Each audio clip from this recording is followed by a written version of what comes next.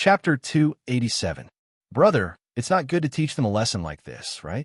Isn't 500 laps too much? Yi Qingyu picked up the cup of tea on the table and looked at the backs of the 8 people who were running away in panic. She could not bear to say this. These 8 people have bad characters. Just punish them a little. Don't worry, they won't die of exhaustion. Yi Qinghan looked at Yi Qingyu's slightly furrowed eyebrows and her big eyes. He thought of the things that had happened over the years and sighed guiltily. Girl, I've made you suffer all these years. Not all. As long as I can stay by your side, I'm not afraid of any hardships. Yi Qingyu put down the teacup and shook her head slightly. She blinked her big eyes at Yi Qinghan and said softly. Her tone was very calm and her expression was very serene. Yi Qingyu's calm words made Yi Qinghan feel incomparably warm and touched. His eyes moved up and fell on the white hair on Yi Qingyu's head. His heart could not help but ache. He stood up and slowly walked in front of her. He stretched out his hands and gently wrapped them around her slender waist. He picked her up and then sat down. He picked up Yi Qingyu and sat her whole body on his lap. Don't worry, I will never leave you again. Never. Yi Qinghan's slender fingers gently slid across Yi Qingyu's long white hair. His heart was filled with infinite tenderness. This woman was willing to die for him. Her hair turned white for him. She was willing to risk her life to break into the god-slaying mountain for him. Brother, I want to be your bride. I want to marry you and bear your children. You promised me back then. Yi Qingyu's face became shy after being hugged by Yi Qinghan. Her snow-white face flushed red as she lowered her head and said in a low voice, To be able to marry a woman like Qingyu is the fortune that I have accumulated over 100 lifetimes. Little girl, don't you know how outstanding you are? You'll become a god in a few years. Brother, would I dare not marry you? Seeing Yi Qingyu reveal such a shy expression for the first time, Yi Qinghan chuckled and teased her. Yi Qingyu looked up and shook her head slightly. She opened her lips and said, It doesn't matter if I become a god or not. What matters is that I can be your wife. And, Qingyu, I want to tell you something. After a period of time, I'm preparing to marry you and Qingqing Qingwu at the same time. Qingqing met Qingqing at the Yu clan. She treats me very well, and I like her very much. As for Qingwu, I had carelessly ruined her body. Moreover, she was deeply devoted to me. So, tell me, isn't this brother a beast? Yi Qinghan was silent for a moment. He decided to make this clear to Yi Qingyu first. Although he knew that Yi Qingyu definitely wouldn't say much, this matter had to be made clear sooner or later. Today, he might as well grit his teeth and say it. Brother, there's no need to say anything. I don't mind. I know that you'll treat me well. This is enough. Yi Qinghan's words didn't cause Yi Qingyu's expression to change in the slightest. Instead, she stretched out her finger and placed it on Yi Qinghan's lips. Her expression was gentle. Once again feeling Yi Qingyu's unreserved affection, Yi Qinghan's eyes became misty. He didn't say anything and simply wrapped his arms around Qingyu's slender waist. He hugged her tightly, unwilling to let go. Little Han. Just as Yi Qinghan was enjoying the incomparably warm world of the two of them, the sound of hurried footsteps and Yi Qingwu's angry shout came from outside the hall. Yi Qinghan hurriedly pushed Yi Qingyu away, letting her stand up. He himself went outside to welcome them. Through the green door, Yi Qingwu, wearing a sexy fiery red skin-tight leather skirt, appeared first. Then, Yu Qingcheng, dressed in a peach-red dress, came in with a smile. Little Han, the clan is too biased towards you. Your garden is many times better than mine. It's all made of green zenwood. It's too extravagant. Yi Qingwu pouted and shook her cute little nose. She had a face full of complaints as she walked in. Yu Qingcheng didn't say anything. After a faint smile, she began to size up the furnishings inside. Hee, Sister Xiao Wu, isn't this your garden in the future? It won't be long before you and Sister Qingcheng get married together. Were you jealous of? Yi Qinghan felt awkward and didn't know what to say. On the contrary, Yi Qingyu, who was beside him, spoke in a magnanimous manner. She even winked at Yi Qinghan very mischievously. Yes, that's right. What are you jealous of? You're both my women. Isn't what's mine yours? Yi Qinghan grinned. He came to his senses and started to make a fuss with Yi Qingyu. Hey, who agreed to marry you? Shameless.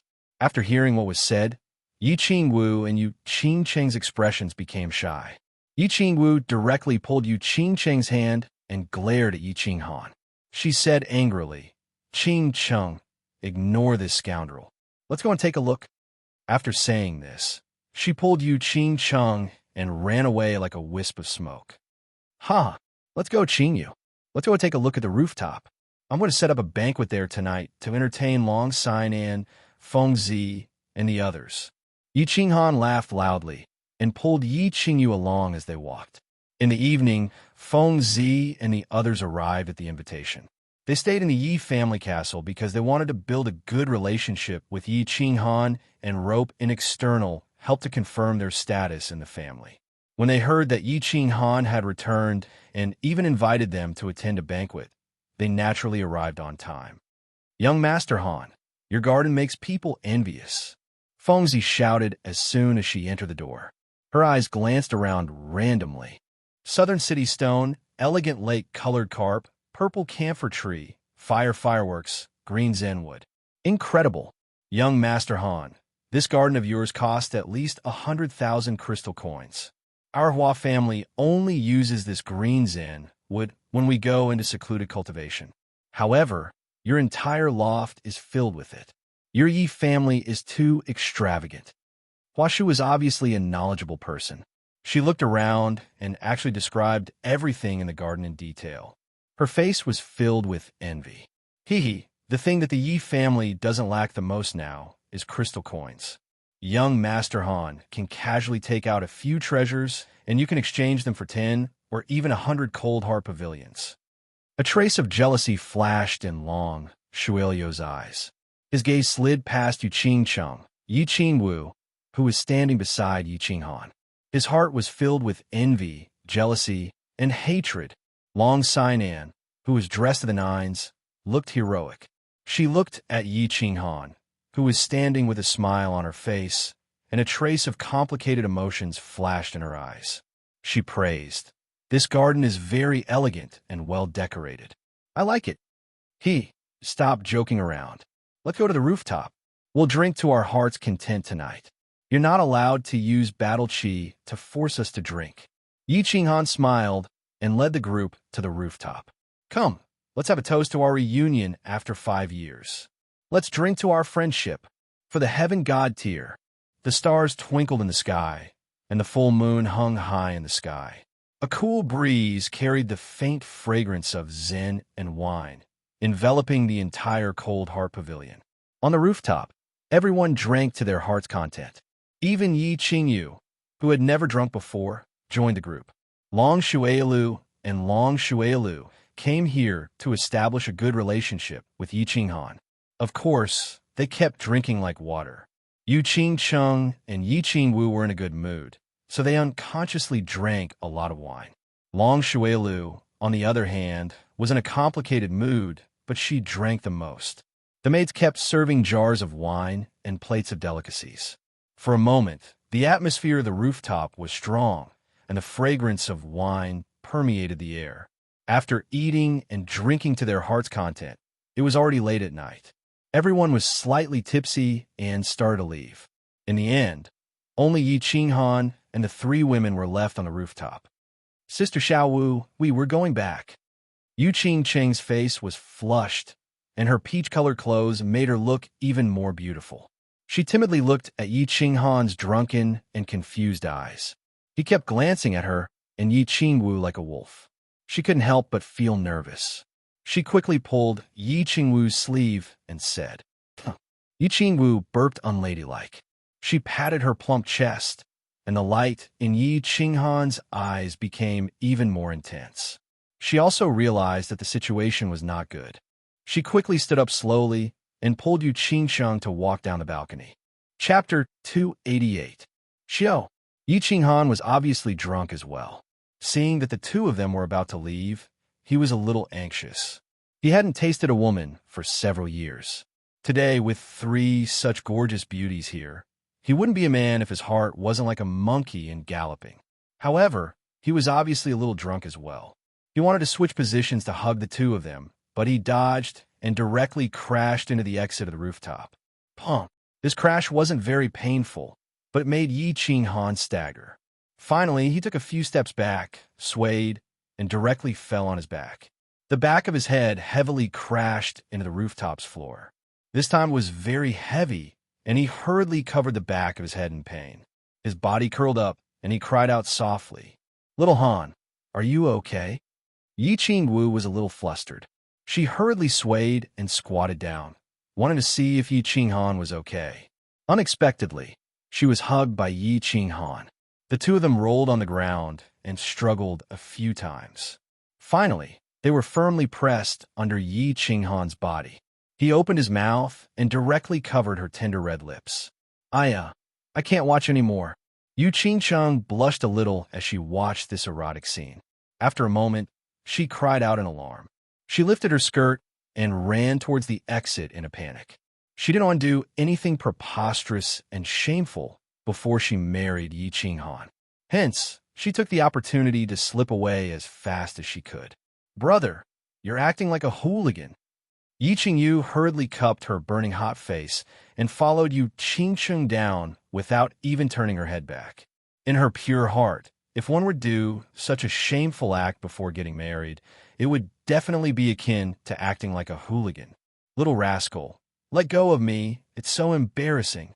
I'm going to scream if you continue like this." Yi Qingwu struggled to break free from Yi Qinghan's rough kiss. She waved her two pink fists and continuously pounded on Yi Qinghan's back, roaring shyly. It's not like I haven't done it before. What are you embarrassed about?" "Xiao Wujia, just follow this old monk." "Ha!" Yi Qinghan was now tipsy. He rolled around with Yi Qingwu, their bodies rubbing against each other. There was a raging fire in his heart.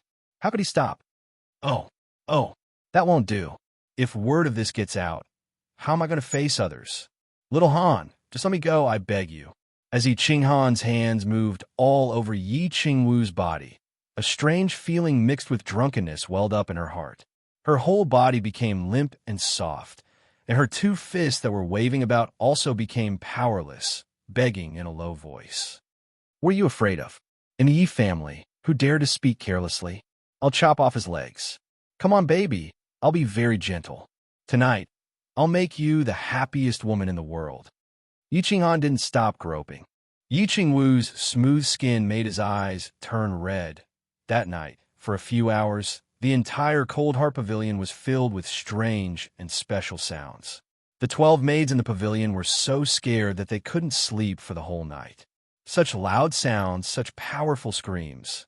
How could a group of young girls who yearned for love endure it? How could they fall asleep? When the sky was about to brighten, the 8-door gods dragged their bodies back to the Cold Heart Pavilion. When they were about to wait for Yi Qinghan to wake up and report to him, they discovered a very strange scene. The 4 maids on night duty had bright red faces. Their eyes were like silk, and they were hurriedly tidying up their clothes. There were a few fruits on the table that were in the shape of strips, but they were glowing and emitting a special aura. "It's over, little scoundrel. I've spent a night here. Tomorrow, this news will definitely spread throughout the entire Yi family castle. I won't have the face to see anyone. You only know how to bully me." Yi Qingwu's face was turned to the side. Her upper body was naked, and she was nestling against Yi Qinghan's chest. Her hand was pinching his chest. Isn't it simple? The sky is still dark, isn't it? You could just sneak back. Baby, do you like it when I bully you?" Yi Qinghan said with a naughty smile. "Damn, I don't have any strength left in my body. How can I walk back? No, you have to send me back. Otherwise, if my grandfather finds out, won't he skin you alive?"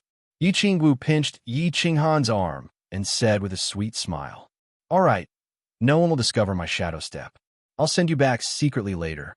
Yi Qinghan laughed mischievously. "Why do we have to wait?" Yi Qingwu raised her head and looked at Yi Qinghan in confusion. She saw the passion in her man's eyes and understood everything. She couldn't help but blush. Chapter 289. At daybreak, Yi Qinghan reluctantly sent Yi Qingwu back to the Manwa Garden. Then, he searched Yi Qingwu's room for a while more before he returned to the chilling heart garden under Yi Qingwu's urging. He teleported to the corridor on the second floor and straightened his clothes before slowly walking down the first floor. It was as if he had just woken up. Greetings, young clan leader. The 8 door gods were sitting on the chairs in the main hall, looking at the staircase. The 4 maidservants on standby were throwing flirtatious glances at them. When they saw Yi Qinghan coming down, they hurriedly struggled to stand up and salute him. Are you done? Yi Qinghan yawned and chuckled. Yes, young clan leader, we are done. We did not miss a single lap. We are here to report to you. The eldest of the 8 door gods, little one, nodded and bowed. All right, you may leave. There is a room at the back of the garden for you to stay in. Your task is to guard the main gate of the Chilling Heart Garden. In the future, you are not allowed to enter the main hall or the attic without my permission. If you have any problems, report them to the maidservants. Also, don't seduce my maidservants. Otherwise, I will cut off your middle leg. Yi Qinghan was in a good mood, so he didn't bicker with them and asked them to leave. Thank you, young clan leader. The 8 door gods hurriedly expressed their gratitude. They were naturally very happy that Yi Qinghan had let them off so easily. They had thought that the clan leader had bestowed them to Yi Qinghan so that Yi Qinghan could torture them when he had nothing better to do. However, Yi Qinghan had let them off so easily after they had run 500 laps. Moreover, he had bestowed upon them the position of guarding the Chilling Heart Pavilion's door. Although they were supposed to be guarding the door, who were they supposed to guard the door with? They felt extremely honored to be guarding the door of the Yi family's future clan leader. There were so many servants in the Yi family. Who had such an honor? Hence, although they gritted their teeth, they struggled to straighten their bodies and walk out with their heads held high. Haha, did you hear anything last night? Yi Qinghan scratched his head and tilted his head to look at the 4 maids standing next to him. He grinned. Young master, we didn't hear anything. Under Yi Qinghan's fiery gaze, the 4 maids panicked and bowed in a low voice. Then, one of the more daring maids mustered her courage and said, And not bad. What is your name? From now on, you will be the general manager of the Chilling Heart Pavilion. Yi Qinghan smiled faintly. He was very satisfied with this maid's obedient and sensible behavior. Thank you, young master. This servant's name is Cui Hua. The maid immediately became happy. She once again bowed and gave her thanks. Jade Flower? Not a bad name. Your mission from now on is to serve Miss Qingyu well. Yi Qinghan turned around and walked up the pavilion. However, he left behind another sentence that made the maids blush in shame. They wished they could find a hole to hide in. Cui Hua, don't touch my fruits in the future. Wash those that have been touched and eat them. If there is a next time, I will punish you severely. Young master, please enter the carefree pavilion for a chat. After returning to his room, Yi Qinghan lay on the bed and was reminiscing about the wonderful feeling he had when he received a voice transmission from Elder Lu in the carefree ring. Yi Qinghan quickly woke up. After obtaining the carefree ring, he hadn't had the time to talk to Elder Lu. There were still many questions that he hadn't answered. He stood up and activated the carefree ring. The carefree ring emitted a golden radiance. Suddenly, a golden door appeared in the room. Yi Qinghan stepped through the door and disappeared. The door slowly dissipated after Yi Qinghan disappeared. Greetings, Elder Lu. In the blink of an eye, Yi Qinghan found himself back in the main hall of the carefree pavilion. Elder Lu was standing in the main hall with a sneaky smile on his goat-like face. Little Han, if you want to do that in the future, I advise you to come to the carefree pavilion. You activated the restriction in the carefree pavilion, so even I couldn't investigate you. You should know that in the Flame Dragon continent, the immortal level masters can detect your every move at any time. Don't stare at me. When you were doing that, I didn't check behind you. Hee, I was doing it to protect you, Elder Lu said with a mischievous smile. F***CK. Hearing this, Yi Qinghan was speechless. This old thing had been spying on him. Fortunately, he didn't check behind him. Otherwise, he would have suffered a great loss. Then, he seemed to remember something and said in surprise, Why would I enter the carefree pavilion? I can bring people into the carefree pavilion? This carefree pavilion used to be one of the temporary residences of the Soul Emperor. The Soul Emperor specially set up a restriction. As long as a woman has his aura, she can enter. In other words, women who have intercourse with him can enter the carefree pavilion. Now that the carefree pavilion has been refined by you, you also have the right to bring your women in. Of course, there are outsiders who don't have your aura. No one below the God Emperor level can enter the carefree pavilion, and no one can break into it. Of course, I'm an exception, Elder Lu explained. I'm weak. So awesome. This thing is so fierce. Won't I be the one being hunted down in the future? I can bring my women in to hide? Why didn't you say so earlier? Yi Qinghan was overjoyed. This was an unexpected gain. The heaven and earth essence energy in the carefree pavilion was so rich that it was comparable to when he entered a state of spiritual stillness. If he brought Yu Qingsheng, Yi Qingwu, and Yi Qingyu to cultivate in the carefree pavilion, not only would their safety be guaranteed, but their cultivation speed would also increase greatly. Of course, this thing is good. It's a spatial divine item that Master personally refined. In the realm of the gods, it is considered treasure. Countless god generals and god kings in the realm of the gods covet it, not to mention heavenly gods and mortals. Of course, don't be too complacent. You might only be able to use this ring for 50 years. Lu Shi's eyes narrowed as he reached out to stroke the sparse beard on his chin. Why? Yi Qinghan was shocked. He was extremely puzzled. Didn't Elder Lu say that this was the reward for clearing the God-slaying mountain? Why did it change now? You also know that the God-slaying mountain is a test set by Master. Since you cleared the God-slaying mountain and obtained the divine sword, you have become one of Master's candidates. In the future, you will have the opportunity to obtain the real treasure left behind by the Soul Emperor. Lu Shi's expression tightened as he began to talk about business. All along, Yi Qinghan was not very busy. It was only because there were God Realm experts by his side that he had the time to tell him today. Back then, Master was the #1 God Emperor.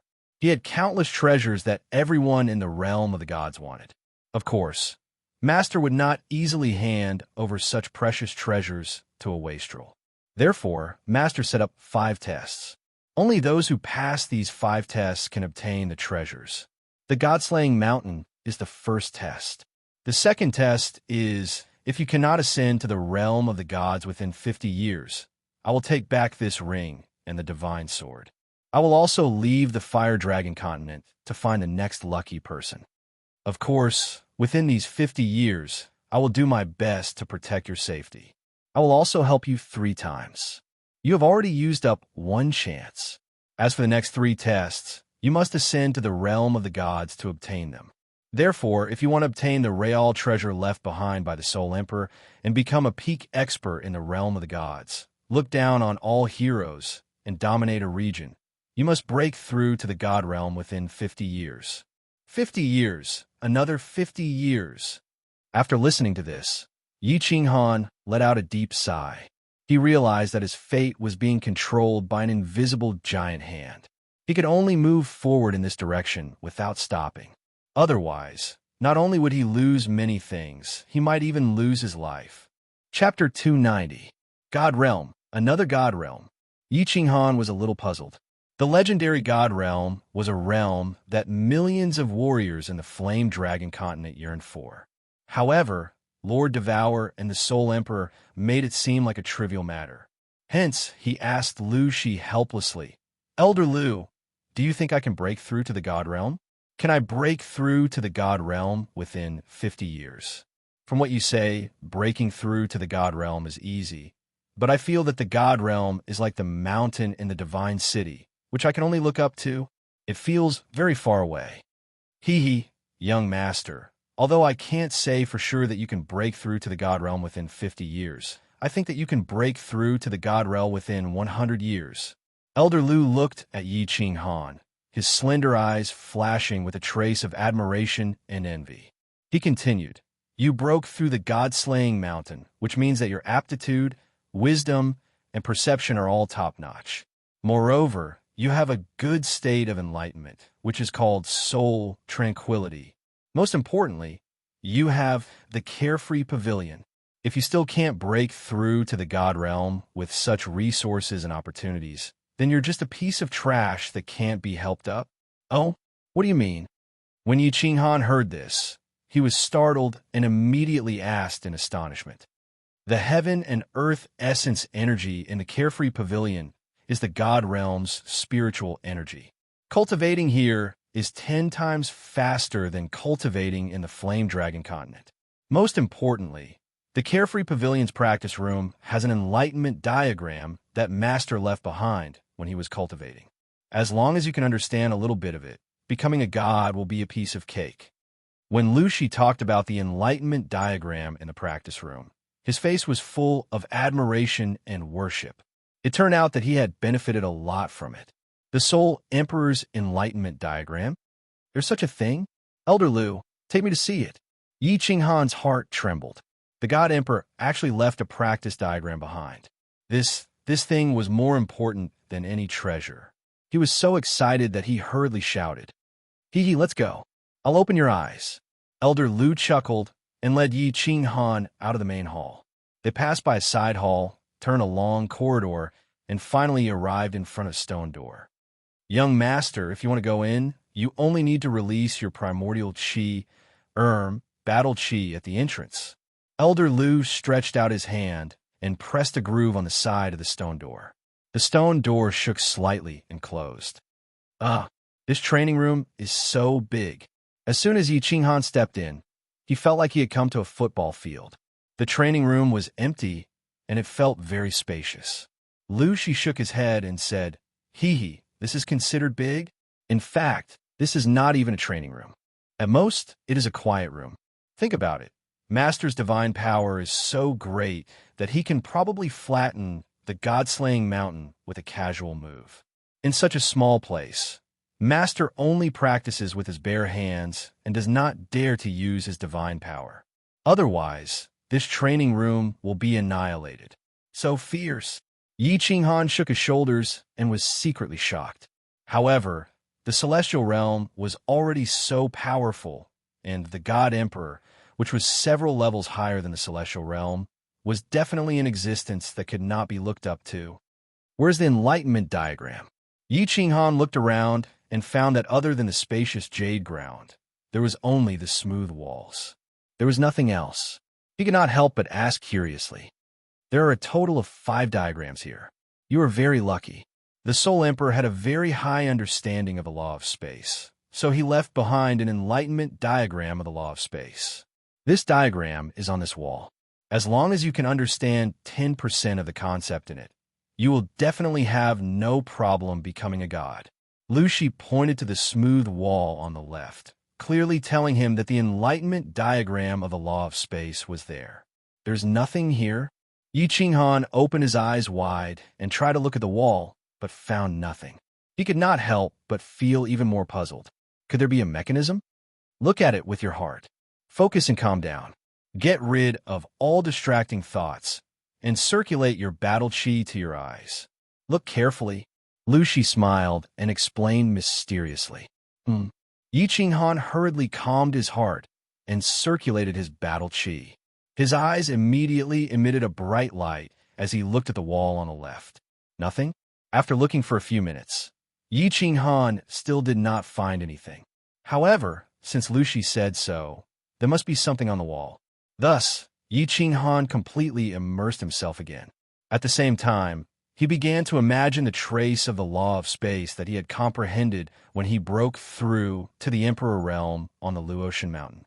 Slowly, Yi Qinghan found that the wall gradually began to glow, and his vision began to blur. A fuzzy image began to appear in his mind. The image was very large. It was a beach, and in front of the beach was a boundless sea. Countless raindrops were falling from the sky and hitting the beach, forming countless sand pits on the beach. Although Yi Qinghan could feel the beach, the sea, and the falling rain, his vision was blurred.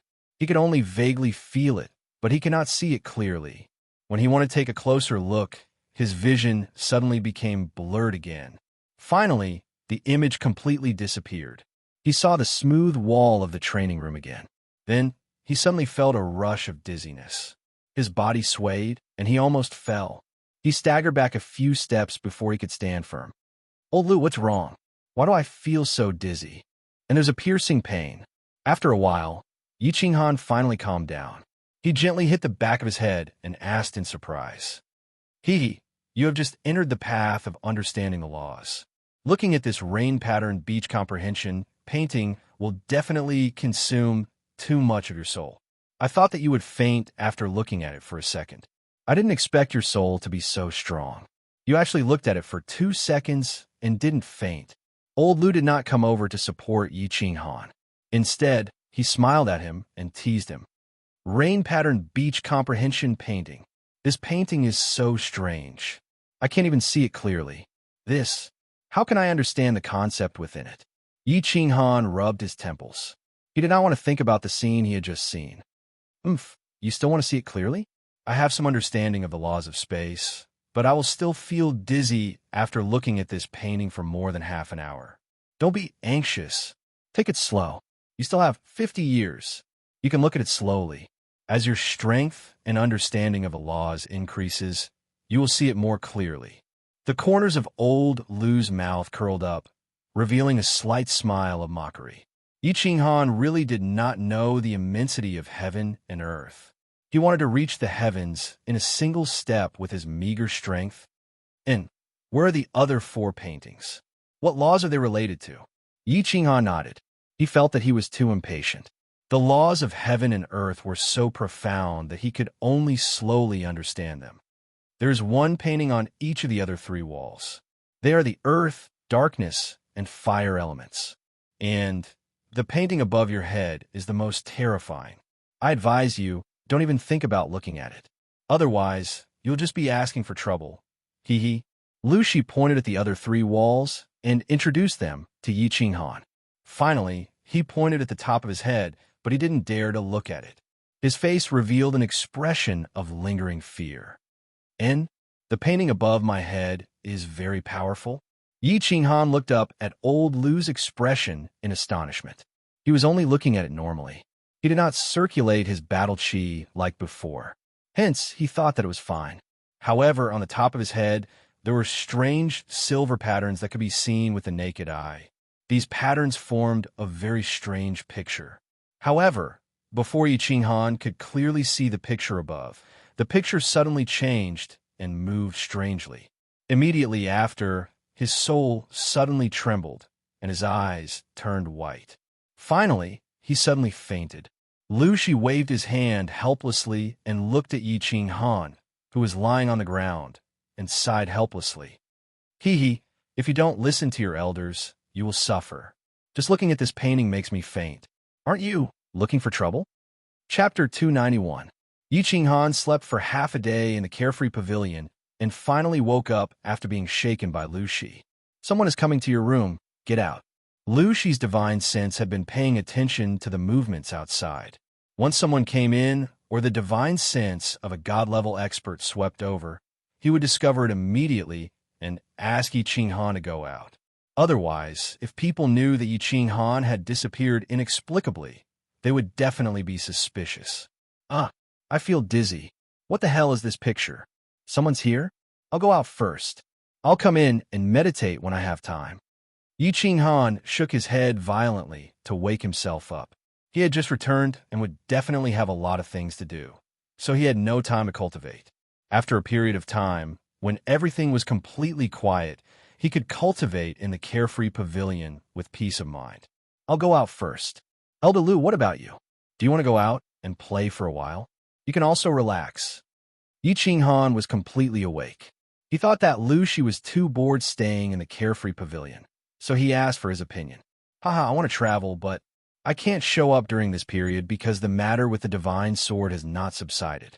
If I go out, it will arouse suspicion. I'd better stay in the carefree pavilion for a while." Elder Lu's eyes lit up when he heard that he wanted to go out and play. He had stayed in the god-slaying mountain for thousands of years and had long been bored. He thought for a moment and shook his head helplessly. "Well, I'll come in and talk to you when I have time."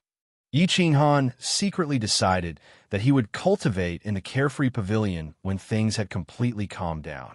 After all, this was a matter of life and death.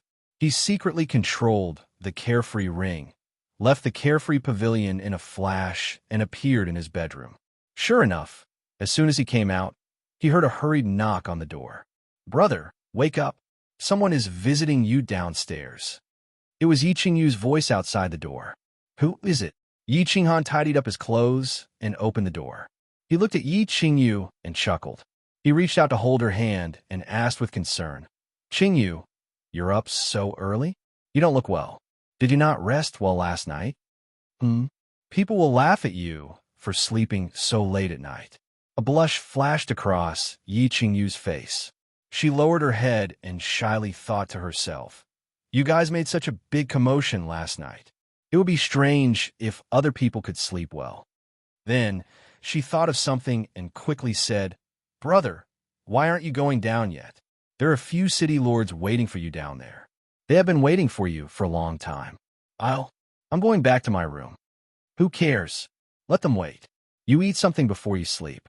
I'll get someone to send you something to eat." Yi Qinghan didn't bother to pay attention to him, since he wasn't an elder of the clan. He knew that his status was different now. As the young master of the Yi family, there would definitely be people who would come to him to curry favor with him. He didn't rush down. Instead, he transmitted his voice to Cui Hua, who was standing at the bottom of the stairs. He ordered her to bring some pastries up. Then, he slowly walked down. "Greetings, young master." When he walked into the hall, there were 5 or 6 people sitting inside. When these people saw Yi Qinghan enter, they immediately stood up and cupped their hands in greeting enthusiastically. Sit down. Don't be so formal." Yi Qinghan chuckled and directly walked to the main seat. He sat down and looked at them. Among these people, there was only one that he had a slight impression of. It was the big fatty Yi Ji from Man City. He didn't know any of the others. "Yi Ji, I haven't seen you for a few years. You're getting more and more lucky. Who are these people?" Yi Qinghan picked up his tea and took a sip. He looked at Yi Ji. This big fatty was getting fatter and fatter. He had probably harvested quite a lot after staying in Man City for so many years. He had a good impression of Yi Ji. After all, if Yi Ji hadn't sent a super fast carriage to send him back to Tsang City, he probably wouldn't have been able to make it back in time. Yi Qingyu would have most likely died as well. "Young master, you flatter me. It's all thanks to your good fortune. 6 years have passed since we parted ways in Man City. I didn't expect young master to still remember Yi Ji. You don't know this, but I heard that you fell into the god-slaying mountain. I was so worried that I couldn't sleep for several days and nights. Now that you've finally returned safely, the heavens have eyes.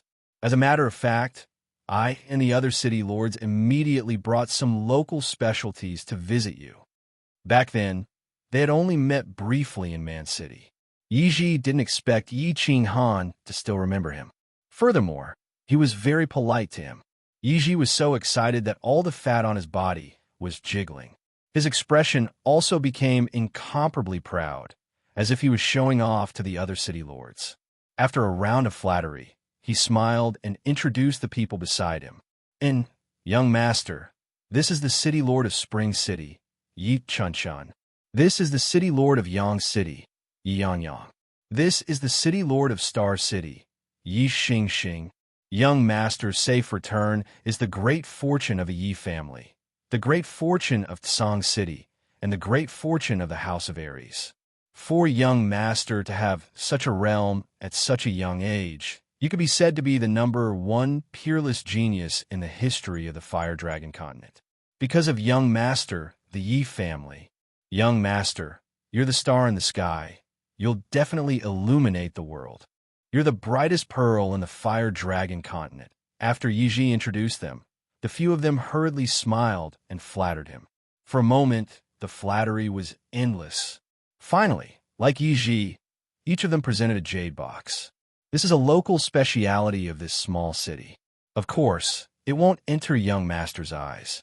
It's just a little something from us. If young master has the time to go to the small city. At first, Yi Qinghan enjoyed the flattery. But the more he listened, the more boring it became. "I haven't died yet, but I've already become a star. This flattery, isn't it too exaggerated? Looking at the few of them who were salivating, their expressions became more and more excited as they spoke. He finally lost his patience. With a light cough, he directly interrupted the few of them from continuing their speech. All right, leave the things behind. I understand your intentions. Go back and work well, but don't go overboard. You know, Yiji, stay. The rest of you can leave. And all right, young master, we're very busy every day. Of course, we wouldn't dare to waste your precious time. If young master has the time to go to the small city to play, we'll definitely treat you well. Our young lady is proficient in all kinds of music. When a few of them heard that Yi Qinghan had actually accepted the gifts, and that his tone was not bad, they hurriedly expressed their gratitude, exchanged pleasantries, and flattered him. But in the end, when they saw Yi Qinghan's expression slightly darken, they hurriedly bowed and left. Hee, young master, don't listen to their nonsense. It's not that I'm talking nonsense, but their young lady is nothing. The young lady of the barbarian city, that's called open-minded. 18 kinds of martial arts, 108 techniques, they're proficient in all of them. Last time, you said that you must go and play when you have the time. Why don't we arrange a time so that I can prepare? Seeing that Yi Qinghan wanted him to stay behind, Yi Qinghan's expression became even more excited, and he hurriedly promoted the barbarian city's beauties. Originally, they were the people of the Night Spear. However, ever since Yi Qinghan caused a ruckus in the Enchanted Garden, the Night Spear had shown that they were wholeheartedly focused on martial arts. They no longer coveted the throne of the clan leader and no longer formed a clique for personal gain. Thus, Yi Ji and the others were left out in the cold. Yi Ji's strength was not high, and he had been busy enjoying himself all these years, so his cultivation did not increase. So these few years, he was constantly worried that his position would suddenly be replaced by someone else. As for Yi Qinghan, a few days ago at the Pavilion of Glory, he was directly appointed as the young master, and it was the kind that would never change. At that time, Yi Qinghan began to ponder. He wanted to use the little relationship he had with Yi Qinghan in the past to see if he could get close to Yi Qinghan, hug his thigh, and continue to stabilize his position. Enough. Stop with these empty words. I don't like it. If you continue with this, I'm going to ask you to leave. Hearing this, Yi Qinghan sighed helplessly. His expression turned cold, and he immediately waved his hand, sealing Yi Ji's mouth. Yi Qinghan's cold expression startled Yi Ji, and he thought that he had said something wrong. He hurriedly stood up, looking very flustered and wronged. He wanted to say something, but he did not know what to say. He could only awkwardly rub his hands and look at Yi Qinghan. Yi Ji, back then, I owed you a favor, so you don't have to be like this. As long as I, Yi Qinghan, am not dead, I will guarantee you a lifetime of glory. Of course. Again, don't go overboard. If something big happens, I won't let you off. Yi Qinghan waved his hand, gesturing for him to sit down and not be too nervous. Plop! Unexpectedly, Yi Qinghan's words moved Yi Ji to tears. He himself did not know why Yi Qinghan owed him a favor, and he suddenly made such a powerful promise. He hurriedly knelt on the ground and cupped his hands towards Yi Qinghan. With an emotional expression, he said, Young master, why you treat me so well. You are like a second parent to me. I don't know what to say. I will kowtow to you, and when I get back, I will arrange for you to live forever. Chapter 292. F***CK off. I'm not dead yet. I already said, I don't like this kind of thing. If you continue like this, I'll take back my words. Yi Qinghan scolded angrily. Then, he suddenly thought of something and his face tensed up. He asked solemnly, Nightwing, let me ask you something. It's a serious matter. Serious matter? Nightwing saw that Yi Qinghan's temper was fluctuating between cold and warm, so he didn't dare to talk nonsense. He quickly put on a solemn expression and replied, Do you know that there's a Dark Moon Hotel in your barbarian city? Their lady boss is calling you. She is very charming and enchanting. Yi Qinghan chuckled as he leaned over and whispered, Dark Moon? Nightwing thought that Yi Qinghan was talking about a serious matter, but when he saw Yi Qinghan asking about a woman, he thought that his chance had come. He quickly became happy. So, Yi Qinghan liked this kind of woman? But after thinking about it, he felt a little awkward. He scratched his head and said hesitantly, "Young master, this dark moon is indeed a flirtatious and peerless beauty. She's the flower of the barbarian city. But if young master wants to play with her, I'm afraid it'll be a little difficult. She has a powerful backer behind her. Countless people in the barbarian city want to sleep with her, but none have succeeded. Of course, if young master has this intention, I'll definitely find a way to make it happen." "Urge your grandpa." Yi Qinghan laughed and scolded. When he was still the seventh son of the Yi family, he had already slept with her. Why did he still need to use Nightwing to urge her? At the same time, when he heard this, he was secretly proud. He didn't expect that he still had some ability. He actually slept with the flower of the barbarian city. Then he asked with great interest, "She has a backer behind her? Have you investigated anything in the barbarian city for so many years?" "Hee. Although this subordinate is useless, I know everything about Man's City." Nightstick saw that Yi Qinghan seemed to be in a good mood, so he quickly said, "According to my estimation, Dark Moon is from Dragon City. Dragon City has set up secret agents in the House of Ares, and the secret agent in Barbarian City should be Dark Moon." "Ah, so you're for Dragon City. I thought it was some underground force of the Flame Dragon Continent or the continent's top assassin organization or something." "People from Dragon City. Well, that's easy." Yi Qinghan was a little surprised when he heard this. He already knew that there was someone behind Dark Moon. Otherwise, how could a woman like her live so well in a place like the Barbarian City where all sorts of people were mixed up?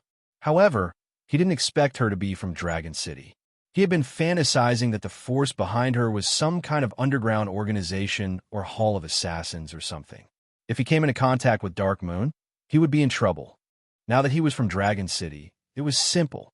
He could directly ask Long Shuailu and Long sign in for him. Underground forces? Assassin organization?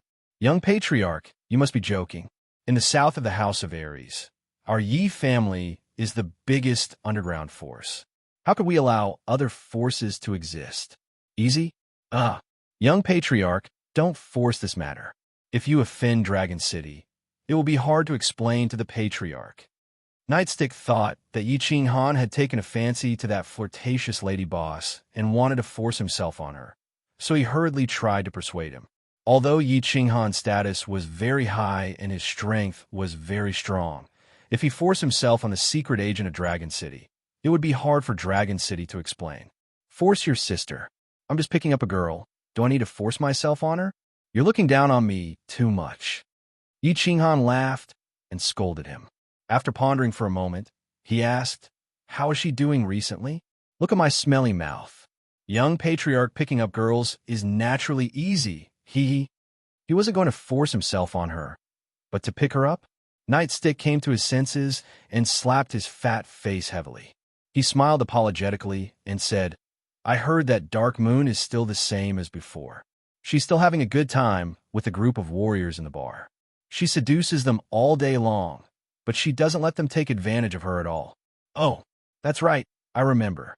On the way to Tsang City, I heard that she seemed to be sick. How many days has it been since she last came out to meet people? I'm not too sure about the specifics.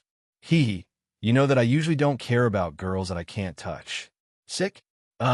When you go back to Barbarian City, send me some tonics and then send a letter to her." When Yi Qinghan heard this, he frowned slightly. Dark Moon was his first woman. As a man, he always had an inseparable feeling towards his first woman. However, he didn't have the time to go to Barbarian City at the moment. He could only let Nightstick visit her and pass a message to her. Pass a message? Young patriarch, you know her? Nightstick was a little surprised. He saw Yi Qinghan nod his head. He couldn't help but look at Yi Qinghan with admiration and worship. From what he knew, Yi Qinghan had only gone to Barbarian City once. When he first went, he was just an elite trash, right? At that time, he actually hooked up with the flower of Barbarian City that everyone wanted. This young patriarch wasn't just any ordinary kind of ferocious. In the next few days, Yi Qinghan was very busy. He constantly met with the members of the Yi family who wanted to suck up to him. He also continuously received greeting gifts and local specialties from the various families that were vassals to the Yi family. He received a few baskets of all kinds of treasures and crystal coins. Towards the end, he couldn't even be bothered to meet people and just accepted all the gifts. He always thought that it would be a waste if he didn't sleep with the women outside. Even if he slept with them, it would be a waste. It would be a waste if he didn't accept other people's money. It was just that he calculated the local specialties that he had received so far were enough to build a Chilling Heart Pavilion. It was worth more than 100,000 crystal coins. Of course, Dark Moon wasn't sick. 6 years had passed, and she had been very diligent in her cultivation. She had cultivated from the 3rd level of the general realm to the peak of the martial realm. With such strength, it was naturally impossible for her to be sick. At this moment, she was lying lazily on the pink bed in the backyard of the hotel. Her upper body was covered by a bedsheet, revealing a section of her snow-white thighs. 6 years had passed, but time didn't leave too many traces on her. Instead, she had become even more alluring. She was like a ripe peach that naturally and inadvertently emitted her intoxicating fragrance. She didn't expose her thighs. At this moment, her charming red phoenix eyes were wide open as she gazed at the distant mountains outside the window. She seemed to be thinking about something, but her delicate eyebrows were slightly furrowed. A few days ago, Nightstick had returned to Man City. He had brought her a few baskets of tonics and a letter with crooked handwriting. The contents of the letter were very simple. There were only 2 words, "Wait for me." But these 2 words made her body, which had been sick for a few days, even more sick. Over the past 6 years, she had never forgotten that intoxicating night. She had never forgotten that evil yet domineering little man. She had never forgotten that although he looked weak, his incomparably strong body rolled endlessly on top of her. She had never forgotten his gentle yet rough kisses, his fierce yet intoxicating conquest. Although I really want to have a second time with you, you are now my woman.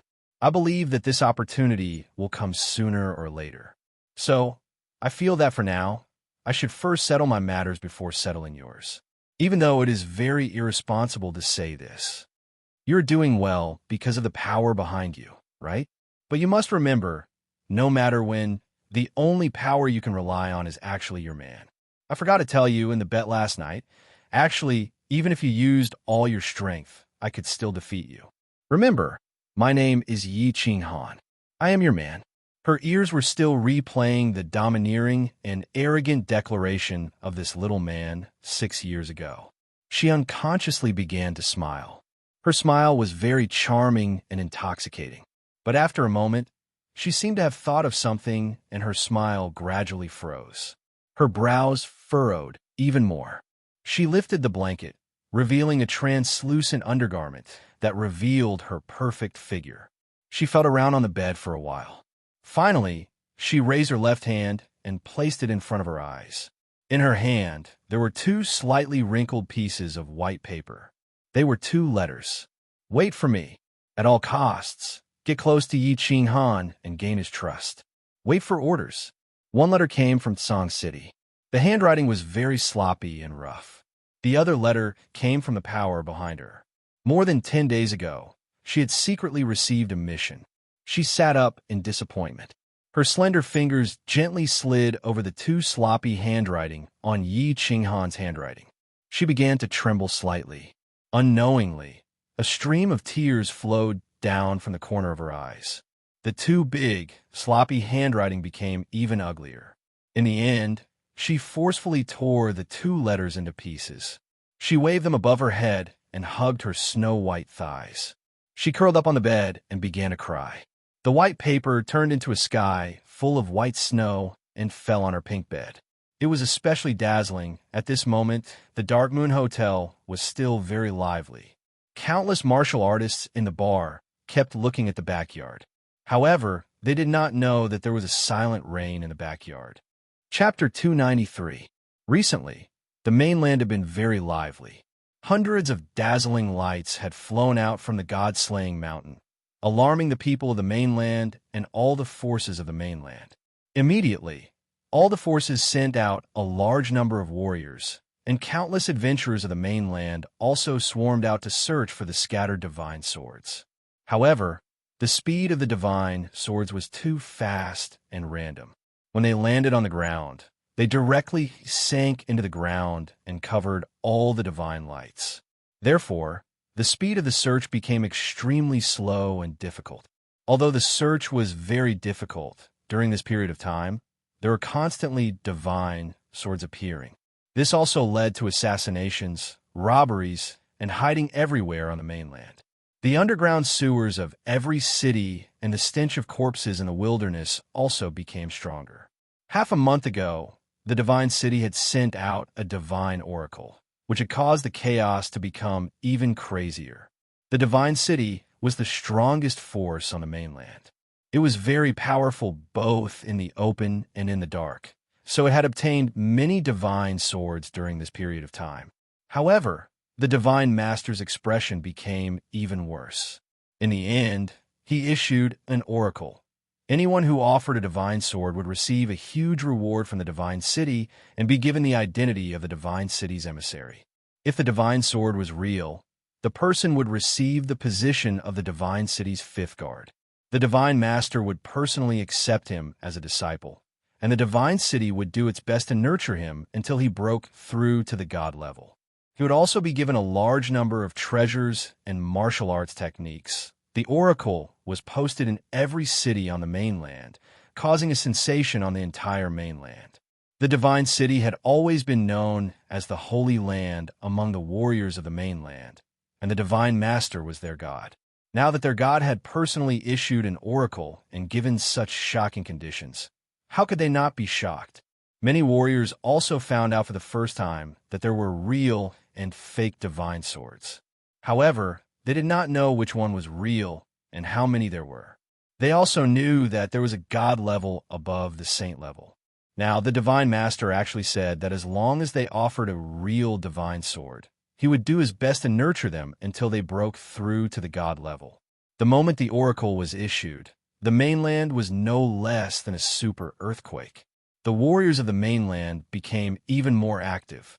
Apart from the 3 danger zones, the other dangerous places, deep mountains, and isolated islands were filled with warriors who came to search for treasures. Everywhere, the competition became more and more intense. Many warriors from small clans even left their clans and stole the divine swords that their clans had obtained, heading straight for the divine city. Unexpectedly, they were constantly intercepted and killed on the way. For a time, blood rained down on the continent, and it was incomparably chaotic. In the back mountain of the Yi family, Yi Ruahai was holding a divine sword and carefully examining it. Beside him, Yi Tianlong and Yi Qingyo were respectfully standing to the side. What do you think? Ancestor, are the 5 divine swords real? Yi Tianlong saw that Yi Ruashui had finished looking at the 5 divine swords and hurriedly asked, "It's all fake." Yi Ruashui tossed the divine sword onto the table beside her and said after thinking for a while, all fake? There are too many divine swords. Everyone on the continent is fighting for them, but they don't even know which one is the real one. This is a bit difficult." Yi Tianlong frowned slightly. The Yi family had spent countless manpower and resources to obtain these swords. Including the original divine swords that they had obtained, there were a total of 18. However, under Yi Ruashui's examination, none of them were real. These divine swords were all exactly the same. Unless they were like Yi Chong in the Heavenly Road and used battle chi to break them, it was impossible to tell which one was the real one just by looking at their appearance. Of course, they did not dare to break them. Even if they were fake, they were still very valuable in the current situation. The divine city had offered a large sum of money to collect them. Haha, I am 80% sure that I know where the real divine swords are. It's fine if we don't look for these divine swords. You don't have to worry too much about this. Send people to pretend to look for them, but don't use treasures to exchange for them. Yi Ruashui smiled mysteriously, as if he had thought through some things. Then he looked at the divine swords on the table, laughed mischievously, and said, "Send people separately to send these divine swords to the divine city with fake names. Don't waste the divine swords that you have worked so hard to obtain. That Baldy in the divine city has a lot of treasures. Go get some. Also, go to the Dragon City's Shui family and Yu family. They have immortal tier experts who can easily distinguish between fake divine swords. Ask them if they're selling fake divine swords. If they're cheap, buy them, give them to me, and sell them all to the divine city. Heir, elder ancestor, this is not good, right? If the divine master finds out, it won't be good, right? A drop of cold sweat dripped down Yi Tianlong's forehead. Yi Ruoshui was too bold. He actually dared to pull the tiger's teeth and plot against the divine city. No matter, as long as little Han is alive, he won't dare to touch the Yi family, even if he has 10 guts. Go! Yi Ruoshui laughed, waving his hand. The fact that he and Yi Qinghan had gone to the Dark Forest must have been known by all forces. Before they knew the relationship between Lord Devour and Yi Qinghan, no one in the continent dared to touch Yi Qinghan, and no one dared to touch the Yi family, not even the Baldi in the Divine City. After Yi Tianlong and the others had left, Yi Ruoshui looked at the Yi family's castle through the gate. He wasn't a fool. Others might not know, but as a heavenly god realm warrior, he had already checked Yi Qinghan's spatial ring when he was so close to Yi Qinghan. Although spatial rings were rare, there were dozens of them in the continent. However, he found that his god realm soul couldn't check a simple spatial ring at such a close distance. Thinking about the time when the small divine pavilion of the god-slaying mountain disappeared, the guardian's strange message, the hundreds of divine swords that flew out of the god-slaying mountain, and Yi Qinghan's vague words, he vaguely realized the truth. However, since Yi Qinghan didn't want to tell him, he couldn't ask more. This little bastard always likes to hide things. He used to do it, and he still does it now. Haha, I hope you can give me a big surprise in the future. Yi Ruoshui forced a smile, then disappeared from the tower. Yi Qinghan lived a blissful life. Every day, he took Yi Qingyu, Yi Qingwu, and Yu Qingcheng for a stroll around Song City, enjoying the respectful and envious gazes of the people of the Yi family castle. He felt the deep affection and intoxicating gazes of the three women, and enjoyed the sweetness of a man and a woman in love. When he had nothing to do, he would drink with Feng Zi and the others, chatting and chatting. His days were extremely happy. Every few nights, he would sneak out of the Chilling Heart Pavilion and teleport to the Mammal Garden. Then, he would bring Yi Qingwu into the Unfettered Pavilion. One night, they would dance together, and it was an extremely happy and ecstatic experience. As for Yi Qingyo, he had already gone with Yi Tianlong, Yi Baihu, and Yi Chong to propose. The marriage had already been decided.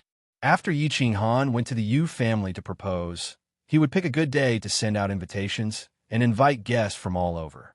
He would hold a grand wedding and marry the three women together. Tonight, on the rooftop of the Chilling Heart Pavilion, only Yi Qinghan and Yu Qingcheng were sitting in each other's arms. Yu Qingcheng would be returning to the Tranquil Lake tomorrow, so Yi Qingwu and Yi Qingyu knew how to taste and left time and space for the two of them.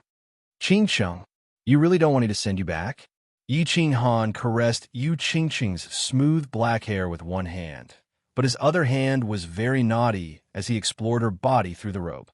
Ugh, you scoundrel, can't we talk properly? Don't move your hand, or I'll be leaving. Yu Qingcheng's face was red, and her whole body kept twisting under Yi Qinghan's hands. She struggled to stand up and pretended to be angry. Chapter 294. Yi Qinghan didn't dare to move anymore. The closer the wedding day was, the shyer the bride was. This saying was very reasonable. Yu Qingcheng was much more open on the Netherworld Island. Why do I need you to send me off? After a while, you're going to the Yu clan? Yu Qingcheng replied shyly. She tidied up her dress that was messed up by Yi Qinghan. Going to the Yu clan? What for? Yi Qinghan looked at Yu Qingcheng's increasingly shy expression and couldn't help but tease her. To propose? Yu Qingcheng rolled her eyes at Yi Qinghan and reminded him. Unexpectedly, she saw Yi Qinghan's teasing smile. She couldn't help but feel embarrassed and hit Yi Qinghan. She said angrily, "You scoundrel, you're teasing me again. Your Yi family is full of scoundrels." Hee hee. Yi Qinghan laughed and hugged Yu Qingcheng. He placed her on his thighs. His hands started to move wildly as he teased. Women don't like bad men. Women don't like bad men. Don't your Yu clan's women like our Yi clan's bad men? Isn't that right? 2 generations of saintesses have fallen for the men of the Yi family. Come, beauty, let me enjoy the taste of the Yu clan's saintess for the last night. After saying that, Yi Qinghan opened his mouth. He didn't wait for Yu Qingsheng to speak and directly kissed her. The Chilling Heart Pavilion's rooftop became boundless. Of course, Yi Qinghan didn't dare to take the last step. He knew that Yu Qingsheng was still very conservative. Although he was eager for sex, he still believed that women should be pampered, cherished, and respected. The next morning, Yu Qingsheng sat in the Yi family's carriage and slowly left. Feng Zihua, Long Sainan, and the others also left together. They had been staying with the Yi family for more than half a month. It was time to go back. Although the Yu clan's experts had already left more than 10 days ago, Yu Ji had stayed behind. This time, when she returned with Yu Qingsheng, Yi Qinghan was also very assured of her safety. After bidding farewell to everyone reluctantly, Yi Qinghan finally calmed down. According to the wishes of the Yi family's Hall of Elders, the Yu family's proposal was scheduled for 3 months later. This was to wait for the matter of the divine sword to settle down a little. The Yi family and the Yu family could also make preparations during this period of time. The family would take care of everything, and the 12 maids would take care of everything in the Chilling Heart Pavilion. Yi Qinghan discovered that he had nothing to do and nothing to worry about. He began to enjoy the comfortable life of the Yi family's young master. Other than occasionally accompanying Yi Qingyu and Yi Qingwu, he stayed in the Chilling Heart Pavilion and cultivated all day long. Although his actual strength was undoubtedly the number 1 person below the Saint Realm and number 1 on the Earth ranking. In reality, his battle aura had just reached the first level of the Emperor Realm. He knew that if one did not think far ahead, they would have immediate worries. Plus, he had been busy his entire life. He felt very uncomfortable if he was asked to spend his days leisurely. Therefore, he prepared to meditate and cultivate. The Emperor Realm was a dividing line. Only after entering the Emperor Realm could one be considered as a true expert of the continent. At the same time, cultivation after the Emperor Realm would become extremely difficult. Every level of the Emperor Realm required a huge amount of battle aura to continuously condense the core and increase the density of the core. At the same time, one needed to comprehend the laws of heaven and earth in order to advance. He wasn't worried about battle aura cultivation. The Chilling Heart Pavilion had the divine spirit chi. The heaven and earth yuan chi was many times denser than the fire dragon continent. 1 day of cultivation here was equivalent to 10 days of cultivation outside. Moreover, he could occasionally enter a state of spiritual stillness. His battle aura cultivation could soar rapidly. At this moment, he was sitting cross-legged in the training room, thinking about his cultivation. He brought Yi Qingwu in as well. She was meditating at the side. Yi Qingwu had absorbed the aura of the divine crystal and swallowed the spirit pills that Yi Qinghan had exchanged for in the divine city. Her strength had reached the 2nd level of the noble realm. Yi Qinghan believed that if Yi Qingwu cultivated in the Chilling Heart Pavilion for a year at most, she would reach the pinnacle of the noble realm. If she could comprehend a bit of the laws of heaven and earth, she would be able to enter the Emperor Realm. After thinking for a while, Yi Qinghan opened his eyes. He turned around and smiled gently at Yi Qingwu, who was meditating beside him. He didn't disturb her, stood up, and walked out. He turned out of the side hall and came to her room. He walked in and saw Elder Lu sitting at a table in the middle of the room. He was eating the spirit fruits that Yi Qinghan had brought in. Although the body only needed to absorb the energy of heaven and earth to replenish the energy it needed after entering the God realm, eating some spirit fruits occasionally was still pleasing to the taste buds. Therefore, Elder Lu didn't reject Yi Qinghan. Instead, he asked Yi Qinghan to send him large amounts of spirit fruits every few days. "Greetings, Elder Lu." Yi Qinghan walked over with a smile. He sat down and grabbed a fruit to eat. "What's the matter?" Lu Shi glanced at Yi Qinghan and said indifferently. He continued to eat the spirit fruits. "Yes, I want to ask you about some matters related to cultivation." Yi Qinghan nodded. Some time ago, Yiruashue had sent people to deliver many handwritten notes regarding cultivation. She had also sent him a voice transmission, telling him that if he had any questions about cultivation, he could ask him at any time. However, he couldn't be bothered to read them, and he couldn't be bothered to trouble Yiruashue. After all, Yiruashue was his ancestor. However, Lushi was different. In the Fallen God Mountain, Lushi had accompanied him for half a year without the slightest complaint or dissatisfaction. Moreover, Lushi was from the God Realm, a peak heavenly god expert. Now, he was his personal bodyguard. Only a fool would not know how to make use of such a free training teacher and bodyguard. Speak. Lushi put down the fruit in his hand and said seriously. He valued Yi Qinghan very much. Not only did Yi Qinghan have a heaven-defying divine beast, but his understanding of the profound mysteries of the laws was also very strong. He was looking forward to Yi Qinghan's growth. Therefore, when he heard that Yi Qinghan was talking about cultivation, he naturally became serious. What are the profound mysteries of the laws of heaven and earth in this space? Do you know? Also, to what extent does one need to understand the laws to break through to the God realm? I heard from my clan's elder that one needs to understand all the laws to reach the great perfection stage in order to break through to the God realm. Is that true? Yes, but also not. Lushi pondered for a moment and said straightforwardly, "Tell me about the laws of heaven and earth that you understand. I'll see if there are any mistakes. I'll help you change your point of view. Don't go astray." Yes. Thank you, Elder Lu. It was good to have a teacher. Moreover, this teacher of his was someone who had seen the world and came from a big place. He was a teacher who was very knowledgeable in both theory and practice. Yi Qinghan was slightly grateful in his heart. After thinking for a while, he said, "I think that the law of natural enemy is the heavenly Tao, the most powerful existence in the world. As long as we understand it, we can use it and become omnipotent. There are many laws of heaven and earth. They are everywhere, but they are unpredictable. Just like Qing Feng, we can't see or touch them, but we can feel their existence." Also, yes, but also not right. Elder Lu carefully listened to Yi Qinghan's explanation. He gently stroked the sparse beard on his chin and shook his head. The laws of heaven and earth are not the heavenly Tao. Don't think that they are too profound. The laws of heaven and earth are actually the various principles that make up this world. They are the rules that maintain the stability of this world. For example, the elemental laws: wind, fire, thunder, earth, wood, and metal. These are the basic elements that make up this world. Without them, this world will not be able to give birth to life, and there will be no humans. There are also light, destruction, and so on. If a martial artist understands the laws of heaven and earth, he can use the laws of heaven and earth to form powerful attacks, defenses, and other magical powers. Remember, it is to use borrow, not to conquer, but to control. The laws of heaven and earth cannot be conquered or controlled.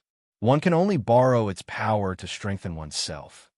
Chapter 295. As for the laws of heaven and earth, each of them has 5 ordinary mysteries. Once you comprehend these 5 mysteries, you can break through to the deity realm. Of course, you don't have to comprehend all of them to become a deity. There is another way that your flame dragon plane doesn't know. There is another way to become a deity? This was the first time Yi Qinghan had heard of this, so he asked in surprise. Yes, actually, each law doesn't only have 5 mysteries, but countless mysteries. For example, for the law of earth, he has 5 mysteries: earth element, gravity, life, pulse, and heaviness. Actually, these 5 are the lowest and most basic mysteries of the law of earth. Above these 5 mysteries are the elementary mysteries that are fused in pairs. Above them are the intermediate mysteries that are fused in 3, the advanced mysteries that are fused in 4, and of course, the strongest 5 mysteries that are fused into 1, the strongest ultimate mystery. Once you comprehend the ultimate mystery, you will become the strongest existence among deities, an invincible God Emperor. As for the methods to become a deity, one is to comprehend the simplest and lowest basic mysteries. The other is to comprehend one or two basic mysteries that are fused into the elementary mysteries. Of course, I don't expect you to comprehend the elementary mysteries by telling you all this. I just want to give you a general idea so that you don't have to take a detour. Elementary mysteries? Ultimate mysteries? Invincible God Emperor? Yi Qinghan felt as if he had touched upon a whole new world. This world was boundless, incomparably profound, and incomparably shocking. Secretly remembering Elder Lu's every word, Yi Qinghan suddenly thought of a question and asked, then the Soul Emperor, is he an invincible God Emperor who comprehended the ultimate mystery? F*CK. Do you think invincible God Emperors are like cabbages or carrots?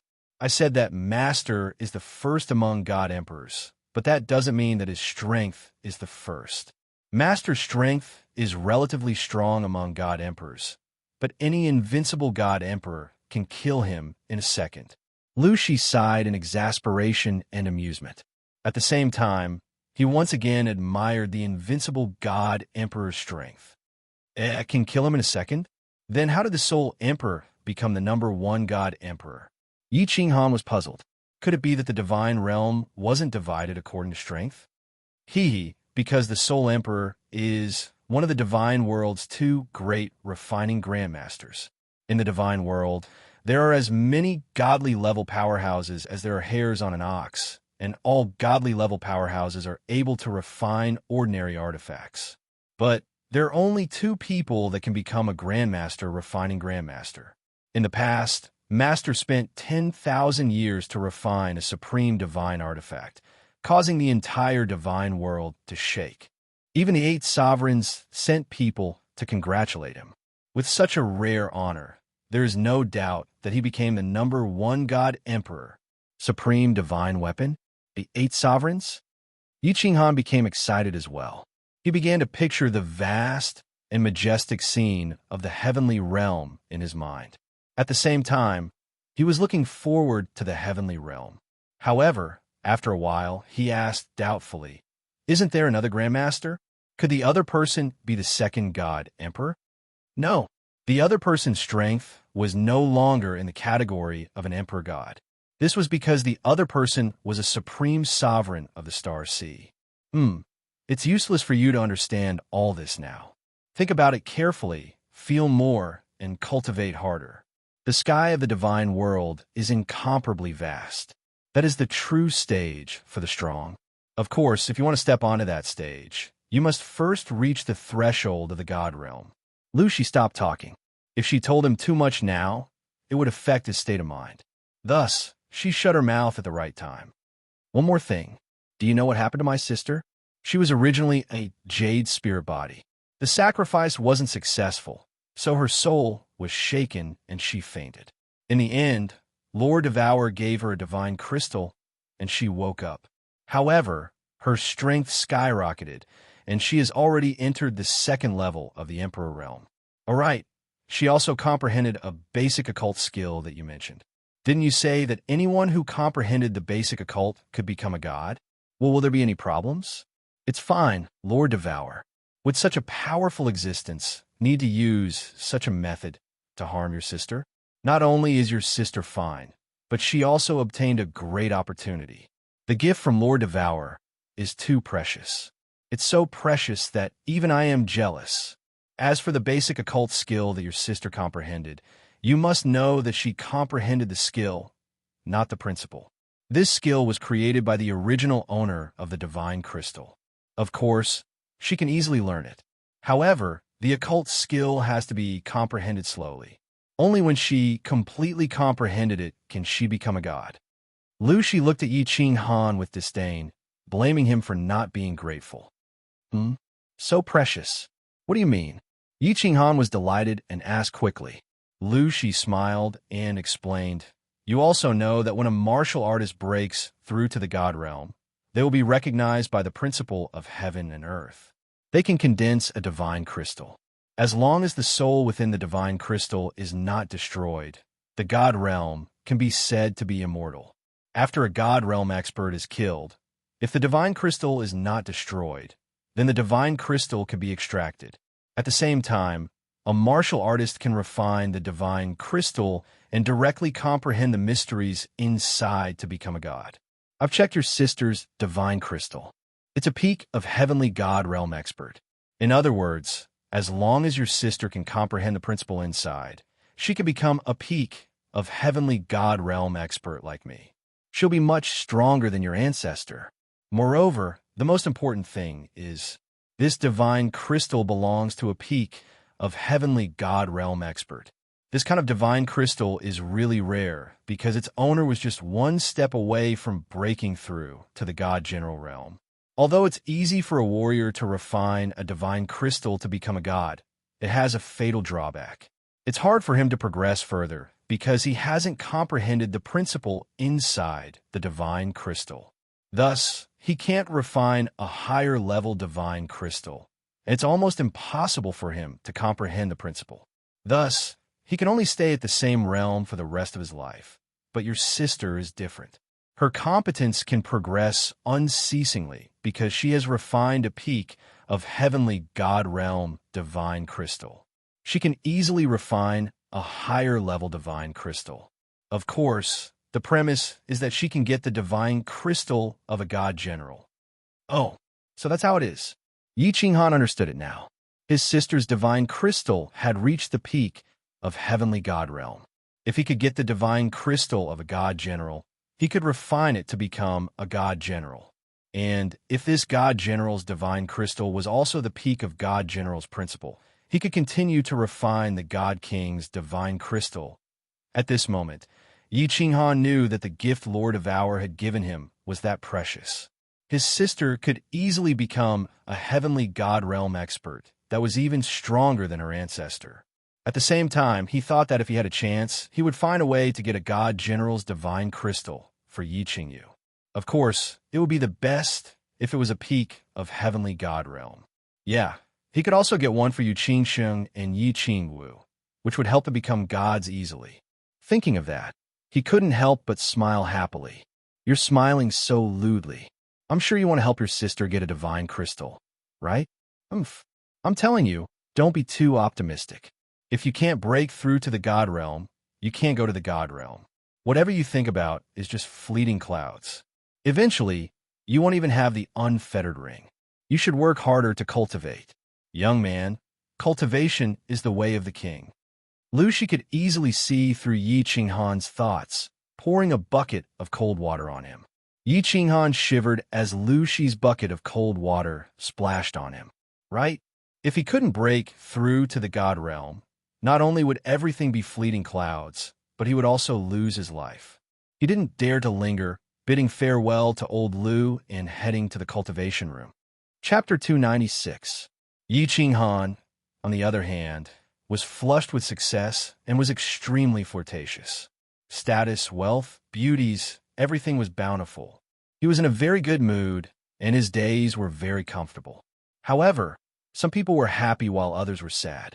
Some people's days were very uncomfortable and unhappy. For example, Yi Qingquang.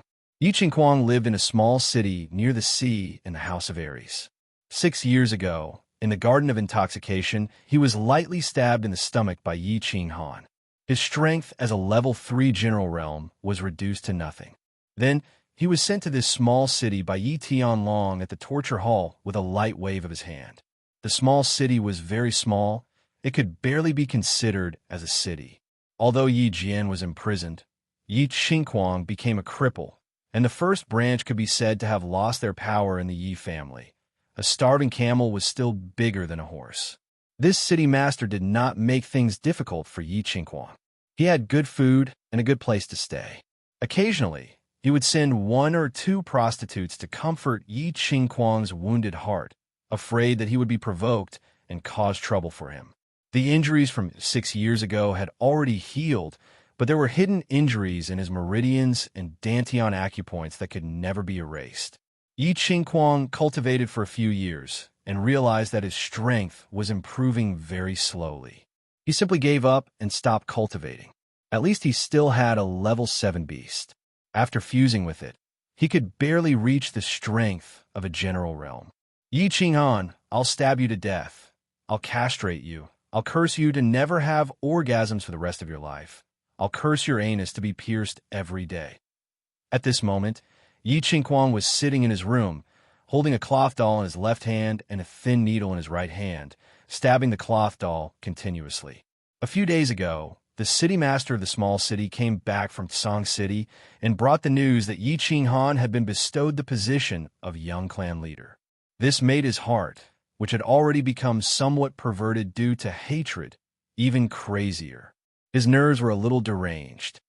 Ida, go to Plum Blossom Street and get me 2 bitches. This young master is in a bad mood today. Yi Qingquang stabbed the doll for a while and felt a little better. Ida was a servant sent by his mother to serve Yi Qingquang, fearing that Yi Qingquang would take things too hard. However, a moment later, Ida, who would usually run over as soon as he called, didn't immediately appear. Yi Qingquang was a bit annoyed.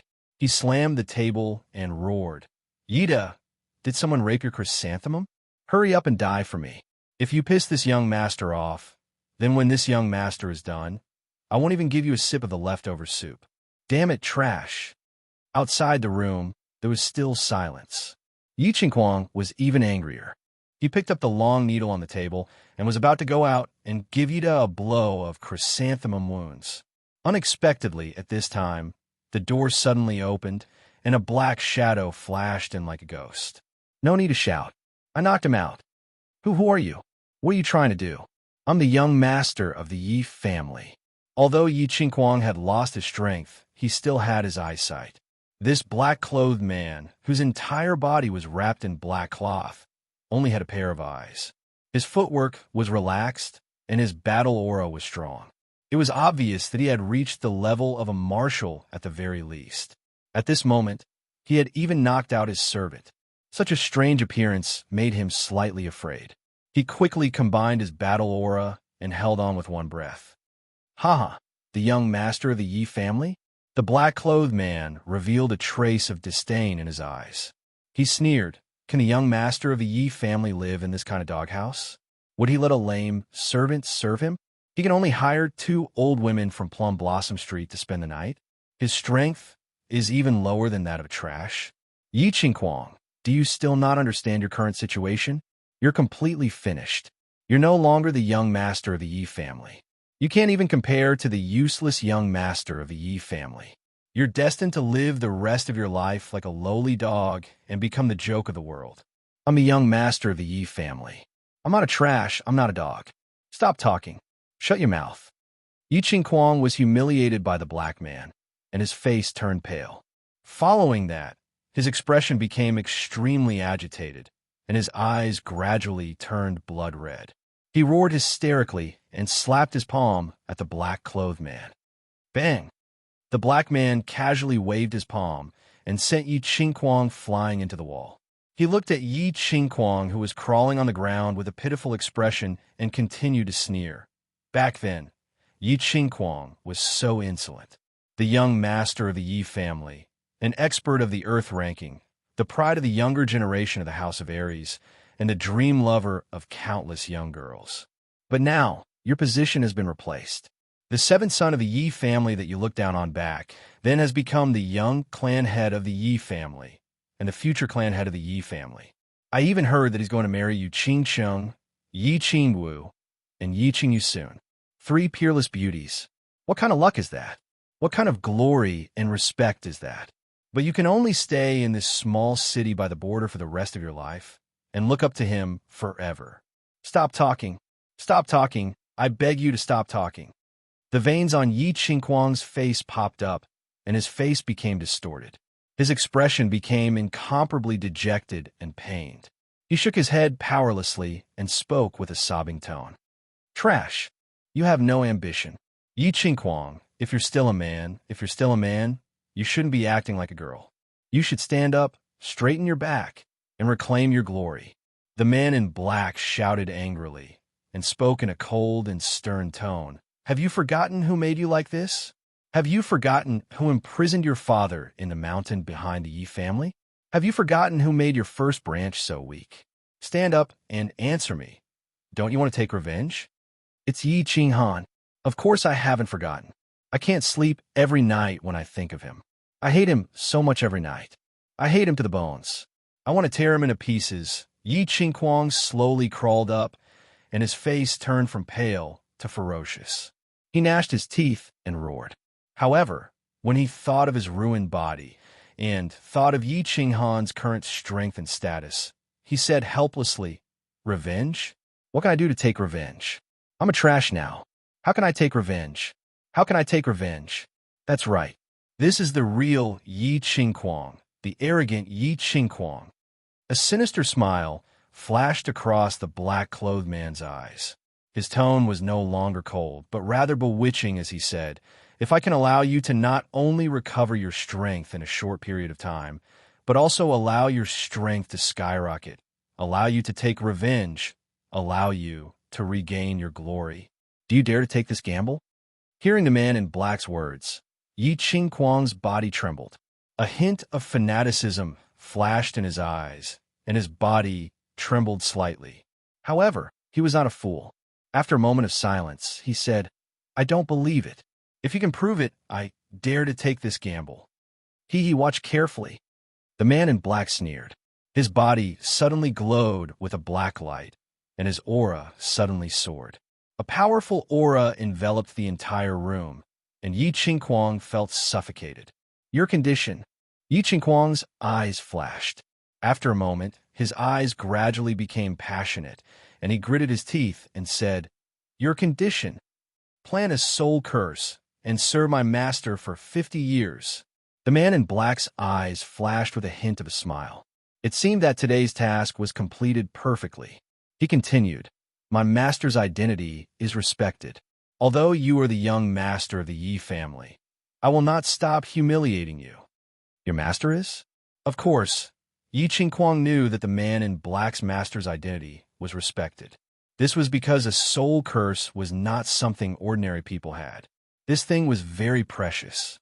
The person who was planted with the soul curse would never betray him. Therefore, he wanted to find out the identity of the man in black's master so that he could feel more at ease. The man in black was a little impatient. He said coldly, "My master's identity is confidential. Of course, I can't tell you now. However, he is definitely respected by his side. I can only tell you my master's code name." "What code name?" Yi Qingquang asked curiously. "Brother Chun." A hint of fanaticism and devotion flashed in the man in black's eyes. He crossed his hands on his chest and said solemnly, "Believe in Brother Chun, and you will obtain eternal life." "Okay, I'll take the gamble." Yi Qingquang gritted his teeth. A hint of madness appeared in his eyes. He looked out of the window and said in a very cold tone, "Yi Qinghan, just you wait. I will make you regret coming to this world." Chapter 297. The barbarian city had been very lively recently. The treasure hunters of the House of Ares had almost turned the entire House of Ares upside down. They had searched almost all the places they could find. In the end, the martial artists had set their sights on the barbaric mountains. The barbaric mountains were vast, and the terrain was very complicated.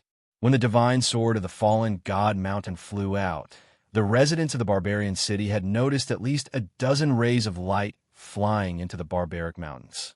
Although the center of the barbaric mountains was filled with countless level 7 and level 8 demonic beasts, it was said that there were even sacred beasts. Moreover, there were all kinds of poisonous creatures and countless dangerous places. However, under the temptation of the divine sword and the divine master's oracle, a large number of martial artists continued to flock to the barbaric mountains. Even many people from Hidden Island and Divine City had come. A large number of martial artists gathered in the barbaric mountains, causing the barbarian city, which was next to the barbaric mountains, to reach an unprecedented level of bustle and chaos. Nightstick had been very troubled recently. As the master of the barbarian city, he couldn't control the city. How could he not be troubled? Although the Yi family had sent a few Imperial Realm experts to help maintain the peace of the barbarian city, there were still countless corpses in the countless smelly gutters of the city every morning. As more and more divine swords were unearthed in the barbaric mountains, the open and secret fights in the barbarian city became more and more intense. Sir," After a busy day, he was about to carry his concubine to bed when there was a series of hurried knocks on the door. "Mother Faster's are you done?" Nightstick flung his blanket aside and swayed his thick buttocks as he pulled the door open. He glared at the guard commander, who had a bitter expression on his face as he opened his mouth wide and spat out a mouthful of saliva. "Someone died in your family?" "No, sir." "Your sister was stabbed in the ass?" "No." "The barbarian city is surrounded by demonic beasts." This is impossible." "Then, did someone from the Yi family castle come?" No." "Slap. Mother Faster's Aren't you asking for it?" Nightstick slapped the guard commander and roared. "Are you deaf? I didn't tell you just now. If there's nothing important, I'll burst your sister's ass. Have you thought it through? Are you going to give your sister to me?" My lord, my sister already has someone else. Please let her go. Something big has happened. There's a fight outside." The guard with a bitter face said as he cupped his face in grievance. However, before the guard could finish his sentence, the reply to his words was another slap. Rod swung his hand and kicked the guard away. He turned around and was about to return to his room. As he walked, he kept cursing, "I don't care if they're all dead. You idiot, when is there no one to beat you up? As long as they don't attack the city lord's mansion, I don't care if there are rivers of blood and corpses everywhere. Damn it, I don't know how many corpses I'll have to collect tomorrow." "Sir, wait. This time it's different. This time, it's Hidden Island's Dang and Feng family's young master Feng Shui Xiao who are fighting. Moreover, the location of their fight is the Dark Moon Hotel." The guard with a bitter face was anxious as he hastily shouted, "Xiao!" When Knight Rod heard this, his fat body actually made a 360-degree turn with unusual agility and sprinted straight to the door. He immediately gave the guard another slap and cursed, "Damn it, you idiot. Why didn't you say so earlier? Hurry up and call for help. Damn it, you've hurt young Master Han's woman. I'll skin you alive. Why did this idiot Dang go to the Dark Moon Hotel to have a lewd time? Feng Shui Xiao is really something. He didn't go play the flute, but went to the Dark Moon Hotel. Is he trying to get me killed?" Dark Moon was also very vexed. Looking at the smashed chairs in the hall, her brows furrowed even more. Half a month ago, she received 2 secret letters from different places. This caused her usually relaxed and happy mood to become extremely oppressive and painful. And during this period of time, the young masters and young masters who swarmed into the bar, their eyes filled with naked lust and greed, made her mood even worse. Since she wasn't in the mood, she didn't want to continue wearing a mask and forcing a smile. She also didn't care about the senseless jealousy of the young masters in Zhou Xian Tavern. In the past, because of her, it was not uncommon for there to be fights and jealousy in the tavern. However, with her skillful skills, she could easily resolve it. But now, if she didn't make a move, something bad would happen. There were a lot of people on both sides of the battle, but it was clear that neither side wanted to escalate the matter. Both sides only sent out a few of their subordinates to fight. On the left were the people of the Feng clan. 5 or 6 experts surrounded a man in embroidered robes and were waiting in formation. On the right were the people from the Hidden Island. There were also 5 or 6 people surrounding a man wearing a flowery robe and looking like a ruffian. In the middle, both sides were engaged in a chaotic battle. There were 3 people on each side, and both sides had suffered injuries. There were a few young masters dressed like young masters sitting on the stairs. They were obviously there to watch the show. Outside the door and outside the window, there was also a group of onlookers watching the fight inside with great interest. It was a free show, so it would be a waste not to watch. Dark Moon sat at the bar in the corner and didn't say a word. Beside her stood an old servant in black, wiping a wine cup alone. "Flute player, your subordinates don't seem to be that good. I think you should go back and find someone to blow your flute. Don't embarrass yourself here." Dang opened his mouth. His tone was full of mockery and insolence. Although the tavern's hall was quite big, it was obvious that it was a little small for a few martial artists to fight. Moreover, the people of the Feng clan were suitable for long-range attacks. Before the battle started, Feng Shui Xiao had warned them not to use any big moves. Otherwise, they would tear down Dark Moon's tavern. At that time, it would be troublesome if the soul-attracting lady boss got angry.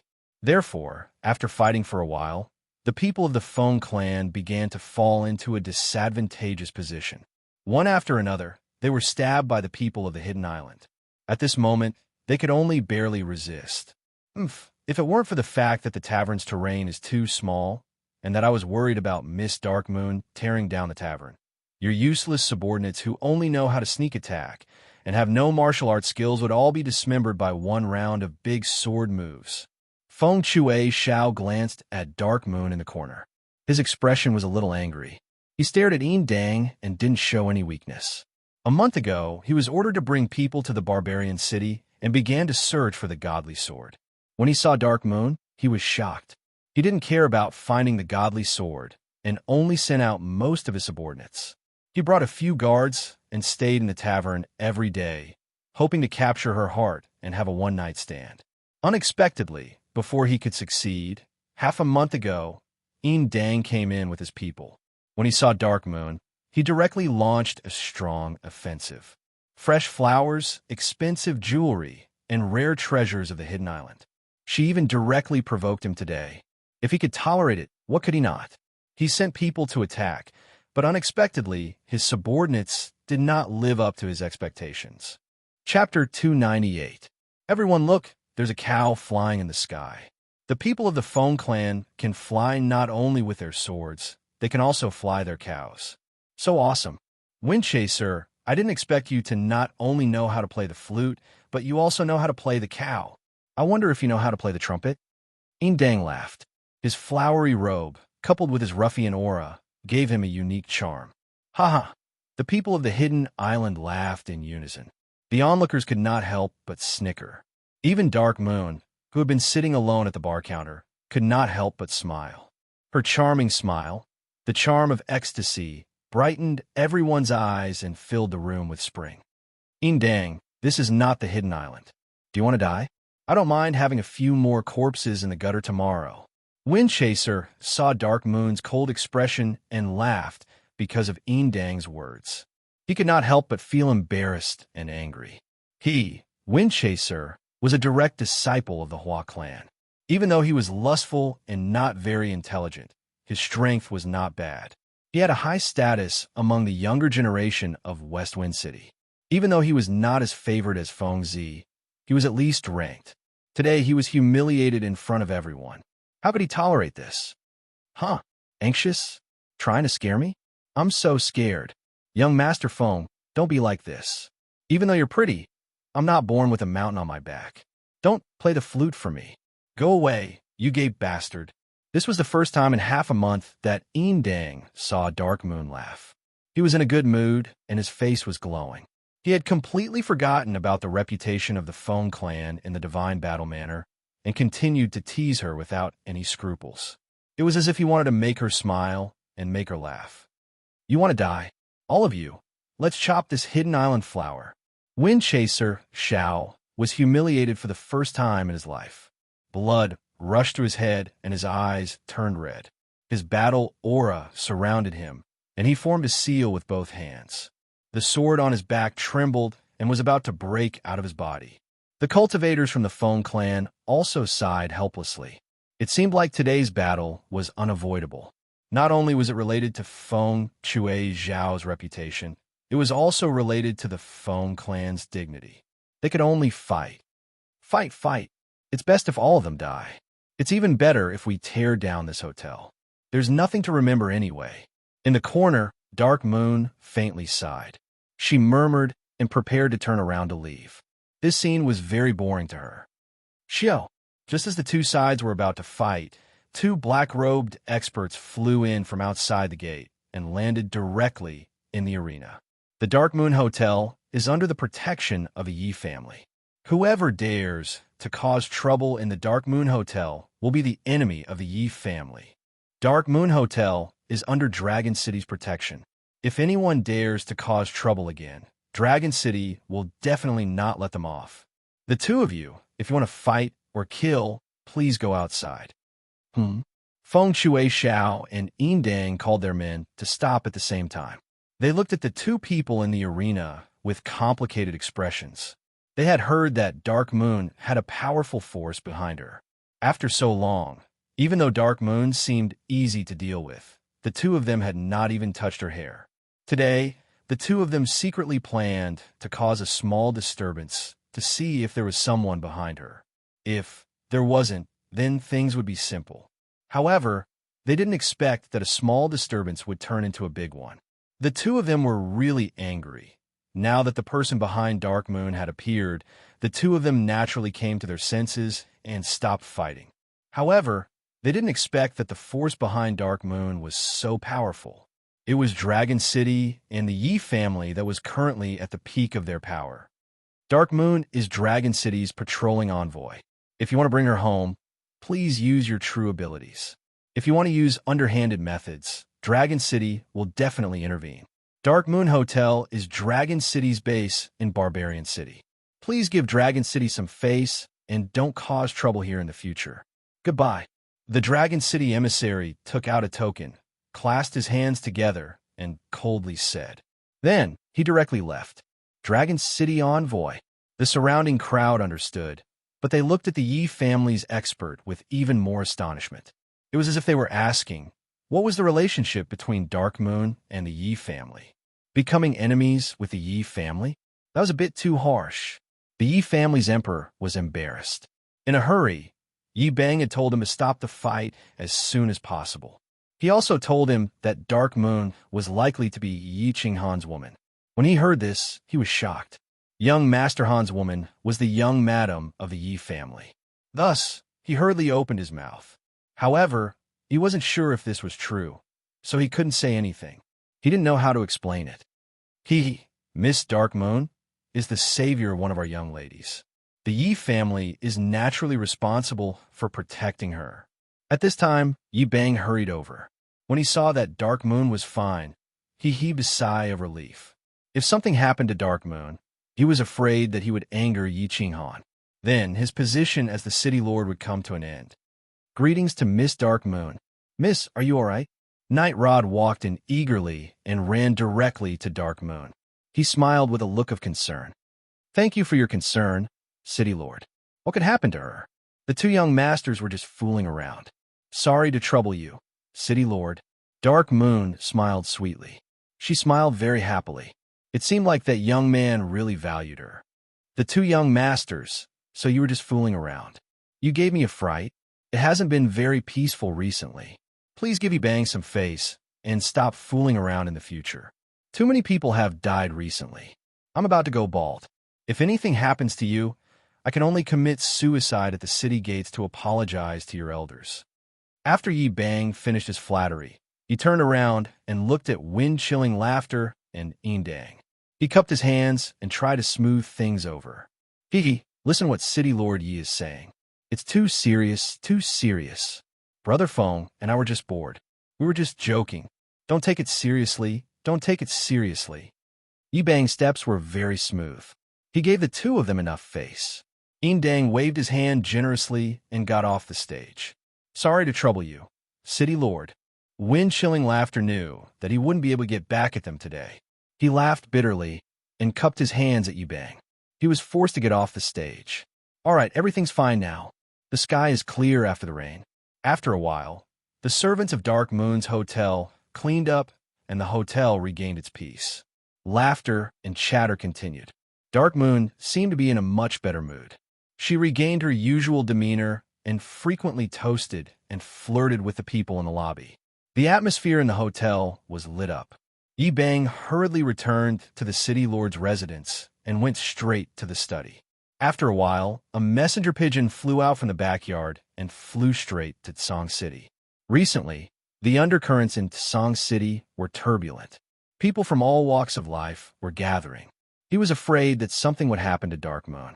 He quickly wrote a long letter with exaggerated details about the recent situation and the events of the night. He sent it to Yi Qinghan. The meaning was obvious. First, it was to express his respect and love for Yi Qinghan's woman.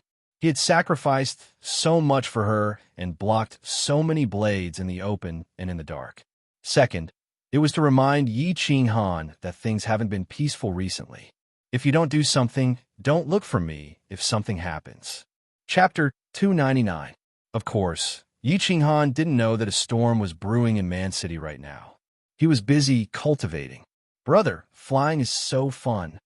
At this moment, Yi Qinghan and Yi Qingwu were sitting in the backyard of the Chilling Heart Pavilion. They were looking at Yi Qingyu, who was flying in the sky in a crooked manner. Hee, Qingyu, be careful.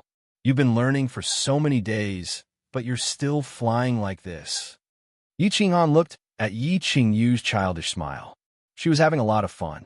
He smiled and stood up. Battle aura surrounded his feet, and he flew steadily toward Yi Qingyu. Yi Qinghan and Yi Qingyu had broken through to the Emperor realm long ago, but they hadn't mastered the flying technique. Now that they had some free time, they finally had the time to master the flying technique. Actually, the principle of flying skill was very simple.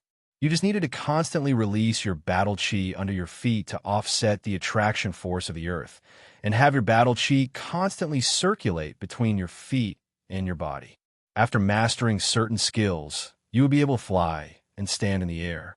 Why did they have to reach the Emperor realm to cultivate it? It was because the Emperor realm's battle aura was strong. The core and the dantian rotated continuously, forming a perfect cycle with the battle aura under their feet. At the same time, after reaching the Emperor realm, they would be able to comprehend a trace of the laws of heaven and earth. They would have a trace of connection with the heaven and earth, and the restrictions of the laws of heaven and earth would be much smaller. They would be able to fly much faster. On the other hand, the noble realm martial artists didn't have strong enough battle aura. If they forced themselves to fly, they would easily consume too much battle aura. Moreover, the speed was very slow. It was better to run with battle aura. Therefore, it was common knowledge that only experts above the Emperor realm could fly. Brother, you're so amazing. You fly so fast and so steadily. It seems that Qingyu is too stupid. Hee. Seeing Yi Qinghan flying over, Yi Qingyu's heart couldn't help but palpitate as she bashfully said. Yi Qinghan's figure was graceful, and there was a faint smile on his delicate face. His black hair fluttered in the wind, and he was extremely handsome. Hee, who dares to say that my Xiaoyu is stupid? I'll kill him instantly. Come, I'll carry you down. Yi Qinghan had learned how to fly in the air a few days ago, so he quickly got the hang of it. He laughed heartily, grabbed Yi Qingyu, and flew straight to the ground. Pu. At this moment, a messenger pigeon flew over from the sky, heading straight for the Chilling Heart Pavilion. Yi Qinghan smiled faintly. When he landed on the ground, he gently put Yi Qingyu down. Then, he elegantly flipped his body and performed an extremely difficult maneuver, causing the two women to cry out in surprise and fly into the sky once more. Reaching out to grab the pigeon, Yi Qinghan took down the letter and quickly flipped it open. His face gradually turned cold. What is it, little Han? Yi Qingwu looked at Yi Qinghan, who was standing majestically in the air. She sensed a trace of abnormality and asked with concern. It's nothing. The Night Rod sent a letter saying that Man City has been very chaotic lately, and many people have died. He asked me to transfer some people from the clan to him. Don't worry about him. Yi Qinghan hurriedly pretended as if nothing had happened. He casually tore the letter into pieces, smiled faintly, and turned to look towards the south. He thought to himself, it looks like I'll have to make a trip to Man City soon. Dark Moon is the first woman in my life, after all. I've also promised her that I'll be responsible for her in the future and take good care of her. Of course, he also missed the pink bed in the hotel's backyard. That was the place where he said goodbye to his virginity.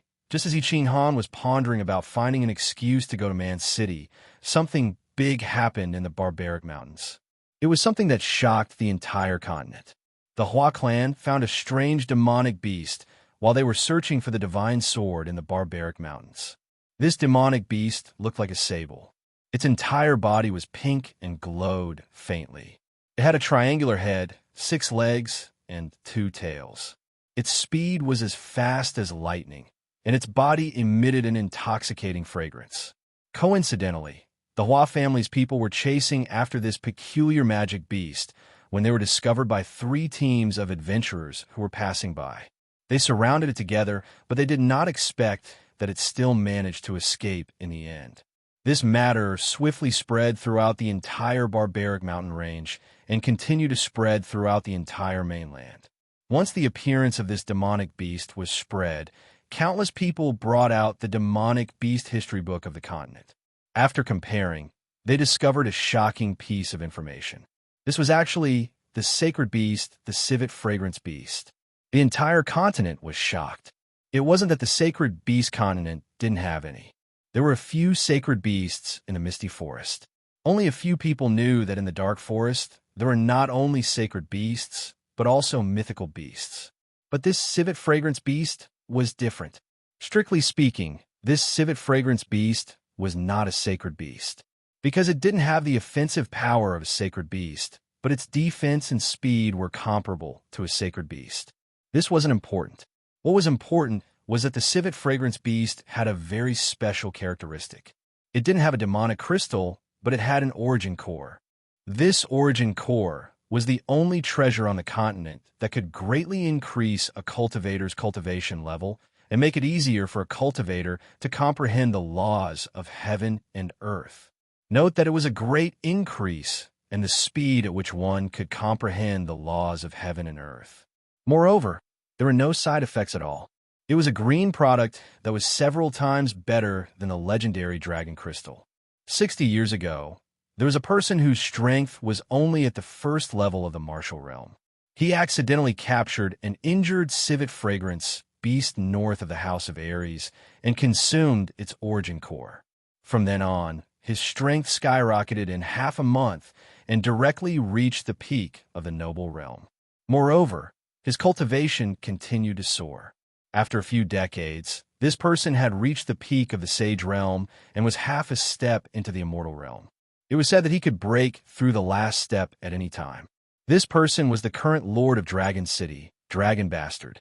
After the incident, many people heard from Dragon Bastard that the civet fragrance beast's origin core had indeed benefited him greatly. Dragon Bastard went from an ordinary family's child to the lord of Dragon City and became a legend. This was an inspirational story that could become a legend. At the very least, the civet fragrance beast was very famous on the continent. The people of the continent directly classified it as a sacred beast. Its importance was comparable to that of a sacred beast. It could greatly increase one's cultivation level and at the same time make it easier to comprehend the laws of heaven and earth. Although the former was important, the latter was more precious. The civet fragrance beast was regarded as a sacred beast that was as precious as the two sacred physiques. However, after so many years, no one had found another civet fragrance beast. This time, it appeared in the barbaric mountains. Moreover, it happened with so many witnesses. Therefore, people from all over the continent began to rush towards the barbaric mountains in search of the divine sword and the civet fragrance beast. Dragon City sent people. A sage realm expert and Long Sign-In led more than 10 Imperial Realm experts. All the major clans made their moves. They were all led by sages. The Divine City made its move. The God-slaying guards led their people and rushed over. The Hidden Island made their move. The barbarians made their move. Even the demon race made their move. They paid a huge price to borrow the barbarians' path and headed straight for the barbaric mountains. Yi Ching Han made his move. He didn't want to snatch such a treasure. This was not in line with his character. Moreover, he just happened to be going to the barbarian city to climb on that pink bed. He could use this opportunity to ask the family to go to the barbarian city. The result was not unexpected. The Yi family's elder hall rejected him. Yi Tianlong didn't want to see him. Yi Qingyu glared at him. Yi Baihu talked to him and fell asleep. What a joke. The Yi family's young clan leader had just left the Forbidden Land. It was already a blessing from the heavens and the ancestors. Why didn't he stay at home and cultivate? Why did he want to go out to play? Did he really want to play these old fellows to death? There was no other way. Yi Ching Han could only beg Yi Ruoxue. Unexpectedly, Yi Ruoxue agreed. She directly ordered Yi Qingyu and Yi Baihu to lead a team and accompany Yi Ching Han to play. Of course, there was a precondition. He had to convince Yi Qingyu and Yi Qingwu that they couldn't go. Therefore, Yi Qinghan began to appease and persuade them for a day and night.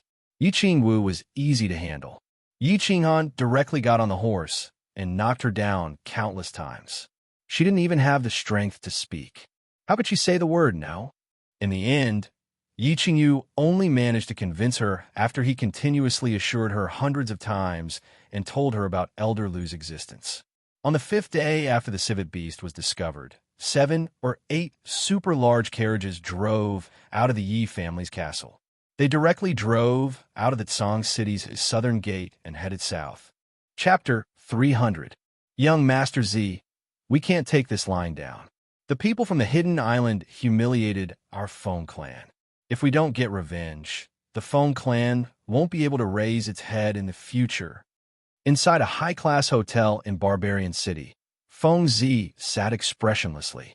Next to him, wind-chesting laughter was bent over and said angrily, "Cousin, I'm not trying to criticize you, but you're almost 30 years old.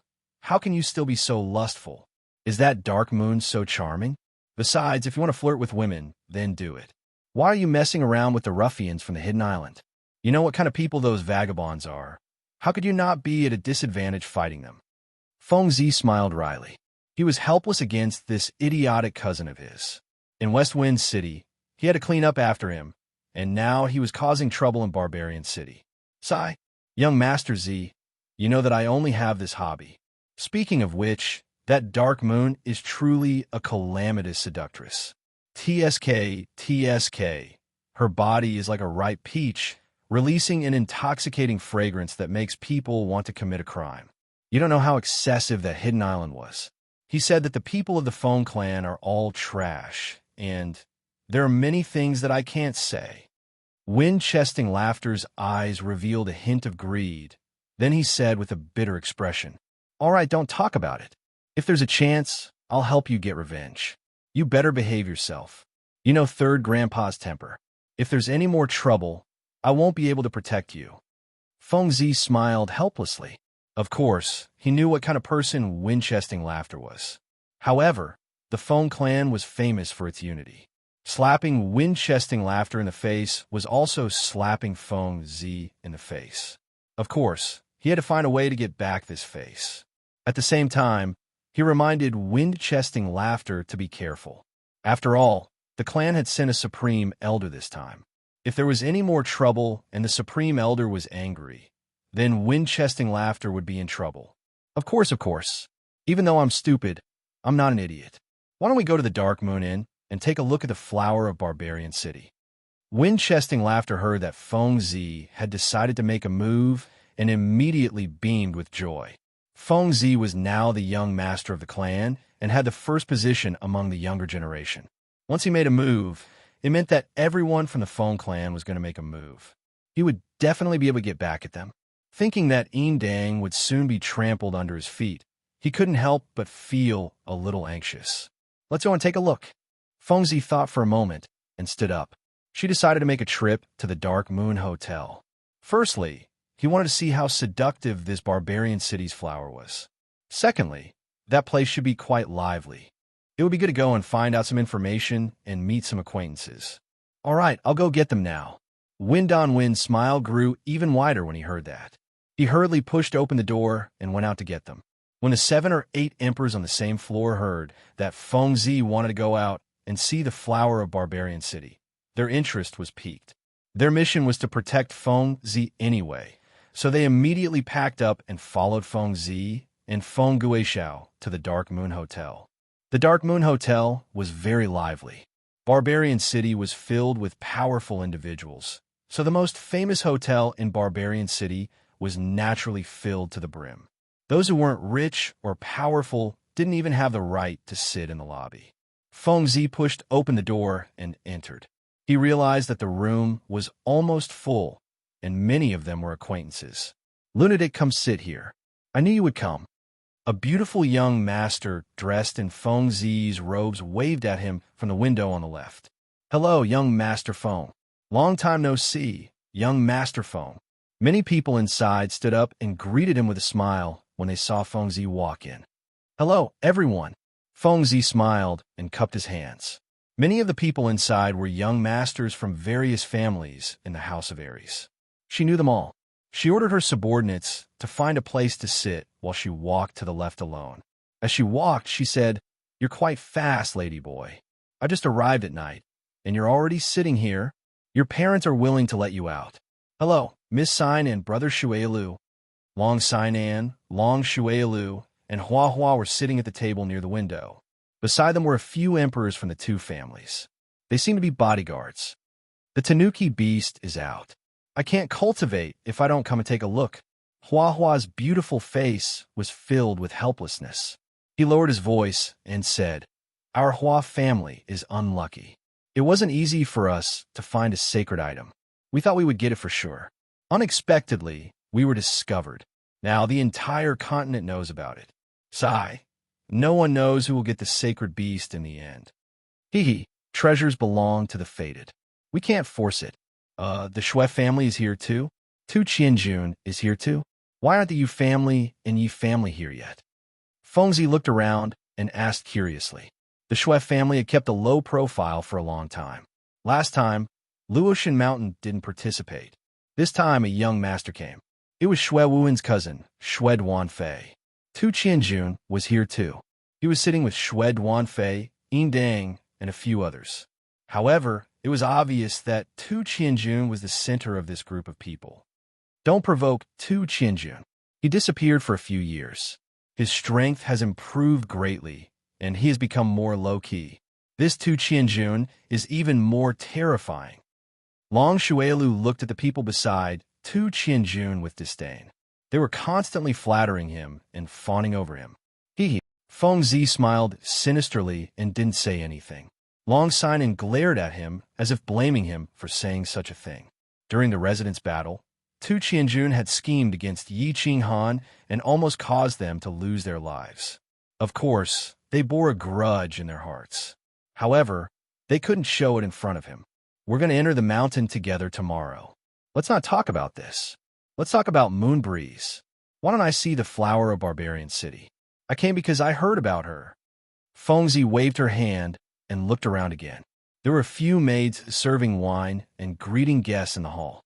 These women were also quite good-looking, and they were constantly flirting with the guests in a flirtatious manner.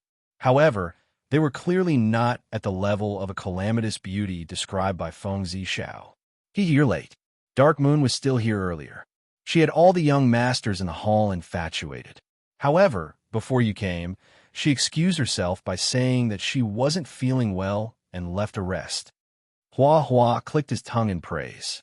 He seemed to be reminiscing about Dark Moon's intoxicating charm. "She's that famous?" Fengzi raised her eyebrows and looked at Long Sinan in surprise. Long Shuailu was surprised. Dark Moon was actually a secret agent of Dragon City. She actually dared to leave to rest while the young masters and young mistresses of Dragon City were still sitting here. "Don't look at me. The secret agent takes orders from my father. I don't care about that," Long Sinan said, annoyed and amused at the same time.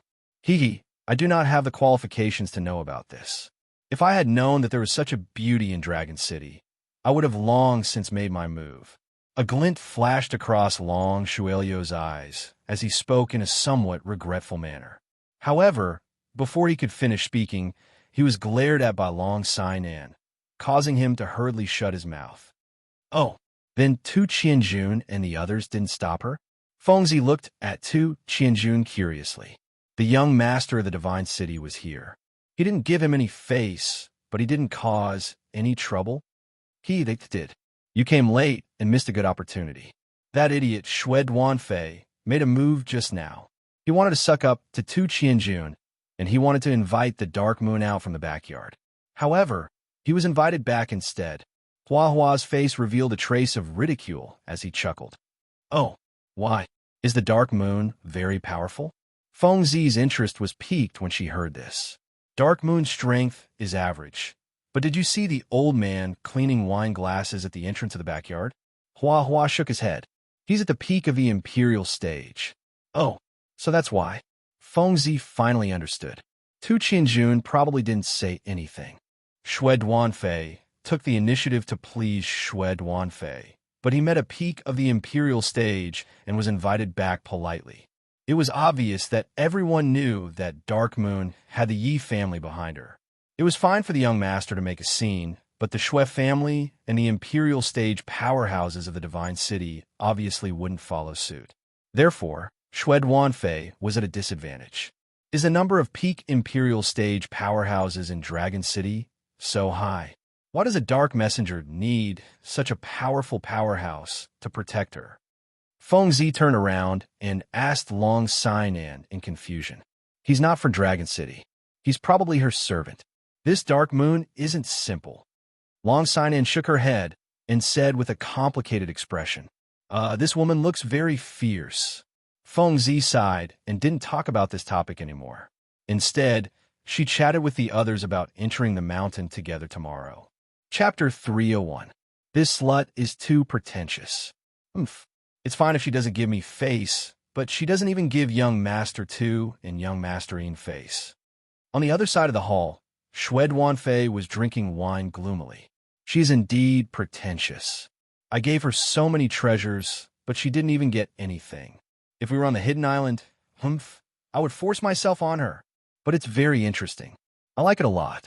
Young Master 2, I'll lend it to you when I get it. Yin Dang was also angry. He was the one who instigated Shui Duanfei to invite him in the name of the three of them. Over the past few days, he had spent a lot of money and treasures, but he still couldn't get his hands on her. Tu Qianjun lowered his eyes and drank his tea slowly. His expression was very calm.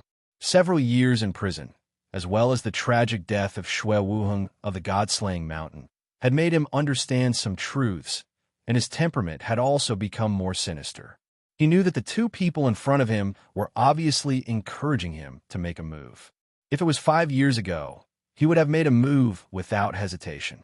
But now, he slowly put down the cup and said expressionlessly, Young Master Shui, young Master Yin, I don't know your tempers. If it was me, I definitely wouldn't be able to tolerate this. Shui Duanfei was dumbfounded. Yin Dang almost spat out the water he was about to drink. The two of them became awkward and speechless. They looked at each other and were confused. Was this Tu Qianjun? Why was he completely different from the rumors? The two's plan tonight was very obvious. Shui Duanfei had always held a grudge against Tu Qianjun because of the death of Shui Wuhan. Tonight, they wanted to lure Tu Qianjun into making a move. They wanted Tu Qianjun to go against the Yi family of Dragon City. Yin Dang, on the other hand, just wanted to watch the show. They heard that Tu Qianjun was extremely arrogant and would fly into a rage if he was angered. They didn't expect him to be so tolerant, and he even turned the tables on them. Even if we can't tolerate it, we have to. He's powerful and has a peak Emperor Realm martial artist guarding the door. Who can enter this backyard? Of course, Shui Duanfei didn't dare to play around anymore. Yes, I've spent so many treasures, valuables, and energy, but I haven't even stepped into the backyard. Looks like this woman needs to be stewed slowly. I can't rush her. Yin Dang smiled helplessly. Anyway, he still had some time to wait in the barbarian city, so he was not in a hurry. He had made up his mind to go and have some fun in the backyard. Tu Qianjun faintly smiled. He didn't say anything further and started to fiddle with the tea on the table. Creak. A moment later, the door of the hotel was open again, and 4 or 5 people walked in, attracting the attention of everyone in the lobby. When everyone realized who it was, they all had different expressions on their faces. Hua Feng Zi Long Shui Long sighed and stood up involuntarily and smiled. Shui Duanfei's face suddenly turned dark, and a trace of hatred flashed through his eyes. Yin Dang looked at the person in the middle with great interest, a thought-provoking expression appearing on his face. Tu Qianjun, on the other hand, glanced at him and continued to play with the teacup in his hand with an expressionless face. However, he seemed to have tightened his grip on the teacup, and the veins on his hand were popping out. Greetings, young Master Han. Greetings, young Master Han. Hearing about you is not as good as meeting you in person.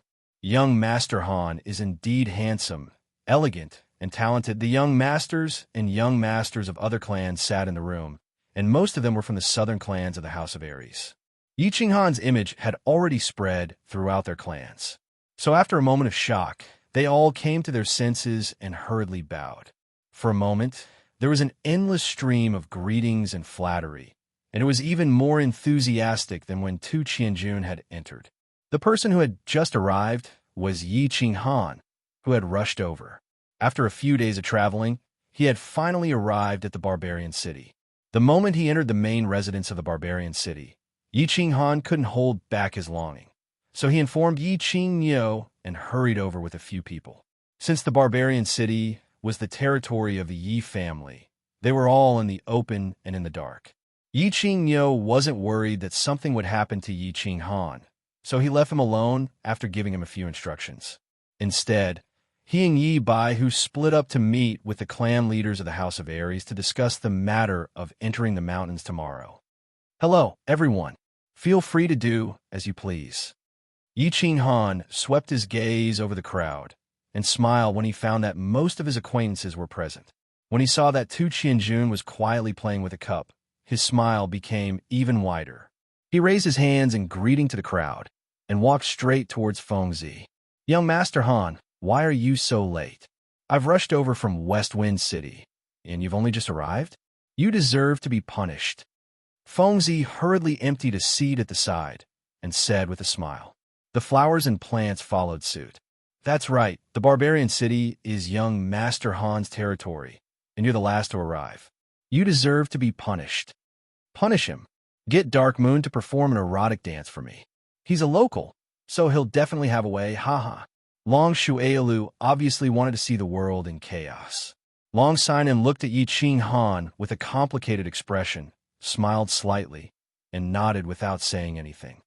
Hee, the elders in the family are very strict, so it's not easy to come out.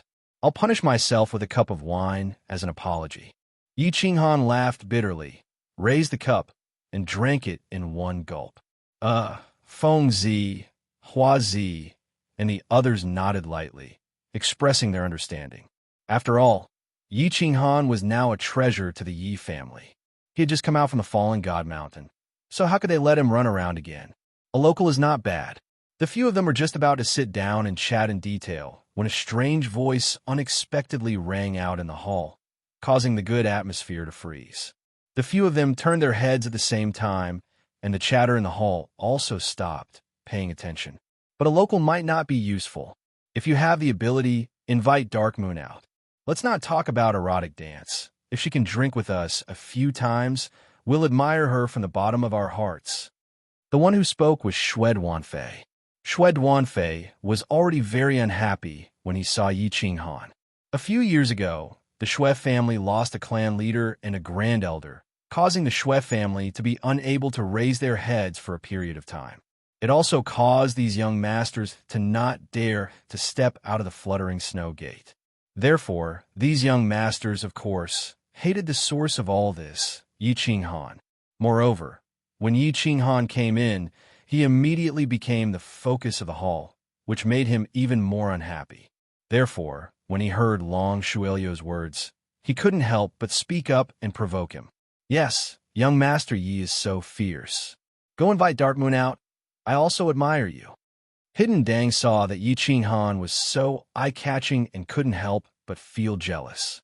On Hidden Island, this was how he appeared. Today, however, it was a different person. Of course, he followed Xue Duanfei's words and started to provoke. The two of them were very clear. They wanted Yi Qinghan to hit a wall and embarrass him. After the two of them finished speaking, the hall quieted down. Feng Zihua wanted to say something, but it wasn't appropriate for her to do so. After all, someone was provoking Yi Qinghan. If they spoke up, they would also embarrass Yi Qinghan. Although the Yi family's powerhouses behind Yi Qinghan were very angry, they understood that this was a matter between the young masters, and it wasn't appropriate for them to intervene. As for the other young masters, they didn't dare to intervene. Therefore, everyone looked at Yi Qinghan with complicated expressions, wanting to see how this legendary fierce man would respond. Chapter 302. Don't worry about them. They are two mad dogs.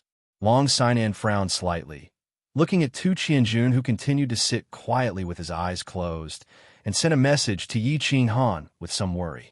Yi Qinghan smiled at Long Sinan indicating that she did not need to worry.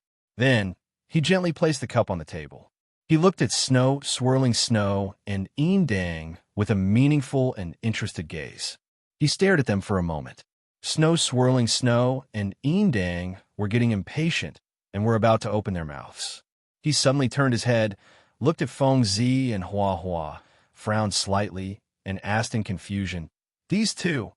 Who are these idiots?" When the people in the hall heard the word idiot, they all became idiots. After a moment, the hall was silent, and even a pin drop on the ground could be heard. The expressions of the people in the hall were very rich and interesting. Feng Zi, Hua Hua, and Dang were tongue-tied, not knowing how to answer.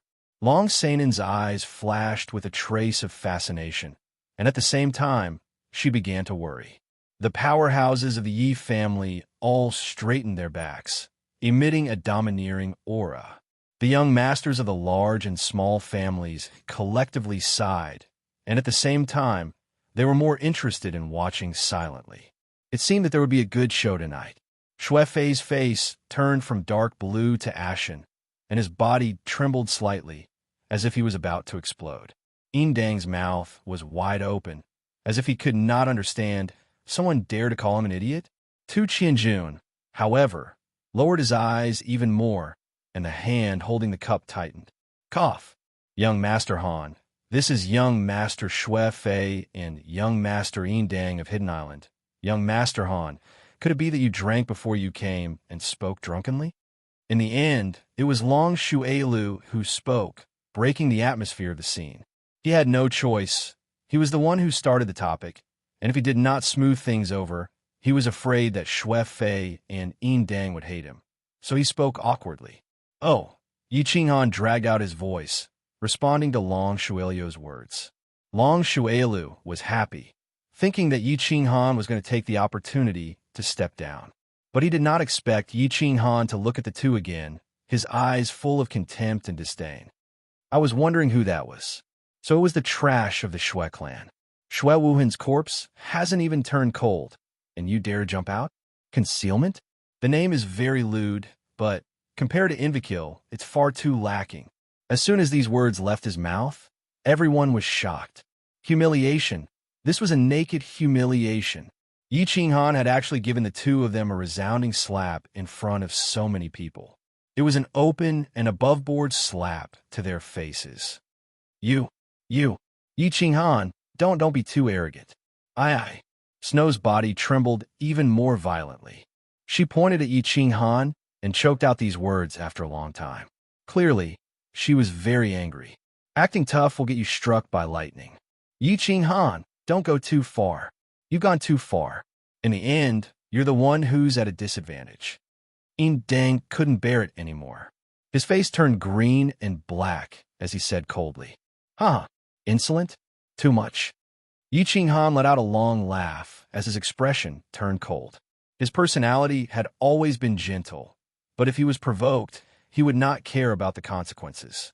Back when he was still a piece of trash at the first level of the elite stage, he had dared to knock out the second young master, Yi Qingxian. And now, with his current strength and status, I want to ask the two of you, do we have a grudge in the past, or do we have a grudge today? Or do you have a grudge against the Yi clan? Do you want to make an enemy out of the Yi clan? This young master is here to meet a few old friends, but the two of you are chattering away. Every time you open your mouth, you'll embarrass me and the Yi clan. Do I look like a pushover? Do I look like a pushover? Or is the Yi clan a pushover? Since the two of you have nothing better to do and want to be beaten up, then I can only fulfill your wishes.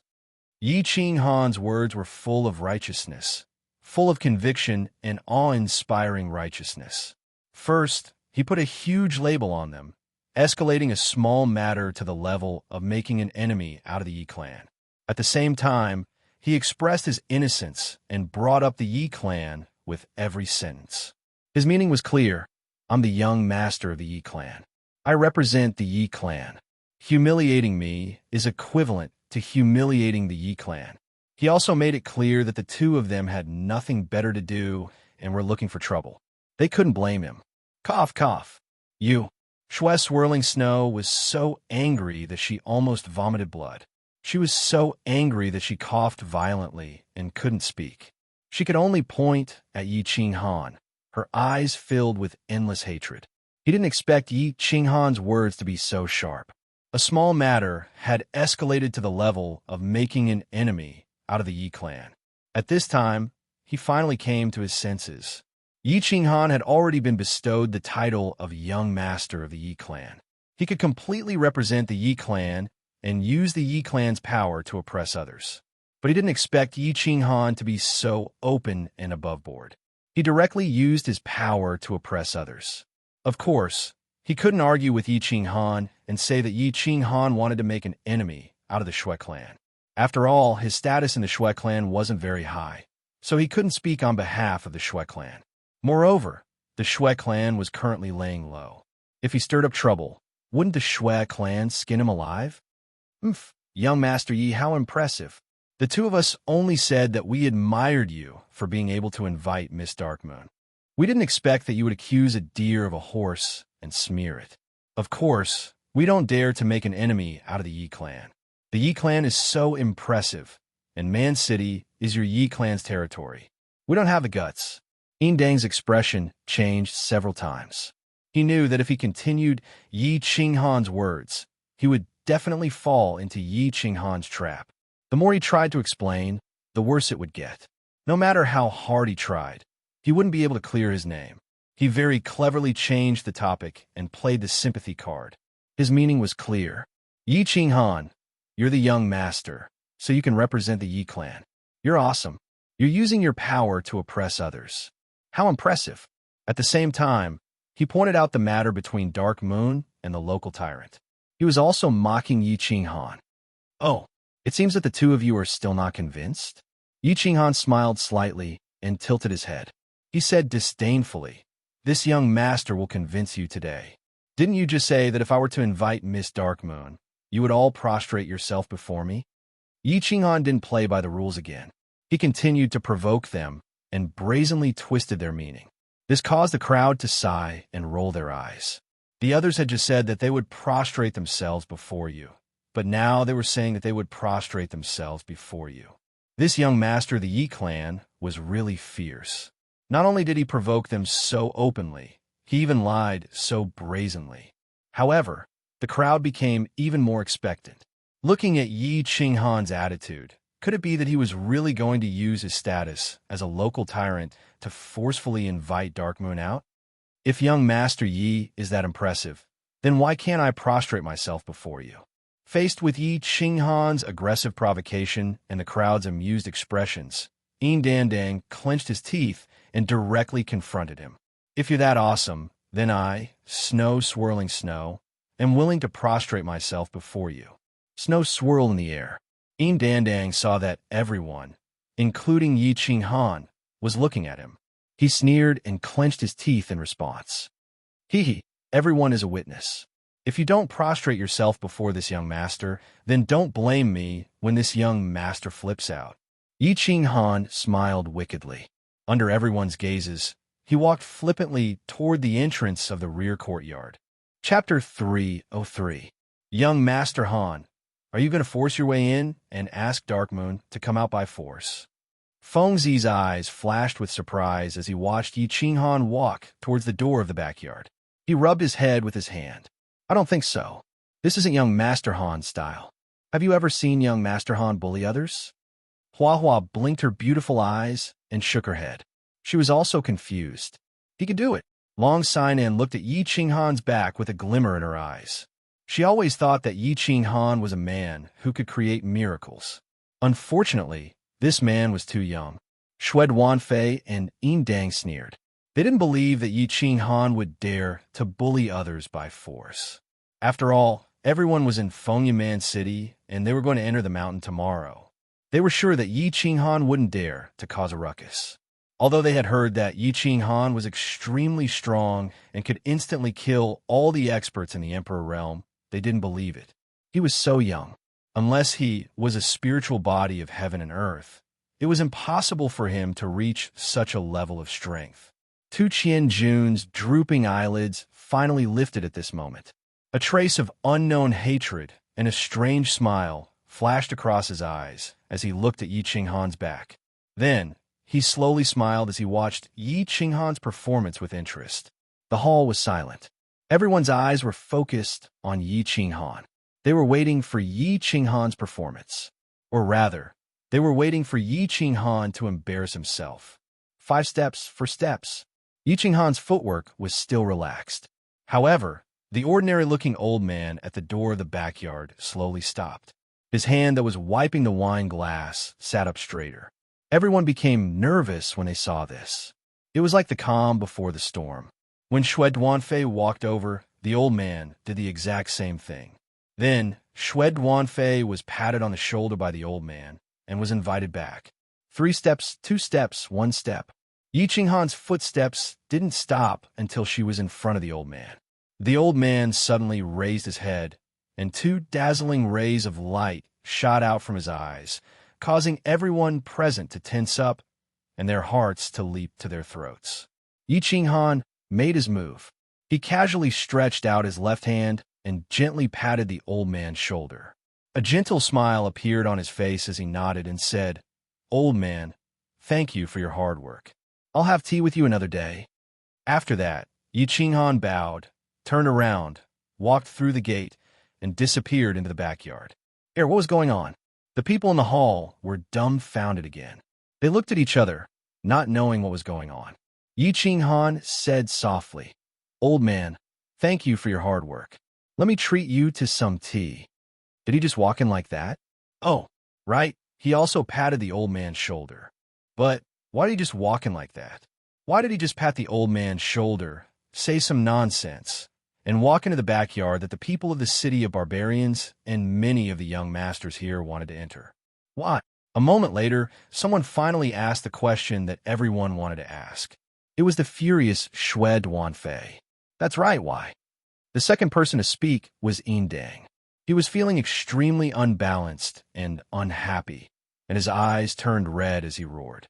The old man's eyes flashed with disdain. He lowered his head again and picked up the wine cup to wipe it. After a while, he finally spoke. Because of him, it's Yi Qinghan. Dark Moon was wearing underwear at this time. She was half lying on her big pink bed with her slender thighs bare. She was staring at the white moon in the sky through the window. The moon was beautiful, the scenery was beautiful, and the room also emitted a faint fragrance. However, Dark Moon was not in a good mood. The Tanuki beast was born, and the barbarian city was close to the savage mountains, so it naturally became the nearest supply point. The various families of the House of Ares began to gather in the barbarian city. She knew that the little man was coming. She was looking forward to the appearance of the little man, but she was also very afraid of the little man's appearance. Although the higher-ups had not given the next order, and she did not know why she was asked to get close to Yi Qinghan, she was still very conflicted. However, she was still very conflicted and hoped that Yi Qinghan would not come. So tonight, she dealt with the guests for a while and returned to the backyard alone. Little man, with a deep sigh, Dark Moon closed her eyes and slowly slid down. She no longer thought about it and prepared to sleep and forget all her troubles. Why? Thinking of little man? Unexpectedly, a teasing voice suddenly came from the door, causing Dark Moon to be startled. Then, her expression became wild with joy, and then a faint pain, but it was obvious that she was pleasantly surprised. Yi Qinghan directly pushed the door open and entered. He looked at the incomparably familiar pink bed in the room, looked at Dark Moon's shy and charming face on the bed, looked at her snow-white underwear, and looked at her straight and white long legs. Once again, he laughed and said, "Aha, you washed up so early and took off all your clothes? Could it be that you knew that I was coming? TSK, I haven't seen you for a few years, and your body is even more bewitching. You're obviously trying to make me stay on this big bed forever." The same frivolous tone, the same evil smile, but the little man seemed to have grown into a man. His body inadvertently released a mature man's aura. Compared to the last time they met, he was less immature and more bashful, more domineering, temperament, and suave. Dark Moon's eyes were slightly watery. She wanted to say something, but she didn't know how to express it. As a result, When she opened her mouth, it was full of jealousy. "And isn't this the young clan leader of the Yi family? You are about to get married, but you still have time to visit me. Should I be grateful to you, or should I express anger at your unreasonable intrusion?" Hee. Yi Qinghan smiled and didn't say anything. Instead, he directly jumped on the big bed and hugged Dark Moon. With a roll, he pressed Dark Moon under his body. "Let go of me. What kind of woman do you think I am? Back then, I lost the bet. I've already paid back what I owed you. If you still undo this now, I won't be polite anymore." Dark Moon felt Yi Qinghan's manly aura, and her eyes flashed with a trace of intoxication. But after a moment, she twisted her body in anger and said angrily, "Shoo." Yi Qinghan stretched out a hand and gently covered Dark Moon's soft lips. He didn't make many movements, but just stared at Dark Moon's bewitching face with deep affection. The Dark Moon looked at Yi Qinghan's deeply affectionate black and white eyes, and strangely closed her mouth that was about to continue cursing. Then, her body slowly stopped twisting and finally became soft and fiery. But her eyes were still staring at Yi Qinghan with dissatisfaction. Chapter 304. "That's a good girl." Yi Qinghan smiled evilly. He reached out and touched Dark Moon's thigh fiercely. He said jokingly, "Don't call me your mother. You're not my mother. Besides, why don't you owe me anything? You owe me too much. You can't repay me in this lifetime." "Nonsense. When did I owe you too much?" Being touched by Yi Qinghan, the Dark Moon's body involuntarily trembled. She glanced at Yi Qinghan and said in an unconvinced tone, "Hee." Yi Qinghan's big hand kept moving up and down Dark Moon's thigh. He said evilly, "My virginity has been taken away by you. Look at you. Are you not going to take responsibility?" "Bah," Dark Moon said angrily. She blushed. She was ashamed and angry. She grabbed Yi Qinghan's big hand with one hand and slapped Yi Qinghan's chest with the other. She twisted her body again and scolded, "You lecher! Let go of me, or I'll call for help." "Haha, Dark Moon, let me tell you. I said 6 years ago that you are my woman, and I will take responsibility for you. You can never get rid of me in this life. You are Yi Qinghan's woman alive, and my ghost dead. Your man is capable now. He can make you live a happy life. Do you understand?" Yi Qinghan squeezed Dark Moon's twisting body with his legs. He grabbed Dark Moon's hand with one hand and grabbed Dark Moon's chin with the other. He made her look into his eyes and said in an extremely domineering manner, "Oh." Yi Qinghan's eyes seemed to have a strange magic power. Dark Moon stopped resisting again. Listening to Yi Qinghan's incomparably domineering and yet affectionate words, Yi Qinghan's heart skipped a beat. Dark Moon's body completely softened, and her eyes gradually became intoxicated. Her hands involuntarily hugged Yi Qinghan tightly. A moment later, the pink bed began to make strange creaking noises. Yi Qinghan, on the other hand, was having a lot of fun inside. On the other hand, the people outside were having a hard time waiting. 3 hours. It had been 3 whole hours. The door to the backyard was still tightly shut. The old man guarding the door still had his head lowered as he continuously wiped the wine glasses. Fengzi's face had been smiling ever since Yi Qinghan went in, but now it was cramping. After staring at the backyard door for 2 hours, Huaxia's eyes started to feel numb. Long Shuilu started to curse in his heart.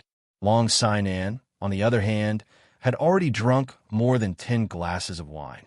At this moment, it seemed like she was going to order a few more glasses. Xue Duanfei's face darkened.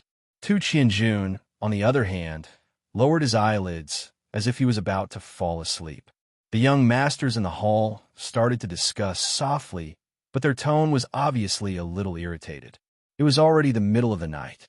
Everyone had waited here for 3 hours just to see the results, to see what was going to happen next. However, with so many people waiting here, Yi Qinghan still hadn't come out after 3 hours. Of course, everyone started to grumble in their hearts. You're the boss, you're awesome, but you can't disregard everyone's feelings. You're having fun inside alone, and you're letting everyone sit on the cold stool? Moreover, it's been 3 hours. Even if you've had it twice or thrice, it should have been over by now. Could it be that you've worked too hard? Fallen asleep? Creak. Just as the crowd grew impatient and were about to leave the hall, a voice suddenly rang out. The doors suddenly opened. Yi Qinghan and Dark Moon walked out one after another. Everyone's spirits were lifted. A good show was about to start. Everyone, I'm ashamed. Yi Qinghan walked into the hall and cupped his fists in front of everyone. Although he said he was ashamed, there wasn't a trace of shame on his face.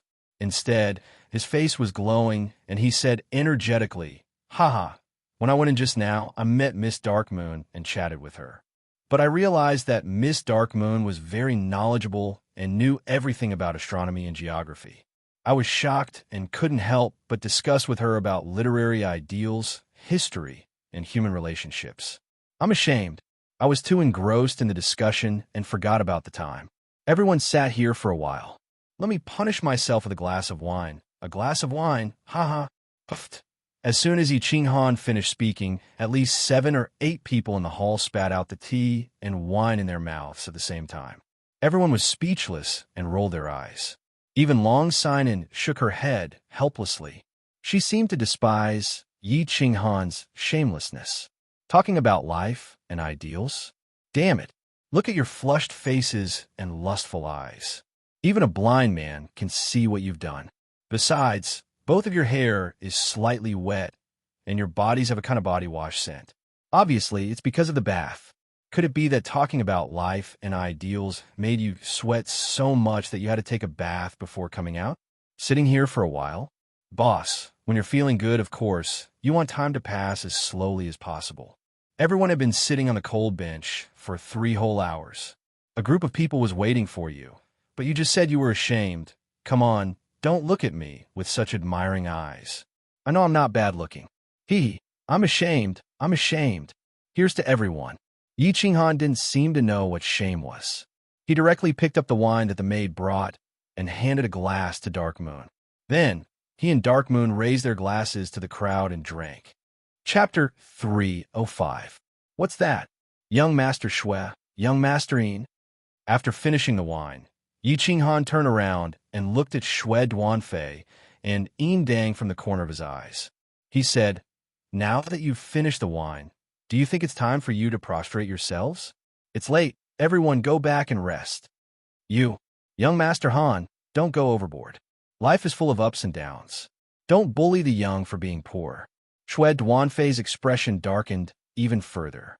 He thought that Yi Qinghan bringing Dark Moon out was already a slap to the faces of the two of them. They were all members of the great clans, so Yi Qinghan would at most humiliate them a little. He wouldn't go overboard. He didn't expect Yi Qinghan to be so overbearing and force them to prostrate themselves. If he really did that, he wouldn't be able to stay in the House of Aries anymore. The Shui clan would also strip him of his status as a young master. Thus, he had no choice but to bite the bullet. Bully your sister. Poor my ass. You're the young master of the Shui clan. How are you poor? Shui Duanfei's words made Yi Qinghan's expression turn cold. He wanted to say the same thing when he was the 7th son of the Yi clan, but he knew that if he said it, Yi Qingquang, Yi Qingxian, and the others would bully him even more. At the same time, he thought of the slap that Shui Wuhan threw at him on the Cowherd Street, as well as everything that Shui Wuhan had done to him. His expression turned even colder. He said coldly, "So what if I prostrate myself? Don't make me angry." "Oomph. So what if I don't? Do you dare to kill me?" Shui Duanfei slammed the table and stood up angrily. The way Yi Qinghan treated him today was equivalent to completely falling out with him. He was completely humiliated. He couldn't take it anymore. Of course, he didn't believe that Yi Qinghan would dare to do anything. After all, the supreme elder of the Shui family was in the barbarian city. If something happened to him, the Yi family wouldn't be able to give an explanation. Shui Duanfei slammed the table. The emperors of the Shui family stood up immediately and glared at Yi Qinghan. The experts of the Yi family also stood up and looked at Yi Qinghan. They seemed to be waiting for Yi Qinghan to give the order so that they could start fighting. For a moment, the atmosphere became unusually tense and tense. Feng Zi, Hua Hua, and the others were secretly laughing. They looked at Shui Duanfei pitifully. He was indeed an idiot. Tu Qinjun also opened his eyes. He let out a soft sigh. and closed his eyes to recuperate. Of course I won't kill you. Killing an idiot like you would dirty my hands. Yi Qinghan squinted his eyes and waved his hand at the experts of the Yi family, indicating that they didn't need to get involved. Then, he didn't say anything and attacked immediately. A bewitching purple light suddenly lit up and engulfed Xue Duanfei and the experts of the Xue family. In an instant, Xue Duanfei and the experts of the Xue family felt dizzy. Then, he teleported next to Xue Duanfei. He extended his slender hand and grabbed Xue Duanfei's neck gently. Then, he lifted Xue Duanfei into the air and walked towards the door. Thump! Xue Duanfei was thrown out of the hotel by Yi Qinghan as if he was throwing trash. He fell flat on his face, and his head was facing the hotel on the dark moon. His body was spread out, and he prostrated himself on the ground. However, because he fell too hard, his nose hit the ground hard and blood splattered all over the road. Xue Duanfei had obviously fainted. Of course I won't kill you. I'm just letting you complete the bet. Everyone saw how Xue Duanfei treated me, but I only threw him lightly. I'm merciful, aren't I? Yi Qinghan spat on the ground again after he was done throwing Xue Duanfei. He turned around and returned to the hall. He opened his arms and said innocently to everyone, F***CK. Everyone was sweating profusely. You've completely destroyed Xue Duanfei's body, soul, and reputation. How dare you say that I'm merciful? At the same time, everyone was shocked by Yi Qinghan's strength. It seemed like the rumors were true. Yi Qinghan was invincible among those below the Sage Realm and a #1 spot on the Earth leaderboard. Young Master, young Master. After a while, the Emperor Realm experts of the Xue family regained consciousness. They looked at Xue Duanfei, who was lying on the ground, and their expressions changed drastically.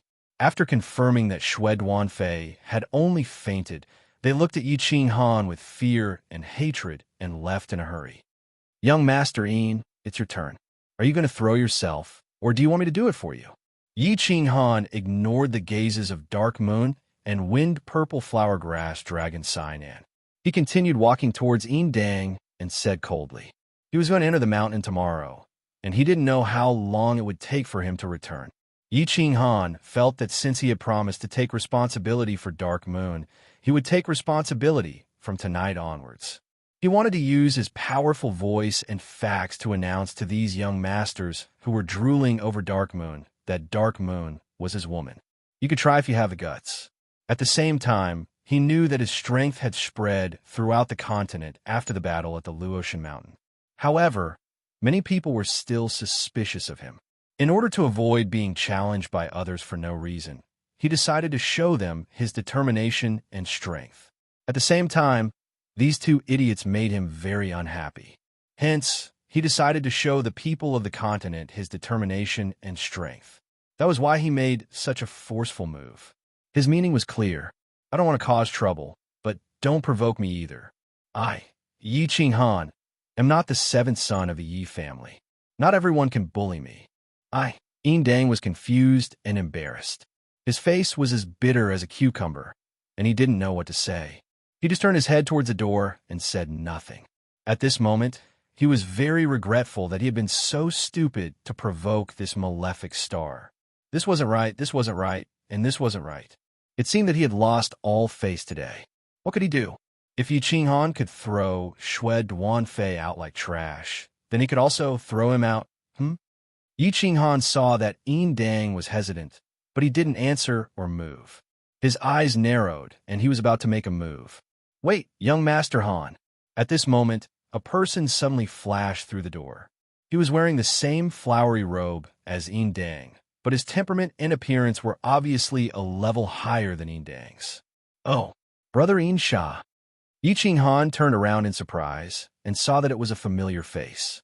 It was actually the first young master of Hidden Island, Yin Sha. He smiled faintly and greeted him. Big Brother Yin Sha, you're finally here? You have to. Yin Dang hurriedly became excited when he saw him.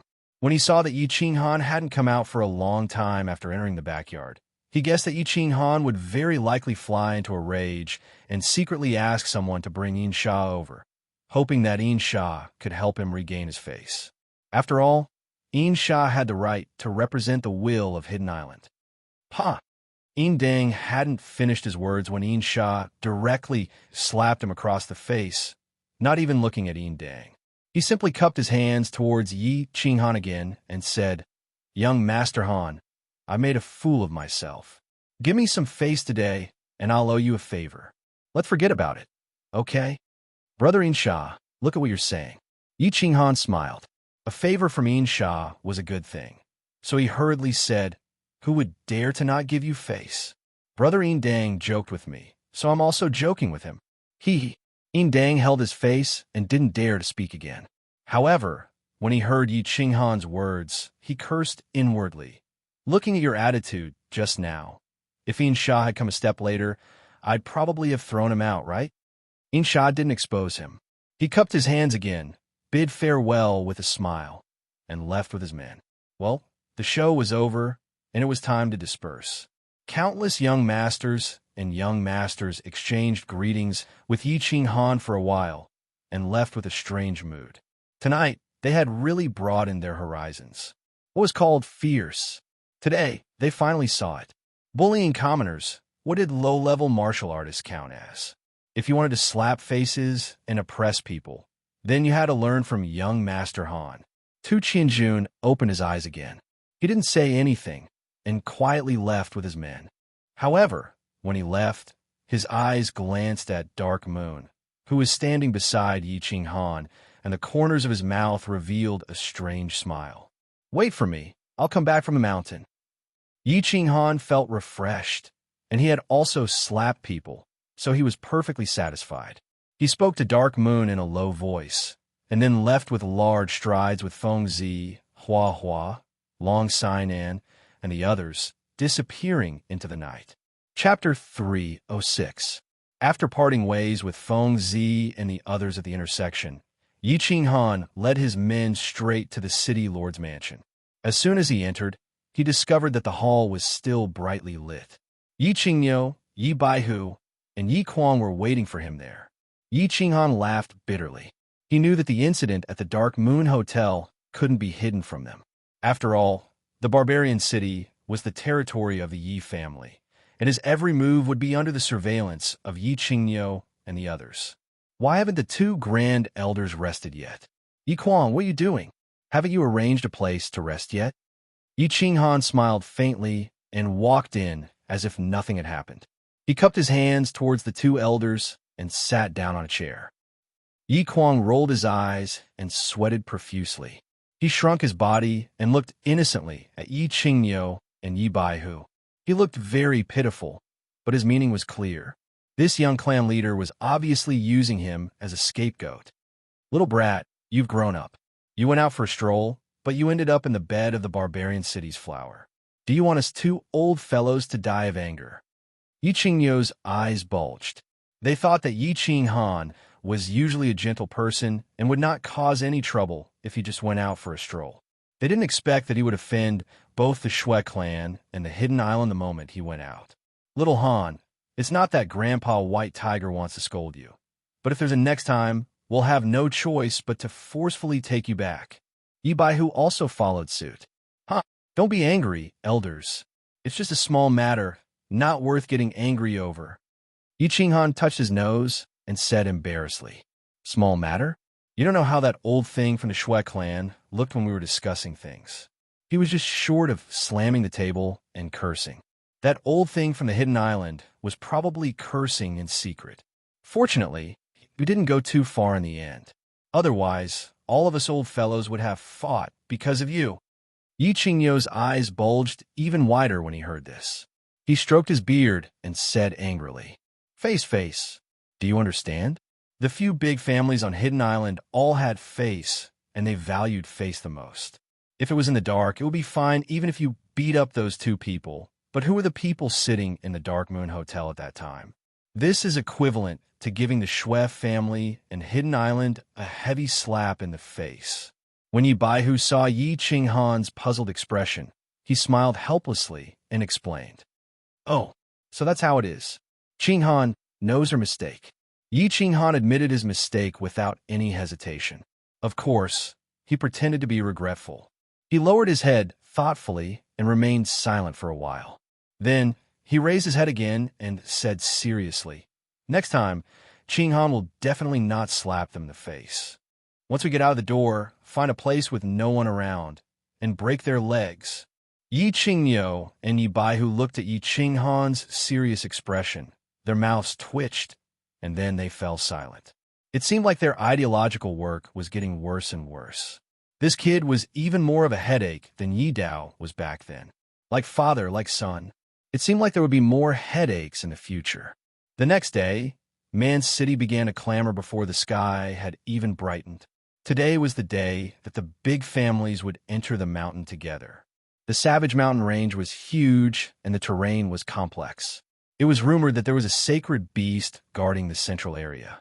Moreover, the barbarians and the demon race were clearly working together to capture the civet beast. Therefore, the people of the House of Ares and Hidden Island had discussed and decided to enter the mountain together to capture the civet beast. If they fought with the demon race and barbarians, they would be able to look out for each other. If they successfully surrounded the civet beast in the end, the first family to capture it would belong to them. It would all depend on their luck. Yi Qinghan followed behind Yi Qingniu and Yi Baihu. He brought more than 10 emperors and dozens of dukes from the Yi family to the southern gate of Man City. Many people had already gathered at the southern gate. They were all experts from the big families. Of course, they were at least dukes. After all, although they were here to look for something, it was very likely that they would go deep into the central area of the Savage Mountain Range. Ordinary martial artists would be courting death if they went. Yi Qinghan looked around and found Feng Zi and Hua hiding behind their elders, winking at him. Long Xia Long Shuelu also smiled and greeted him. However, when he saw the Shui family's square formation, he could clearly feel their collective hostility. The people of Hidden Island also looked at him with unfriendly expressions, but not as obvious as the Shui family. Yi Qinghan rubbed his nose and curled his lips as if nothing had happened. He always believed that those who didn't attract jealousy were mediocre. Those who earned respect were heroes. This was his personality. He could do whatever he wanted. After a while, the people from the Divine City also arrived. However, the people from the Divine City clearly didn't want to get involved with them. They led their people into the mountain alone. After waiting for a while, not many people had arrived. The crowd began to march towards the Savage Mountain Range. There were nearly 1,000 people from the big and small families. They were divided into countless square formations, separated by a certain distance. Like a fishing net, they began to sweep towards the Savage Mountain Range. They didn't affect each other, but they could take care of each other. This was the result of the discussion between the leaders of the families last night. They decided to turn the Savage Mountain Range upside down. They swore to keep the civet beast in the House of Ares. Although the majority of the troops were experts, they didn't move very quickly. They searched carefully along the way, not letting any loopholes slip by. This time, the magical beasts of the Savage Mountain Range suffered. When the army passed by, not a single blade of grass grew. The magical beasts that couldn't run fast became magical crystals in the people's bags. On the first day, the majority of the troops had already traveled dozens of miles and reached the outer regions of the Savage Mountain Range. When night fell, the majority of the troops stopped advancing. They had come to find the civet beast, but it was dark and they couldn't see it clearly. Therefore, the group began to set up tents and roast meat. They prepared to drink and rest for the night and continue tomorrow. Sitting in front of the fire, eating roast meat and drinking wine, listening to the people around him constantly teasing him. Yi Qinghan was a bit disappointed as he looked at the surrounding ancient trees and the savage city. His mind was filled with many thoughts. A few years ago, he had also come to the Savage Mountain Range. At that time, he was still alone. With a restless heart, he forced himself to come here. At that time, his strength was very low. Every minute and second, he had to carefully investigate the surrounding situation. Even when he slept, he would often wake up in the middle of the night, not to mention making a fire in the forest and talking loudly. It wasn't like now. The majority of the troops seemed to be playing in the Savage Mountain Range. When they saw a magical beast, they would be very excited and flock to it. Often, if they were too late, they wouldn't even have the chance to enjoy themselves. As for himself, he didn't even have the mood to make a move on these low-level magical beasts. In the past, he felt that the Savage Mountain Range was very scary. There were dangers everywhere. Now, he felt that the entire Savage Mountain Range was like the 13th Street of Song City. It was very relaxing. If one's strength and realm were different, their mentality would also be different. Yi Qinghan took a sip of wine and felt a bit emotional. "Who? Stop." At this time, a deep shout came from behind. At the same time, the people of the Yi family who were on guard immediately surrounded the direction of the voice. The people sitting next to the fire also became vigilant in order to prevent any accidents from happening. Only Yi Qingyo, Yi Baihu, and Yi Qinghan's expressions didn't change. The three of them were still eating roast meat and drinking wine as if they didn't feel anything. Report.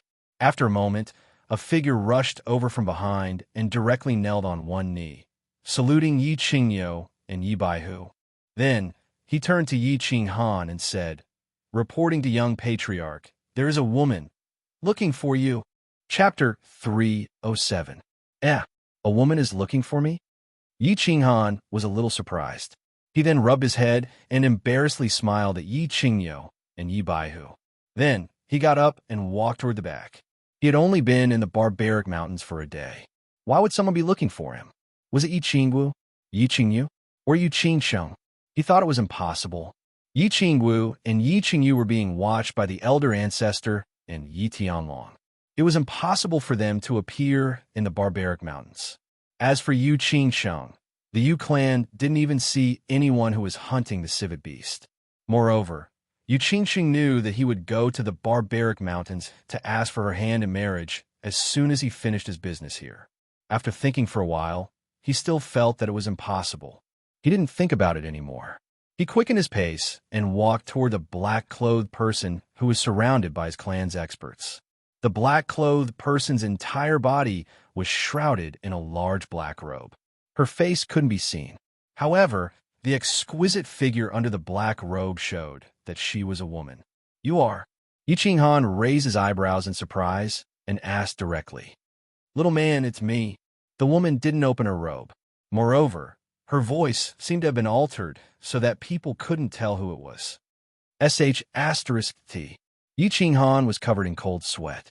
He could easily tell who the voice belonged to. He waved his hand to let the Yi clan's disciples leave.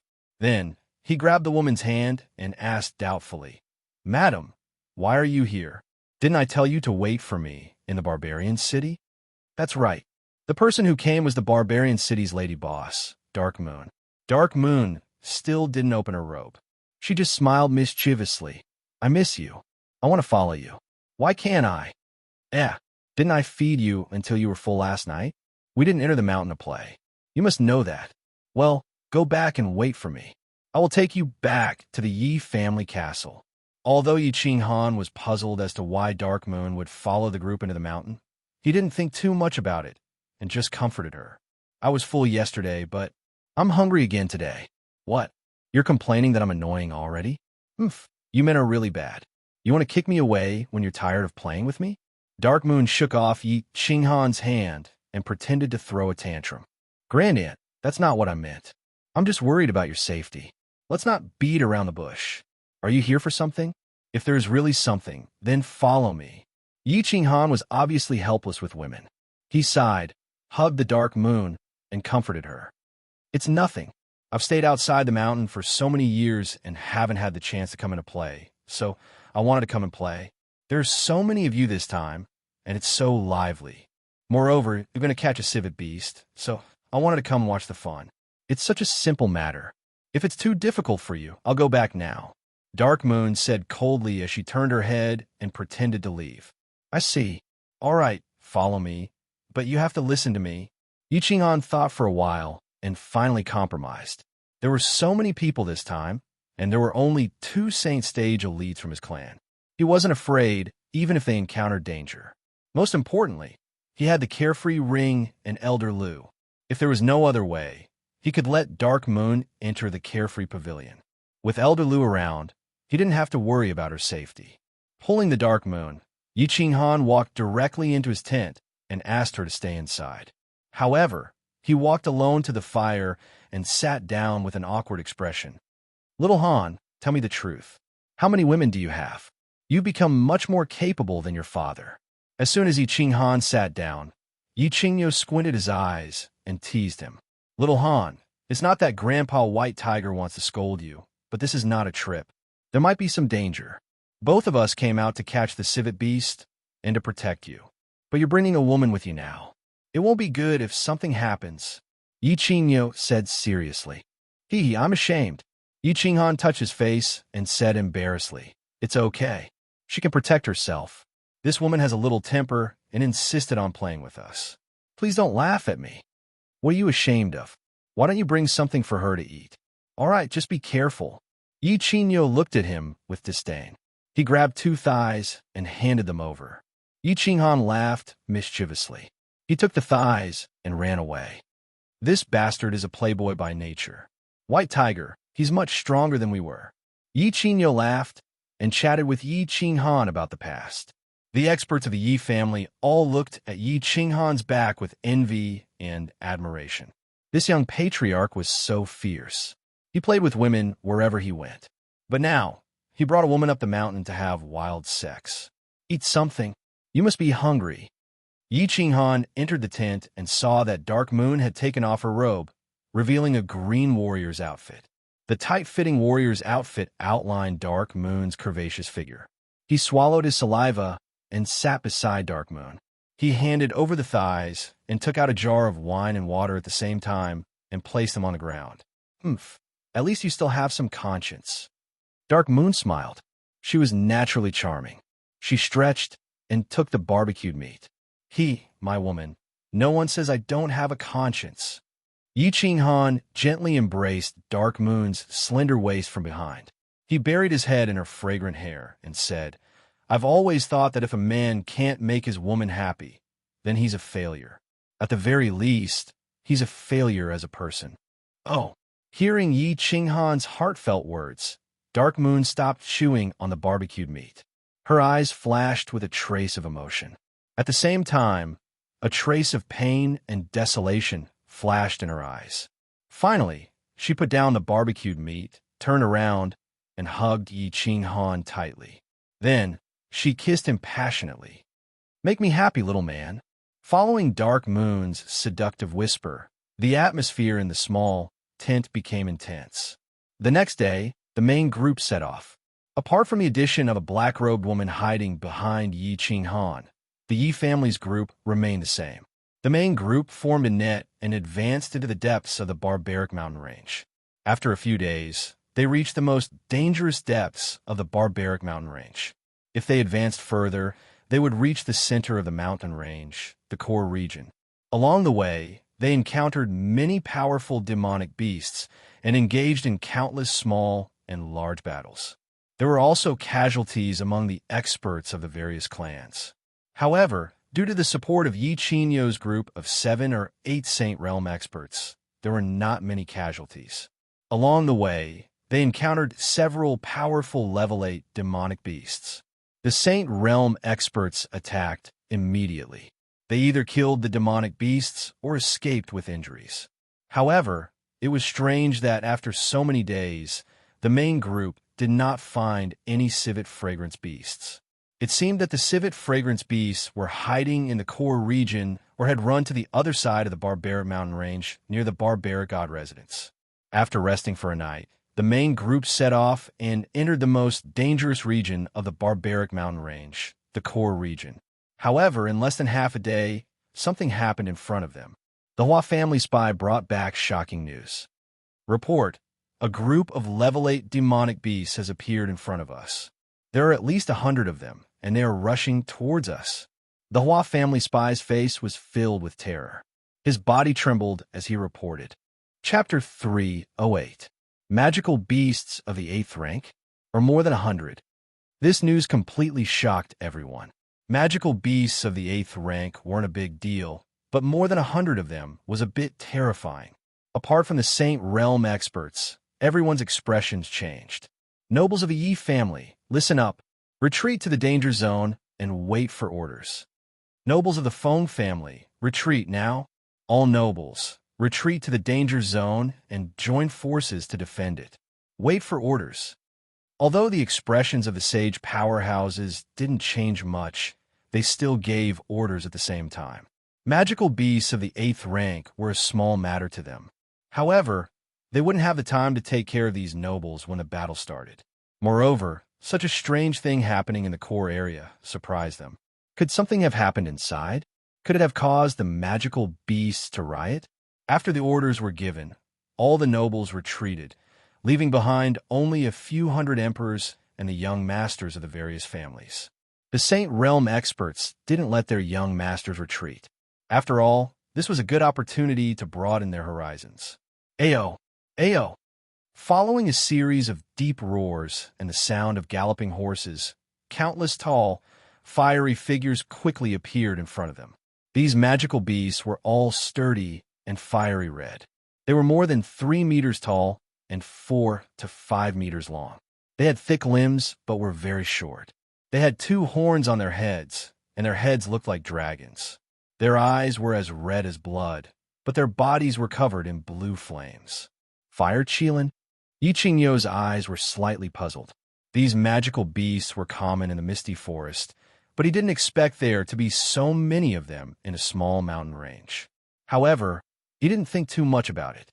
He waved his hand high and ordered the Yi family experts to prepare to attack. Whoosh! The Fire Qilin charged 100 meters in front of the group, accompanied by rolling waves of heat. Countless lights of different colors lit up in all directions. Several light barriers appeared out of nowhere and enveloped the Fire Qilin in front of them. Attack! Yi Qingyo couldn't be bothered to attack a magical beast of this level. Seeing that Yi Baihu had activated his Saint Domain, he began to command the experts of the Yi family to attack. The Fire Scale Beast was a low-tier 8th level demonic beast. Moreover, the White Knight Tiger had activated his Sacred Domain, which would greatly reduce the Fire Scale Beast's movement and attack speed. Letting the family's Emperor Realm martial artists fight, it would increase their combat experience. Kill! Monster, look at my domineering manly wave. Domineering Flame Dragon Wave, break for me. For a time, the Emperor Realm experts of the various clans all took action and fought the Fire Scale Beast. The sounds of battle chi tearing through the air, the angry roars of the Fire Qilin beasts, the shouts of martial artists, and the sounds of explosions came one after another. It was a spectacular scene. Stay here and watch how your man slays demons. Yi Qinghan watched for a while, and his hands began to itch. With a wave of his hand, a 2-meter-long black saber appeared in his hand. He instructed Dark Moon, who was beside him, and nodded at Yi Qingyo. Battle chi surged from the bottom of his feet as he merged with his beast and charged forward. Yi Qinghan had suffered at the Luotian Mountain because he didn't have any martial techniques. After returning to the Yi family's castle, he immediately went to Yi Tianlong's place and copied all the saint techniques of the Yi family. After studying for a long time, he had more or less grasped 2 offensive techniques. Now that he had such a good opportunity to fight, he naturally wouldn't let it go. World-destroying slash. With a heavy leap, he jumped into the air and charged in front of the Fire Scale Beast. Yi Qinghan didn't dare to be careless. He decided to test the strength of this Fire Scale Beast first. He immediately used his strongest attack. In midair, he raised the Slaughter God blade high and slashed down at lightning speed. Green saber waves spat out from the Slaughter God blade and spiraled around it. Finally, it turned into a green fire dragon and charged towards the Fire Scale Beast. Bang! The Fire Scale Beast felt a sense of danger and roared angrily. It turned around and spat out a green flame. The flames on its body also burned brighter. It seemed like it wanted to use the flames it spat out and the defensive flames on its body to resist the fire dragon formed by Yi Qinghan's saber aura. However, Yi Qinghan's fire dragon actually ignored the flames it spat out and directly went through it, smashing into its huge body. A dazzling explosion suddenly sounded, and a huge hole was blasted in the Fire Scale Beast's huge body. The powerful impact sent its huge body flying, crashing heavily into a fire-scaled beast behind it. The fire-scaled beast behind it was smashed to the ground together with it, and it died instantly. This fire-scaled beast looks very powerful, but it's not that strong. Yi Qinghan curled his lips and said disdainfully. The Yi family martial artists at the side all laughed bitterly. You are strong. You have merged with a saint beast, you have a saint weapon, and you have a saint technique. Of course, you won't feel anything.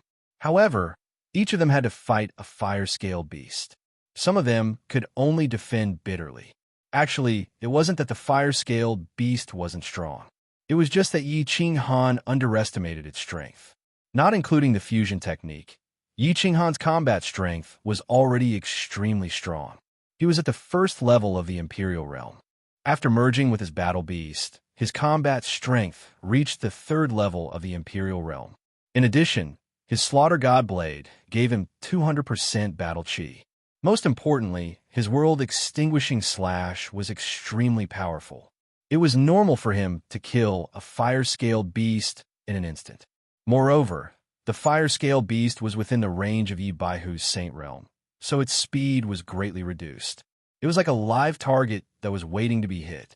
Soul confusion. A bewitching purple light lit up.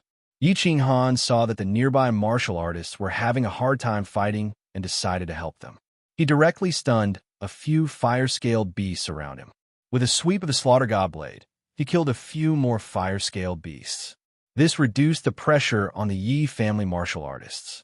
Only then did he face off against a fire-Kirin beast and slowly battle it out, honing his new holy skill. Once Yi Qinghan showed his prowess, the Yi family martial artists relaxed. 2 people and 1 fire-scaled beast started to fight with ease. The situation here made the other martial artists extremely envious. After Yi Qinghan made his move, it was obvious that he didn't have the intention to help them kill the fire-scaled beasts. They had no choice but to fight bitterly. When the other family's Saint Realm martial artists saw that the Yi family's Saint Realm martial artists didn't help, they were too embarrassed to do so. They could only look at their own disciples with resentment. Half an hour later, the group finally killed all the fire-scaled beasts. With the help of the Yi family martial artists, they were able to kill all of them quickly. However, not only did they not feel grateful to the Yi family martial artists, but they also started to despise the Yi family martial artists. Why? Because the Yi family martial artists had killed all the fire-scaled beasts on their side. When they rushed over to help, they specially picked the injured fire-scaled beast to fight. After swiftly chopping up the fire-scaled beasts, they collected the fire-scaled beast's demonic crystal at a speed that was several times faster than killing the fire-scaled beasts. And the one leading them was the Yi family's young clan leader, Yi Qinghan. You said you came to help, and we are very grateful. But couldn't you just kill those who weren't injured? If you killed them, then so be it. Why did the fire-scaled beast fall in the blink of an eye? And when they surrounded it, the demonic crystal was already gone. Bandits! Bandits! The Yi family's bandits are even more ruthless than the Hidden Islands. Although they were secretly cursing, they didn't dare to show it. After all, last night, Yi Qinghan showed his prowess and ruthlessly slapped the Shui family's young master and the Hidden Island's young master. Moreover, they saw Yi Qinghan's ferocity just now. Who would dare to provoke this malefic star? Chapter 309. Fine. I can't afford to offend you. I'll look down on you and curse you. I'll curse you for not having orgasms for a month. Since there's purple, why there's cold? Feng Zi flicked her hair, but the loneliness on her face didn't disappear. Instead, her dandruff flew up. Why do I feel a sense of sadness in my balls? Hua Chao rubbed his nose and had the urge to recite a poem.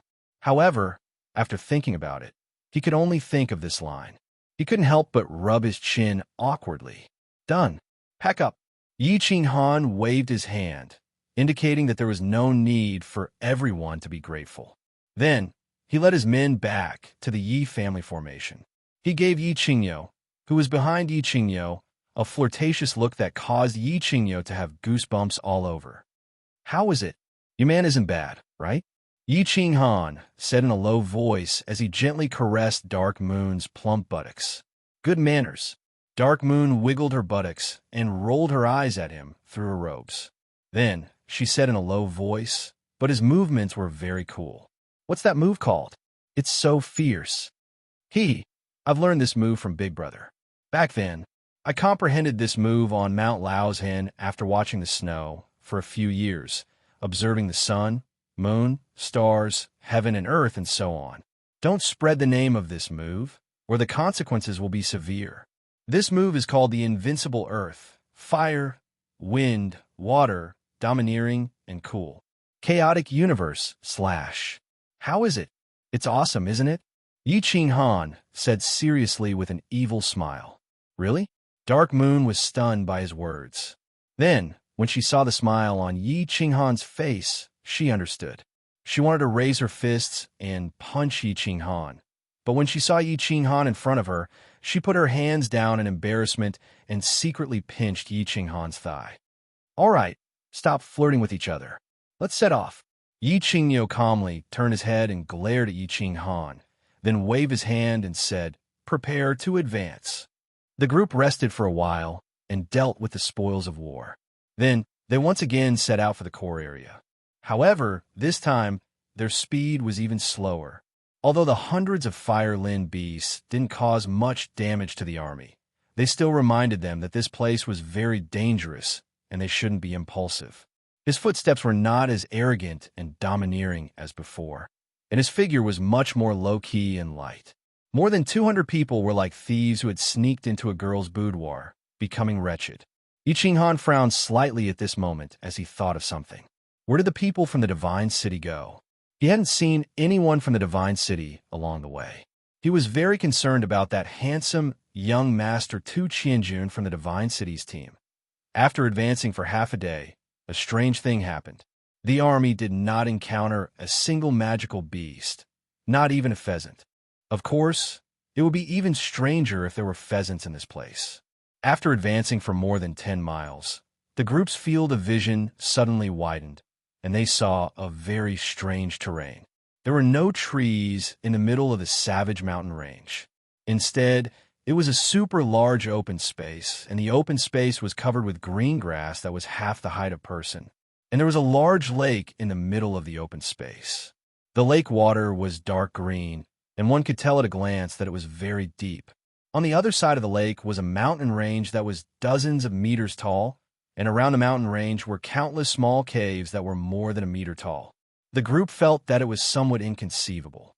There were no terrifying magical beasts in the middle of the savage mountain range, and it was instead a very beautiful scenic spot. This place was very good for traveling and staying for a short while. But who would dare to stay here? There must be a reason for this abnormality. Yi Qingyo and the other old fellows looked at each other and saw the seriousness in each other's eyes. Even with their spiritual senses, they hadn't discovered the presence of powerful magical beasts nearby, and there wasn't even the presence of magical beasts. Wasn't this strange? Yes, there was an aura. In the next second, a faint fragrance overturned Yi Qingyo's thoughts. After being stunned for a moment, he was suddenly overjoyed. He turned his head and opened his eyes to look at a small cave beside the lake. At the same time, the remaining sages also smelled the alluring fragrance, and their faces became filled with ecstasy. Civet beast? That's right, it must be a civet beast. The old fellows immediately determined the owner of this fragrance. Such a fragrance was rarely seen in this world and intoxicated one's soul. If it wasn't the civet fragrance beast, what else could it be? However, the fragrance was like a flash in the pan, disappearing immediately. Even ordinary Emperor Realm martial artists couldn't sense it. Yi Qingyo and the others looked at each other, determination flashing in their eyes at the same time. They were ready to attack. At this moment, there was no sign of the barbarian race, demon race, or God City's troops. If they didn't capture the Li Xiang beast now, when would they be waiting? Although they were puzzled by the disappearance of the barbarian race and the demon race in the Divine City. But it was clear that this was not the time to think about this. Capturing the civet beast was the way to go. Everyone advance. Our target is the third cave in front of us. Everyone be on guard. Advance carefully before we reach the cave. The order was immediately given. They were about a few thousand meters away from the cave. This distance was flat ground, so it was very easy for them to be discovered. Therefore, the group began to move at an even slower speed and more wretched expressions as they advanced toward the cave in front of them. There was nothing wrong with 5,000 meters. 3,000 meters, safe. 1,000 meters, no problem. 500 meters, there was no danger in this place. Why were they so nervous? Looking at the countless caves in front of them, the emperors felt that the sages were a little too nervous. When the old fellows saw that the cave was right in front of them, they also felt that the sages were too nervous. However, they all felt that the road ahead was a little strange. When a martial artist reached a certain realm, they would have a premonition that they could avoid dangerous things in advance. It was just that their premonition had failed. Whoosh! As Yi Qingyo walked slowly, he kept his eyes on his surroundings, keeping his guard up. He was afraid that a powerful demonic beast would suddenly appear. The atmosphere in this place was too strange. It was so strange that it made people's hearts beat inexplicably. The cave was just a few hundred meters in front of them. If they increased their speed, they would arrive in the blink of an eye. However, Yi Qingyo waved his hand, and the Yi family slowed down a little. Everyone stop. Everyone get ready. After taking a few more steps, the uneasiness in his heart grew stronger. He immediately sent a voice transmission to everyone in the Yi family to stop. Yi Baihu stepped in front of Yi Qinghan, protecting Yi Qinghan and Dark Moon behind him. What's wrong? Brother Niu. Once the Yi family members stopped, the other family members didn't dare to move anymore. They all stood on guard. The old fellows sent voice transmissions to each other. Yi Qingyo didn't say anything, nor did he send a voice transmission. He just suddenly closed his eyes, frowned, and listened calmly. Everyone looked around nervously, but the surroundings were still calm. They didn't find anything special. Yi Qinghan held Dark Moon's hand lightly. He wasn't worried at all. What was there to be afraid of? He had a peak heavenly god as his bodyguard. Even if a divine beast came, he would still kill it. At this moment, something strange happened. The wind started to blow. The green grass, which was half the height of a person, suddenly surged with waves in the distance. It was extremely beautiful. However, the crowd didn't have time to admire this delightful scenery. Instead, they turned their eyes to the lake on the left. It was unknown when the calm lake water started to ripple. Then, the ripples quickly turned into ripples, and the ripples turned into waves. Finally, the waves surged over and turned into a tsunami-like giant wave. Everyone, run for your father. Get into the cave, quick. Old friends, we're in big trouble this time. Yi Qingyo's closed eyes suddenly opened. His bull's eyes were even bigger than those of a lion's. He immediately activated his Saint Domain, rose into the air, and roared angrily. Chapter 310. What was going on? Everyone was shocked. However, they could see that the waves were getting bigger and bigger, and that the wind was getting stronger and stronger. A few sage experts flew into the sky with grave expressions on their faces. They knew that something was wrong. Their battle aura surged as they ran forward with all their might. They covered the distance of a few hundred meters in an instant.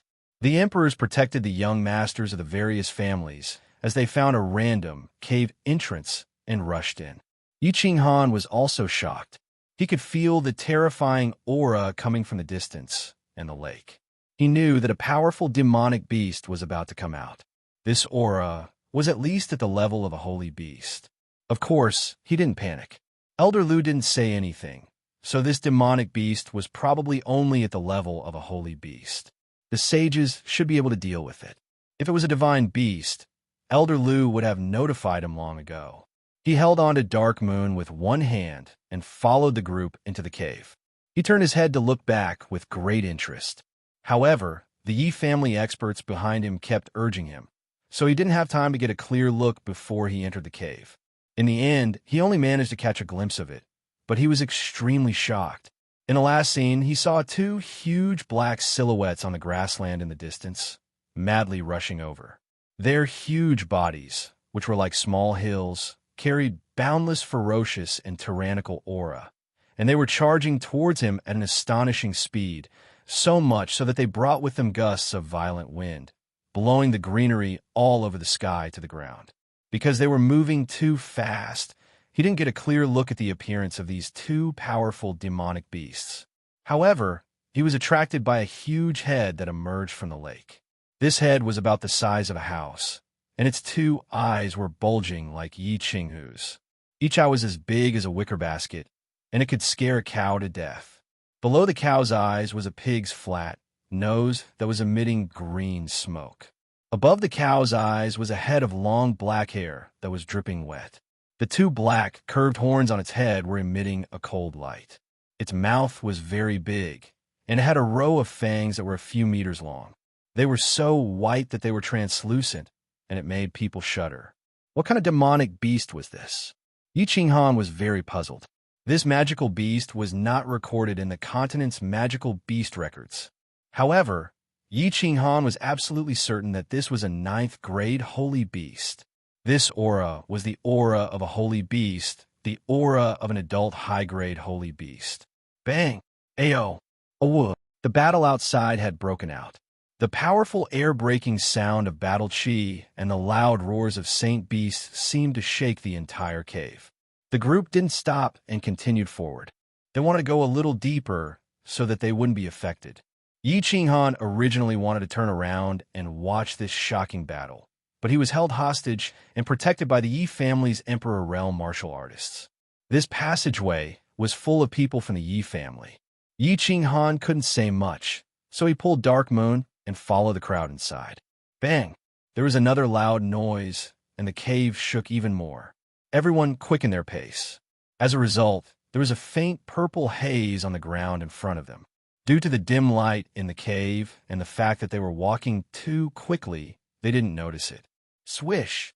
By the time they discovered it, a dazzling purple light flickered. Immediately after, they felt their vision blur and their bodies swayed. Suddenly, they arrived at another passageway. Huh? A teleportation array? Yi Qinghan immediately understood. At the same time, he merged with his battle beast and took out the slaughter god blade. He looked around vigilantly. What is this place? Why is there a teleportation array in the cave? Everyone, be careful. This place is very strange. The Yi family martial artists also came to their senses. They merged with their battle beasts and held their long blades in their hands as they looked around. This was still a passageway inside the cave. However, the light was much dimmer and the passageway was much wider. It could accommodate more than 10 people standing side by side. The cave was very dry, and the air was stuffy and suffocating. There was also a faint fragrance in the air. A faint fragrance? Civet Beast. The eyes of the Yi family's Emperor realm martial artists lit up, and they became energetic. They could wear out iron shoes and find it effortlessly. When they were outside, these Emperor realm martial artists' senses weren't as strong as the Sage realm martial artists, so they didn't notice it. Now that they smelled the fragrance, they were naturally overjoyed. However, Yi Qinghan wasn't happy. Instead, his expression was slightly solemn. He didn't look at the scenery around him or speak. Instead, he closed his eyes and transmitted his voice to Elder Lu. This place is very strange. I feel an inexplicable sense of panic. Elder Lu, check it out. Elder Lu was silent for a while before transmitting his voice over. You are still in the cave. You just touched the teleportation array and were teleported to the long passageway inside the cave. There are many passageways in this place. It's very strange. I can feel the aura of a god and a divine beast. God? Divine beast? Yi Qinghan was shocked. He held Dark Moon's hand even tighter. However, he didn't run away when he saw that Elder Lu wasn't panicking. Instead, he waited quietly for Elder Lu's explanation. Don't make a fuss. I've checked. There aren't any god or divine beasts here. I guess this cave used to be the abode of a god realm martial artist. Just be careful, and you'll be fine. Elder Lu said casually. To him, this was no big deal. Yi Qinghan was slightly relieved. Since there were no god or divine beasts, this place was not dangerous. Then, he transmitted his voice over again. Elder Lu, check where the civet fragrance beast is. I'll go and capture it. I heard that it's a good thing. Civet fragrance beast? Elder Lu didn't seem to care about Yi Qinghan's whereabouts. He probably only released a trace of his divine sense to guard Yi Qinghan. He would only check if there was any danger. Now that Yi Qinghan had asked him, he released his divine sense again. After a while, he said in surprise, "Hee, there are spirit beasts in this dimension? That's strange. All right, follow this path to the left. As long as you can get within 100 meters of this spirit beast, I'll be able to capture it and bring it into the carefree pavilion without being discovered. This is a good thing. You're in luck, lad. Hurry up." Huh. Yi Qinghan beamed when he heard this. If Elder Lu said that it was a good thing, then it must be a good thing. He opened his eyes and said to the crowd with a smile, "Everyone, follow me. Don't wander around. I'll bring you to catch the civet fragrance beast."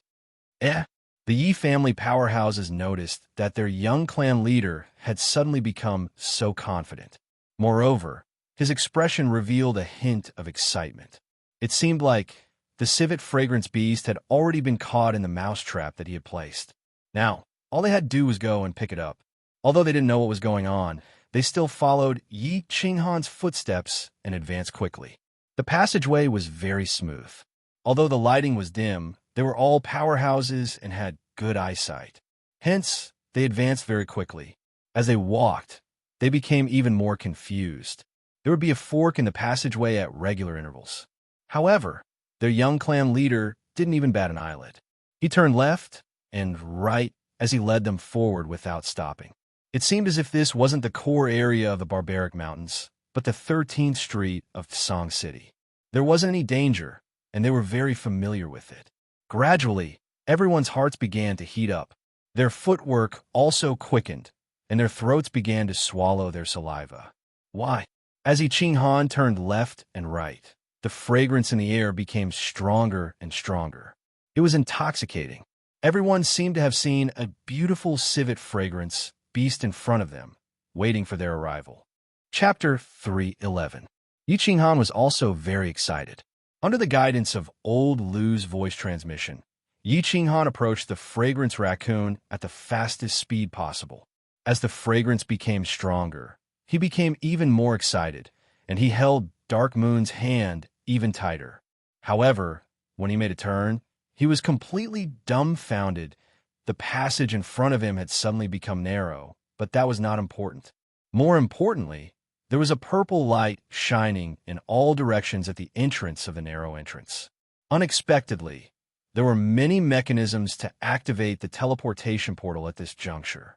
Once they touched them, they would be teleported away again. Elder Lu, what's going on? Yi Qinghan stopped in his tracks and asked curiously. You guys are very unlucky. The teleportation portal here is actually moving. It moved to this junction just before you arrived. Elder Lu explained helplessly. What should we do then? Yi Qinghan was silent for a while. Then, he grinned and said, "Why don't you help me capture it? That's too troublesome. I am not your servant." Elder Lu rejected him immediately. His tone was cold and did not give him any face. "You want me to do everything for you? Do you want me to help you enter the bridal chamber? Moreover, I will be teleported away if I touch the teleportation portal. If I teleport, there will be fluctuations in the energy of heaven and earth. Do you want the entire continent to know that you have a god-tier expert in your spatial ring? Forget it then." Yi Qinghan touched his nose embarrassedly. Elder Lu was his last hidden trump card. Even though he had brought Yi Qingwu into the carefree pavilion, he did not tell Elder Lu about his existence. Hence, he waved his hand helplessly and walked forward. Swish! As expected, a bright light flashed in everyone's eyes. Their bodies swayed, and they appeared in another unfamiliar passage. "Young clan leader, what's going on? I smelled the scent of the Li Xiang beast just now. How we get teleported away again? Yes, what a pity, what a pity. Damn it. We're about to get on the horse, but Aunt Flo is here. What bad luck. Don't be long-winded. Follow me." Yi Qinghan didn't waste any time. He pulled Dark Moon and jogged forward again. He knew that at this moment, there must be countless warriors in the cave, frantically searching for the civet fragrance beast. If someone else got it first, it would be really unlucky. Run, run, run. Yi Qinghan raised his speed to the maximum. Elder Lu told him that there were many passages in the cave, and it was even larger than the maze in the Luotian mountain. Moreover, the Li Xiang beast was now very far away from them. Although it didn't move from its original spot, what if it was accidentally discovered? Wait, there's a group of martial artists up ahead. Elder Lu transmitted his voice once again, causing Yi Qinghan's speed to decrease abruptly. He transmitted his voice to everyone to stop, stay alert, and prepare for battle. Prepare for battle? Everyone tensed up and surrounded Yi Qinghan and Dark Moon to protect them. However, they suddenly remembered that the young clan leader was the most powerful person below the Sage Realm. The young clan leader protected them quite well. Well, even if they couldn't protect them, they could at least be cannon fodder. Thud, thud. Following a series of light footsteps, a group of people suddenly appeared in front of them. All of them were dressed in black and had their faces covered. They suddenly saw Yi Qinghan and the others guarding the passage, glaring at them like a tiger watching its prey.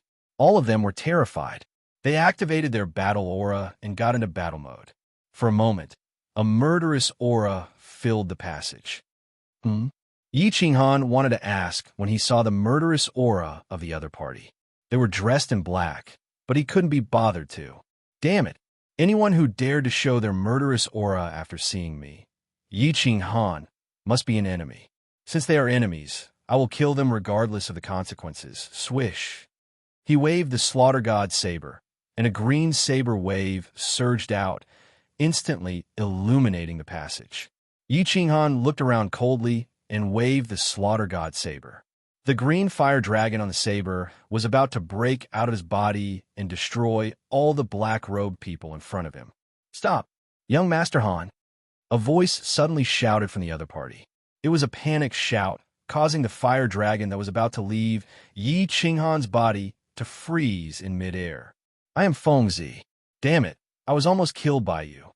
That person hurriedly took off his mask and revealed a bitter expression. He was flustered and exasperated. F***, you idiot. Yi Qinghan cursed angrily and kept the Slaughter God saber. At the same time, he asked his subordinates to disengage from battle mode and went up alone. He said angrily, "Are your eyes not good? Can't you see me? This young master almost let you die at an early age. Idiot. Big brother, you don't know how aggrieved I am." Fengzi smiled bitterly and shook his head. When we were teleported to this cave, we had already fought with a few groups of people. Every time there was a disturbance, we would immediately prepare for battle. We just fought with the demon race, and now we suddenly meet you guys. Of course, we are scared. The demon race is here too. Also, why are you all masked? Yi Qinghan frowned. Under Elder Lu's guidance, he had taken the safe route and did not meet any groups. Not only the demon race, but the barbarian race God City is also here. Fengzi smiled bitterly and said, "Luckily, everyone is looking for the civet beast and did not start a war. If we don't cover our faces, it will be easier for us to fight other groups. I am fishing in troubled waters. All right, did you guys meet the civet beast? Meet my A** guess. Enough nonsense. Let's split up and look for the civet beast. If we meet other groups, don't start a war. Finding the civet beast is more important. Good luck, Run." Yi Qinghan panicked when he heard that so many people were looking for the civet beast. Without another word, he led his men away. Young Master Han, take me with you." Fengzi thought for a while and suddenly realized that it would be safer to be with Yi Qinghan. He quickly shouted. However, Yi Qinghan's men were already far away. After chasing for a few steps, he realized that there were many forks in the road. He could only smile bitterly. Run, run, run. Time was not money, but the civet beast. Of course, Yi Qinghan heard Fengzi's shout. However, he did not have time to care about him. If he brought him along, wouldn't he have to give him a leg when they caught the civet beast? Ignoring the idiot, Yi Qinghan dragged Dark Moon and the rest of the Yi family warriors through the maze-like cave. Swish! Suddenly, a beam of light flashed behind him, causing Yi Qinghan to stop in his tracks. When he turned around, he saw that a Yi family warrior had disappeared with a flash of white light. Be careful. The teleportation in the cave is changing very quickly. If you're not careful, you might bump into a trap and be teleported out. Get your men to get closer. Elder Lu suddenly transmitted his voice, causing Yi Qinghan to panic. These people were the mainstays of the Yi family. If one or two of them were suddenly teleported out and encountered other forces, they might be killed. All of you, get closer and walk together. The teleportation light is changing at any time. If you want to teleport together. It will be safer. Yi Qinghan shouted. His grip on Dark Moon's hand tightened. The Yi family warriors were looking behind them, baffled. When they heard Yi Qinghan shout, they quickly came to their senses. They were about to approach Yi Qinghan. However, Yi Qinghan suddenly saw the expressions on their faces as they looked at him. They became incomparably panic-stricken. It was as if they had seen something very frightening. Yi Qinghan was shocked.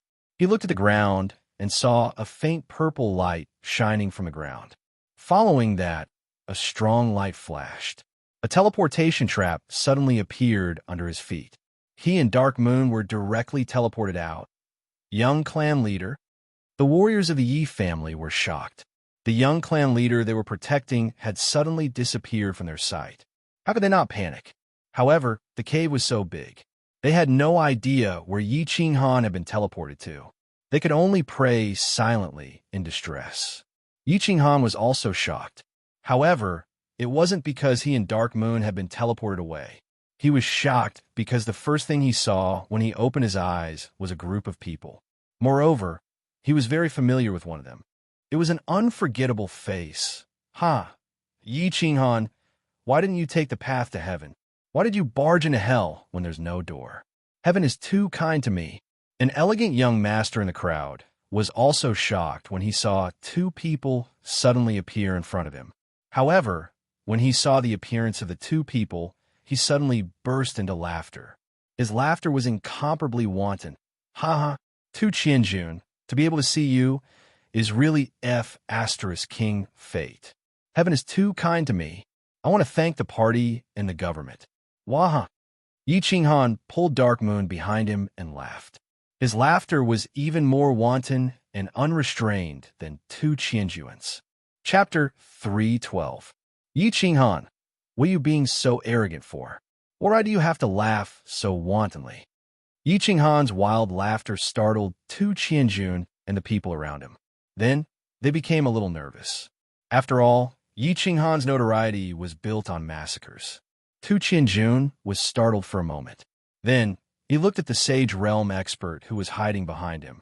He felt slightly relieved and full of confidence. His face turned gloomy as he angrily said, "You still don't understand the situation? Do you think this is still the Tranquil Lake Island? Is there an old thing from your clan here? Today, I want to settle the score with you." When Yi Qinghan heard Tu Qianjuan's blatant threat, he didn't show the slightest bit of fear. Instead, he laughed even more wantonly. After Tu Qianjun finished speaking, he stopped laughing. However, the corners of his mouth still carried an evil and cold smile as he frivolously said, "Young Master Tu, you didn't stay in your divine city, but you actually dared to come out. I, Yi Qinghan, admire you for being a real man. It just so happens that I also want to settle the score with you. Yi Qinghan, this daddy can't stand people like you the most. You've obtained some so-called fortuitous encounters, and yet you're so arrogant.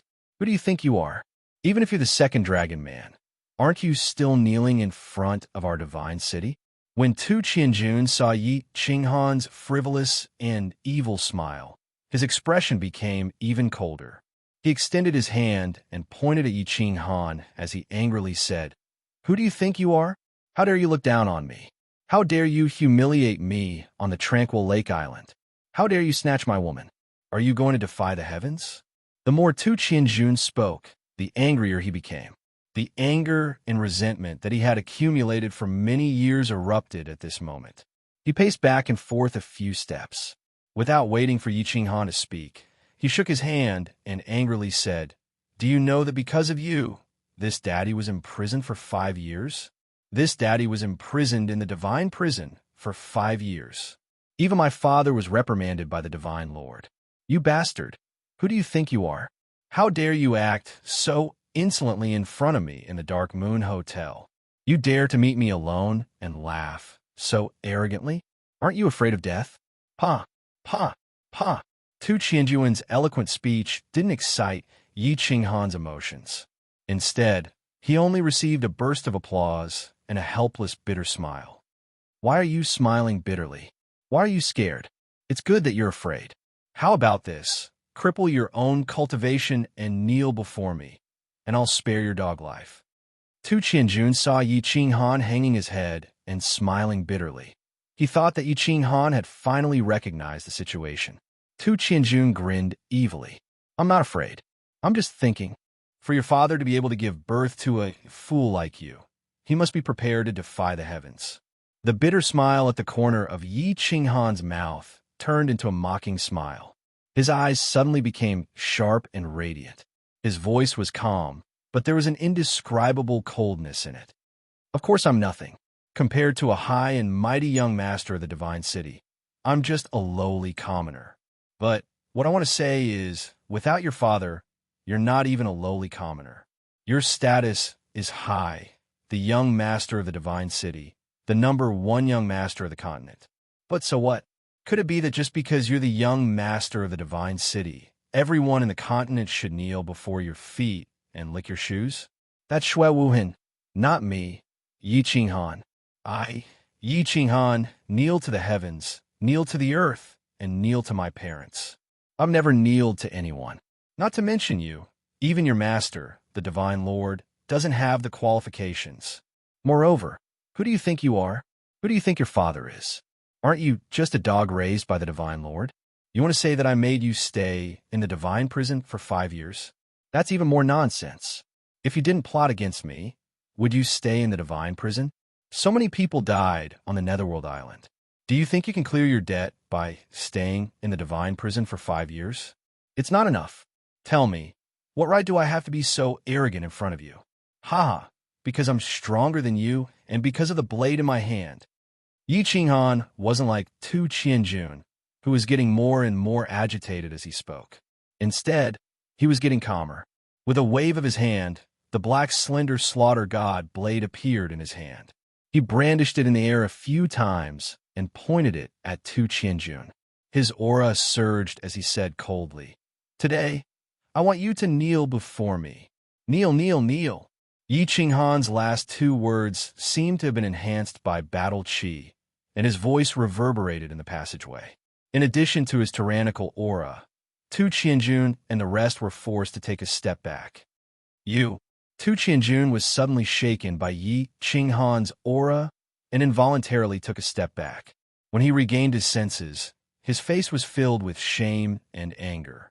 There was a dignified sage and so many experts behind him. What was there to be afraid of? When he looked at Dark Moon, who was behind Yi Qinghan, his face became even gloomier. The corner of his mouth twitched and revealed a trace of cruelty. Yi Qinghan, don't be arrogant with your little strength. Let's see who will kneel today. Yi Qinghan snorted coldly and looked at the golden-robed man behind Tu Qianjun indifferently. He said mockingly, "Isn't there a sage hidden here? I'm not afraid. Let him come out." Huh? Tu Qianjun was shocked. The golden-robed man behind him was also shocked. Yi Qinghan actually knew that there was a sage hidden here. This sage was secretly sent to him by his father. Along the way, he had concealed his aura. If it wasn't a sage, how could he discover him? Tu Qianjuan's eyes quickly flickered. He decided not to hide his trump card anymore. He slowly stretched out a hand and made a strange gesture towards the sky. His palms suddenly emitted a faint light. Then he shouted toward the people behind Yi Qinghan. Yi Qinghan, go to hell. Elder Brother Chun is invincible. A domineering man will kill you. Attack. Elder Brother Chun is invincible. A domineering man will kill you. What's that? Yi Qinghan looked at Tu Qianjun with a baffled expression.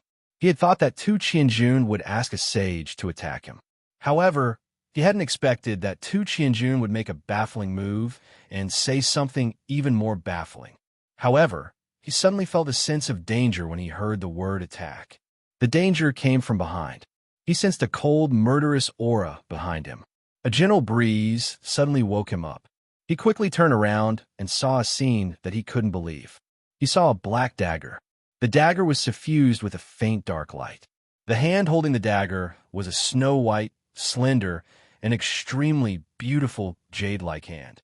In the jade-like hand, there was a familiar face and a pair of ice-cold eyes. Yi Qinghan was in a daze. However, the speed of the dagger didn't slow down. The black dagger stabbed towards Yi Qinghan's chest at lightning speed. The dark light on the dagger became even colder at this moment. If Yi Qinghan had quickly shifted his position, he might have been able to dodge this fatal attack. However, Yi Qinghan didn't move. Instead, he looked at the pair of ice-cold eyes that were getting closer and closer.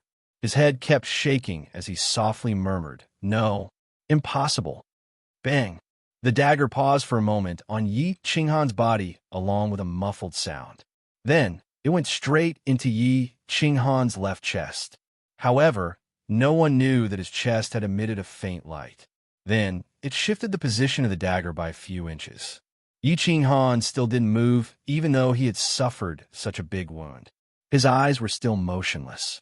He looked at the ice-cold eyes in front of him in a daze. The corners of his mouth exposed a bitter smile. He then asked in a trembling voice, "Dark Moon, why?" Dark Moon's eyes weren't as charming as they used to be. Instead, they were so cold that it made people shudder. She didn't answer Yi Qinghan's question. Instead, she gently pulled out the dagger. Then, she quickly walked towards Tu Qianjun. She then knelt down on one knee in front of Tu Qianjun. She didn't say anything, nor did she turn her head to look at Yi Qinghan. It seemed as if the two of them had become strangers. Why? As Dark Moon pulled out the dagger, blood spurted out from Yi Qinghan's chest. He used one hand to stab the slaughter god blade into the ground so that he wouldn't fall down. He kept covering his chest with his hand, but he still couldn't stop the blood from gushing out. At this moment, he didn't care about the pain in his chest. Instead, he covered his wound and stared at Dark Moon. He kept shaking his head and murmuring. His chest was in pain, but he didn't care about it. At this moment, the most painful thing wasn't his chest, but his heart. His heart was in pain. His heart was in pain. The pain penetrated deep into his heart. Chapter 313. Dark Moon didn't speak, but Tu Qianjun laughed wildly and scrupulously. Why? Dark Moon, tell me why. Yi Qinghan ignored Tu Qianjun and continued to look at Dark Moon in a daze. His hand was still covering his chest, but strangely, the blood didn't flow out. I'll tell you why. Yi Qinghan, I'll let you die knowing. After Tu Qianjun laughed, his whole body felt refreshed, and he was in high spirits. He looked at Yi Qinghan condescendingly, as though he was looking down on all living things. Dark Moon is a secret agent of Dragon City on the surface, but her real identity is a spirit envoy of God City, the most loyal spirit envoy. Our high and mighty God City has ruled the Fire Dragon continent for thousands of years. Do you think that's all we have on the surface? If it wasn't for the Lord God having no intention to unify the continent, there wouldn't be 3 mansions and 1 island. Humph! My father could become the head of the 4 guards of God City because he had countless spirit envoys under him. Ever since I found out that you and Dark Moon had an affair, I started to plot this. Passionate men, in the end, always die heartlessly.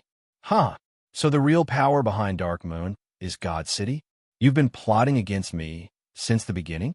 Dark Moon, could it be that the feelings you've shown to me have been fake all along? The bet 6 years ago has always been a trap? I don't believe it, Dark Moon. I want you to tell me yourself. Tell me. The sadness in Yi Qinghan's eyes became more intense. He started to roar hysterically. He didn't believe that it was a gentle trap since the first time he climbed onto Dark Moon's pink bed 6 years ago. Not to mention that Dark Moon had revealed her true feelings intentionally or unintentionally. He was still a worthless piece of trash 6 years ago. It was impossible for him to be noticed by the high and mighty God City. After coming to this world for 21 years, this was the first time he had been betrayed. And the one who betrayed him was the woman he had fallen in love with, his first woman. He didn't care about the pain on his body. He had crawled out of pain all his life. However, This was the first time he had been betrayed in his heart, so he was heartbroken and shattered. Dark Moon still didn't say anything. Even her kneeling body didn't move at all. His face was expressionless, and his eyes were as cold as snow. Roar. Continue roaring. Crazy. Continue to be crazy. Weren't you very awesome just now? Continue acting cool? Ha! The more Tu Qianjun saw that Yi Qinghan was in pain, the happier he became. He laughed out loud, and the gloominess of the past few years was swept away. Ah! Yi Qinghan was infuriated. His eyes flashed with a hint of madness as he roared. He wanted to raise the slaughter god blade and attack with all his might. However, he found that he had no strength left in his body. His battle chi didn't seem to listen to his commands. His body couldn't help but tremble, and his expression changed greatly. Wow, what's wrong? You want to kill me? Ha! Do you realize that your whole body is weak now? You can't circulate your battle chi anymore? Hee, Yi Qinghan, just give up. You are now a complete cripple. Tu Qianjun looked at Yi Qinghan's actions and expression and laughed loudly again. He danced with joy. Our divine city's intoxicated breeze melts the moment it comes into contact with fresh blood. Within half an hour, don't even think about using a single strand of battle chi. How is it? Don't you feel very aggrieved? Aggrieved, that's right. I want you to die a useless death. Why are you staring at me? Are you not convinced? Come and chop me. Come. Yi Qinghan didn't say anything. His expression was still filled with grief and pain. However, he started to transmit his voice to Elder Lu.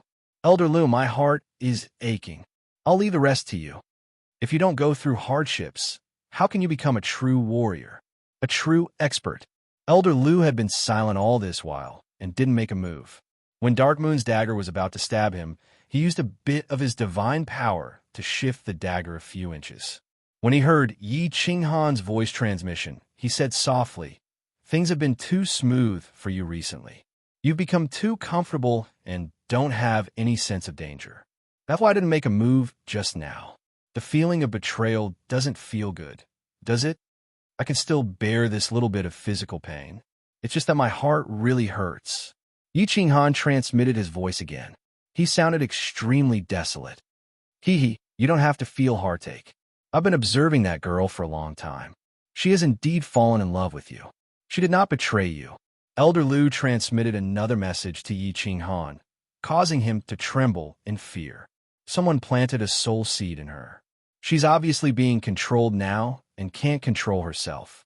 That girl opposite us, the beam of light and the strange words that she said just now, stimulated the soul seed in her head and controlled her body. Brother Chun is invincible, domineering, and manly. Yi Qinghan's eyes flashed with a trace of surprise and hatred. His incomparably lonely and heartbroken heart was now replaced by a bellyful of rage. Tu Qianjun had actually controlled his woman to kill him. This had touched the bottom of his heart. He hurriedly transmitted his voice to Elder Lu. Elder Lu, quickly detoxify me. This poison is too vicious. I can't move. Tu Qianjun, I want to tear him apart with my own hands. Vicious my ass. Do you think that the soul ring on your hand is trash? It's the Soul Emperor's ring. Although the soul ring is damaged, this little poison will be detoxified in a moment. You will be able to control your battle chi in a moment. Elder Lu laughed. Yes, Elder Lu, help me kill that Sage Realm cultivator after I detoxify the poison. I'll deal with the rest. Yi Qinghan's voice was cold, and he seemed to be really angry. Is this your second request? Elder Lu chuckled. Of course not. Aren't you going to protect me? Now that this sage is threatening my life, are you still not going to help me? Are you waiting for me to die? Yi Qinghan, on the other hand, began to practice Tai Chi, of course. He would not use Elder Lu's 3 chances so easily. The last time he used it on the God-slaying mountain, he felt distressed for a long time. Oh, you little rascal. Fine. If you come a little closer, I will be able to help you kill him without alerting the other sage experts in the nearby passageways. Elder Lu had no choice but to compromise. Yi Qinghan was in a good mood. He smiled coldly and looked at Tu Qianjun. Everything happened in the blink of an eye. The conversation between Yi Qinghan and Elder Lu had only lasted for a few seconds. Tu Qianjun felt a little strange when he saw Yi Qinghan lowering his head in agony. Moments later, Yi Qinghan's eyes lit up and he laughed coldly. He did not dare to play around anymore. He turned to the sage expert behind him and said, "Old Yi, go and chop off his legs. Make him kneel." The sage realm expert nodded gently, walked out of the crowd, and slowly walked towards Yi Qinghan. "Young man, don't blame me. Blame yourself for offending someone you shouldn't have." The golden-robed man sighed at Yi Qinghan regretfully. He waved his hand and released a crescent-shaped blade chi. He was about to chop off Yi Qinghan's legs. However, this saber chi was suddenly dispersed by a gentle breeze. The sage expert's eyes suddenly widened, as if he had seen a ghost in broad daylight. His face turned ashen. He saw a green, spiraling blade chi emerge from the ring on Yi Qinghan's left hand. This blade chi was so fast that he did not even have time to dodge it. Moreover, this blade chi was too strange. It ignored the battle chi defense on the surface of his body and pierced into his chest, smashing his heart into pieces. "Old man, don't blame me. Blame yourself for offending someone you shouldn't have." Yi Qinghan returned the old man's words to him and sighed lightly. Of course, his tone didn't contain the slightest bit of regret.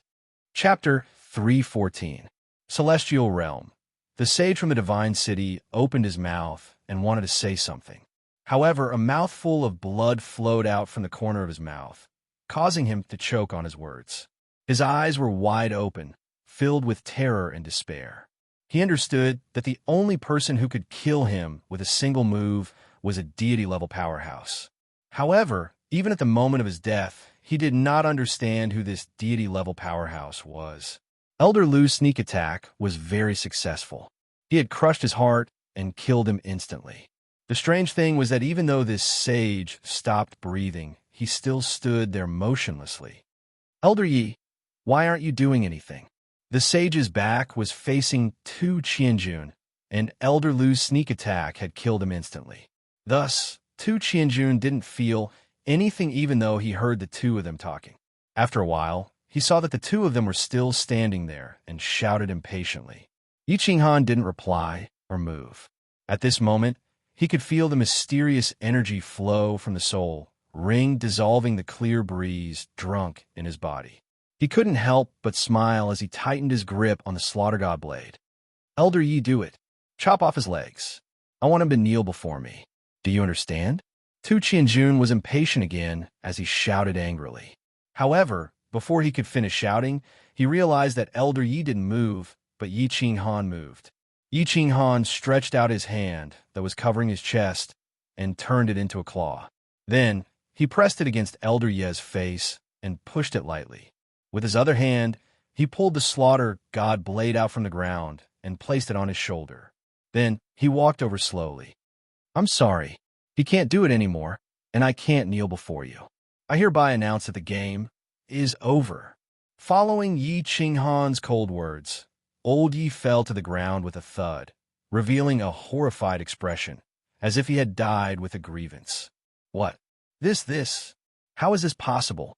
This is impossible." Tu Qianjun was shocked.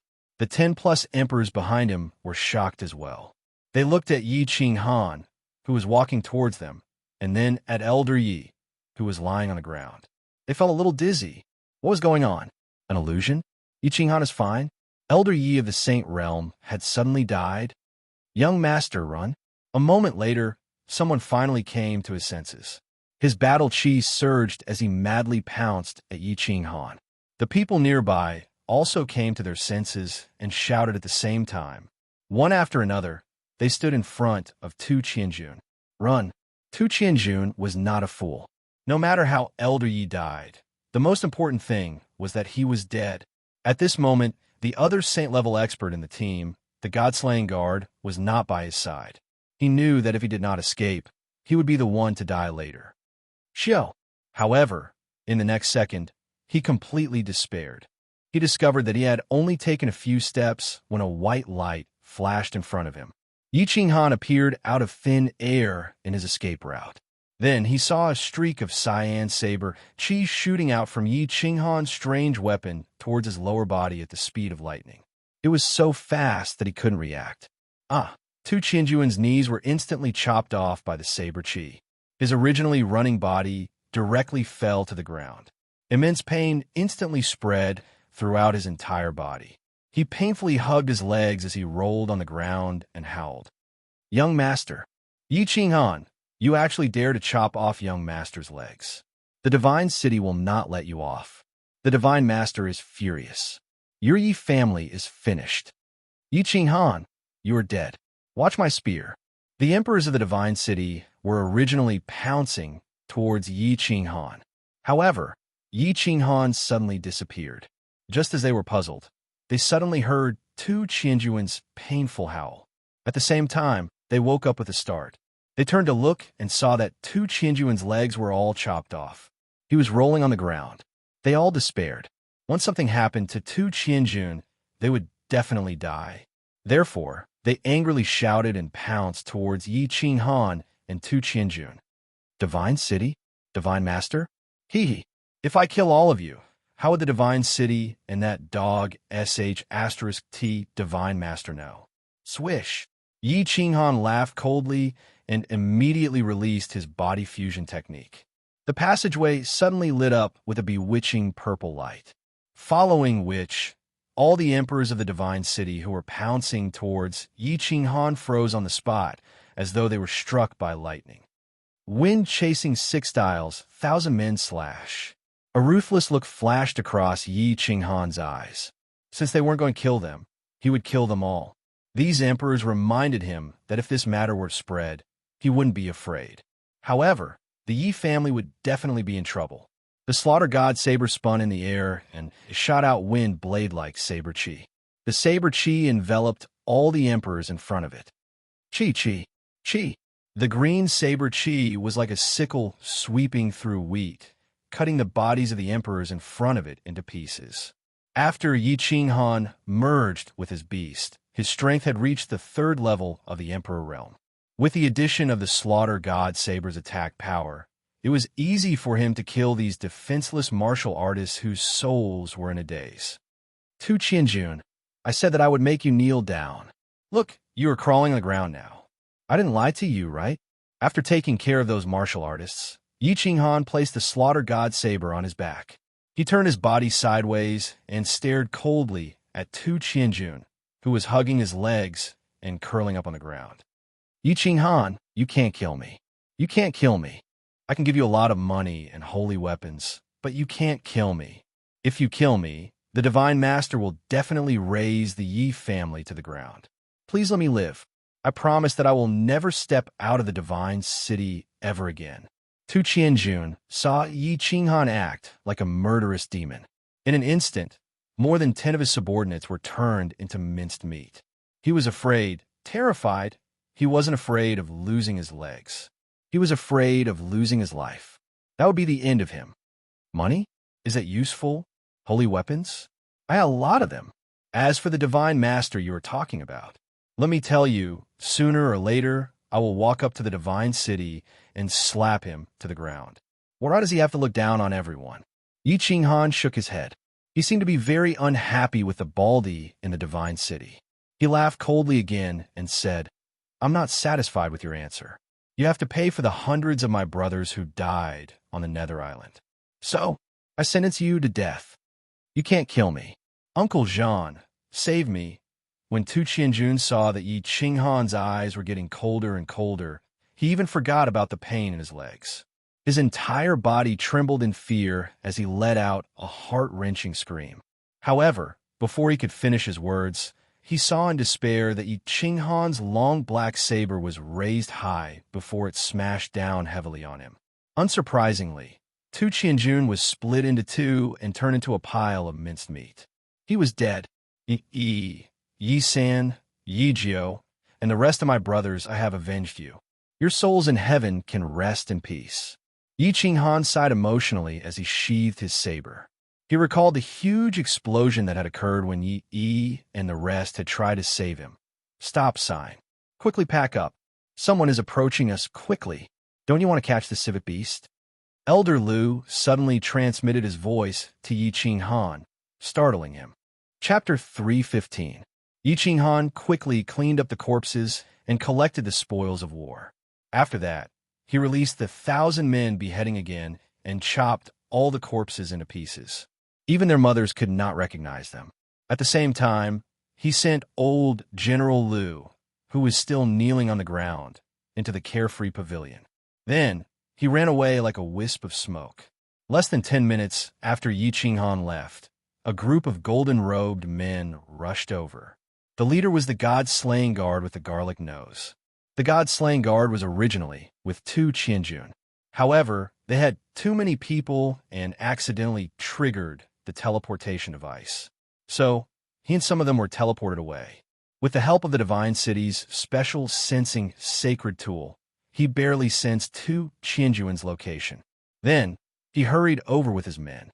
However, when he arrived, he found mincemeat all over the ground. "My lord, its young master and old Yi." A few of his men identified and found a fact that made them tremble. The minced meat on the ground was 2 Qianjun and the rest. 2 Qianjun was dead. Bang! The god-slaying guard breathed out a mouthful of air from his garlic nose. His expression became extremely ferocious, and he punched the wall of the passageway, creating a huge hole in the passageway. When he saw the minced meat all over the ground, he knew that something had happened. Barbarian race and demon race. You old things, you've gone too far. Do you know that? 6 slaying, 7th slaying, 6 slaying, 7th slaying back to the Divine City as soon as possible and send more men over. Damn it, you've gone too far. This time, you've really gone too far. The god-slaying guard quickly gave the order.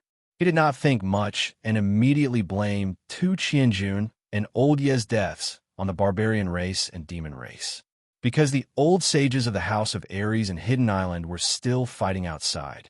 The only people who could kill old Yi were the martial sages of the barbarian race and demon race in the passageway. Chase after them. If you can't find the real culprit, all of you will be buried with him. The god-slaying guard roared angrily.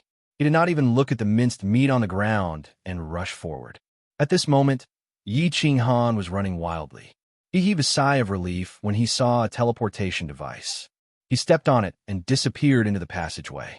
Killing 2 Qianjun was not a small matter. If someone found out about it, this could become a huge matter. At this moment, before he had enough strength and influence, he could not go against the Divine City.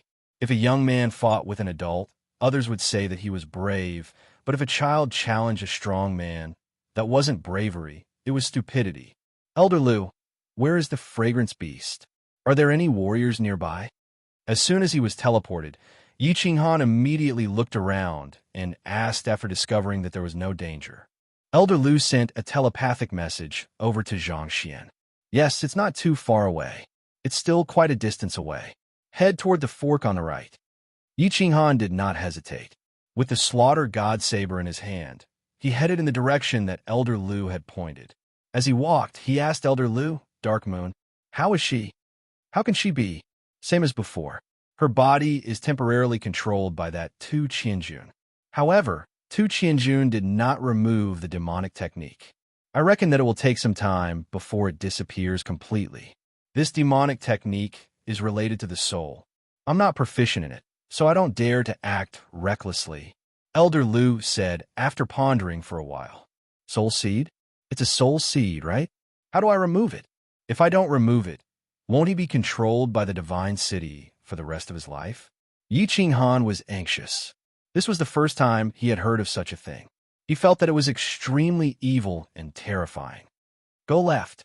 I've already said that I'm not proficient in the soul. I don't have a solution.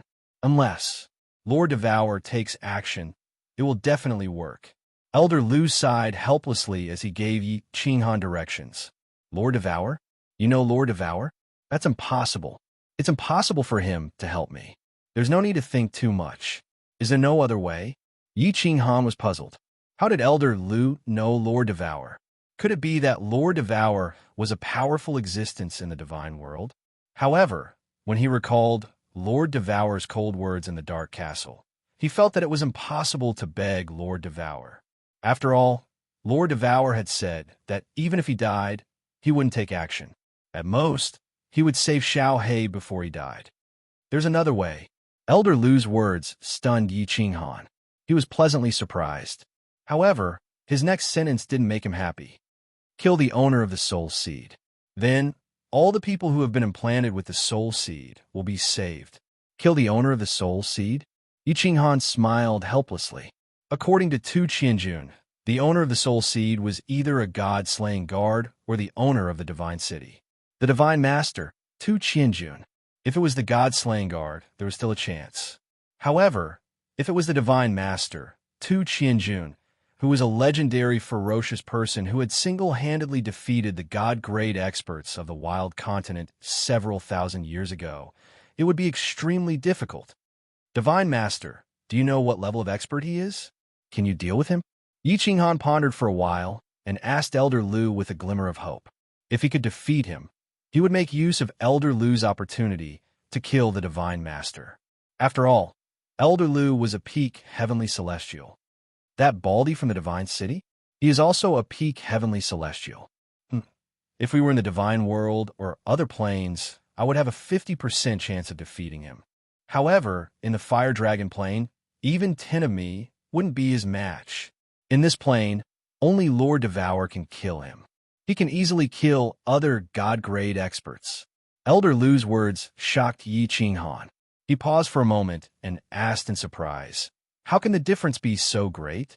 How can he be so strong in the Fire Dragon plane? This doesn't make sense. If they were both at the peak heavenly celestial, Elder Lu would have a 50% chance of defeating him. However, in the Fire Dragon plane, even Elder Lu wouldn't be his match. What was going on? There are many things you don't know. I'll tell you later. Turn left quickly. The spirit beast is not far away. Elder Lu reminded Yi Qinghan. Not far away. Yi Qinghan didn't say much. He increased his speed to the maximum and ran at full speed. Turn left, turn right, turn left. After a while, he stopped again. This time, it wasn't because he had reached the destination or seen the civet beast. Instead, there was another narrow opening in front of him. This time, the narrow opening was filled with a faint purple light. What's going on? Why am I so unlucky again? Yi Qinghan was puzzled. It was fine if it was the first time he encountered such a thing. Now that he was about to reach the destination, it was strange that something like this happened again. It's not that I'm unlucky. I guessed wrong. The mechanism here isn't moving, but hidden. It will appear as soon as someone approaches. No wonder no one has approached the civet beast for so long. So that's why. Elder Lu answered Yi Qinghan's doubts after a moment of silence. What should we do then? We can't just enter a treasure mountain and return empty-handed. Yi Qinghan was helpless. He could only hope that Elder Lu would come up with a solution. Of course, Elder Lu had a solution. After a moment of silence, he said helplessly, "Nonsense. This civet beast can help you enter the Saint Realm quickly. Of course, we can't let it go. All right, I'll use a strand of my divine power to help you break this mechanism." Chapter 3:16. Get closer to it. Don't touch the mechanism. Move your hand closer to it so that it won't cause too much of a disturbance. Elder Lu continued to instruct Yi Qinghan through voice transmission. Yi Qinghan slowly extended his left hand and moved the freedom ring closer to the purple light on the wall. Stop. Don't move. I will take care of the rest. Elder Lu transmitted his voice again. Then, the freedom ring shone with a black stream of air. It flowed out like a black stream and landed on the ball of purple light. Then, the black stream of air quickly spread out on the purple light. The purple light started to flicker continuously. The black and purple colors intertwined, creating a beautiful sight. After a while, the purple light gradually dimmed and the black stream of air shrunk. Finally, it returned to the freedom ring. It's done. Let's go. Yi Qinghan was overjoyed. He quickly took out the Slaughter God saber from the freedom ring and rushed in with his battle chi. Once he entered the narrow passage, the terrain suddenly widened. The further he walked, the brighter it became.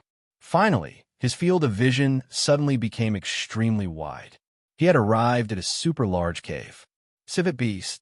At a glance, Yi Qinghan saw a strange magical beast sleeping soundly on a stone platform in the middle of the cave that was paved with unknown white feathers. This demonic beast was only the size of 2 palms. It looked like a mink and a fox at the same time. From head to toe, it was covered in pink fur that emitted a faint glow. There were 3 horns on its head, and it was snoring softly. The 3 horns were swaying continuously. That's right. This is a spirit beast. This spirit beast is considered a treasure in the divine world. It is very beneficial to martial artists below the divine tier. Quickly, get closer to it. If it wakes up, get closer to it as fast as you can. As long as you can get within 10 meters of it, I can help you capture it silently. Elder Lu was so close to this demonic beast that he was even more certain that it was a civet beast. He quickly urged Yi Qinghan in. Yi Qinghan sheathed the slaughter god saber on his back. He did not dare to use form transposition or fly in the air. Instead, he used extremely gentle footwork and a vulgar expression as he approached the civet beast. He was like a thief who had sneaked into a girl's boudoir in the middle of the night.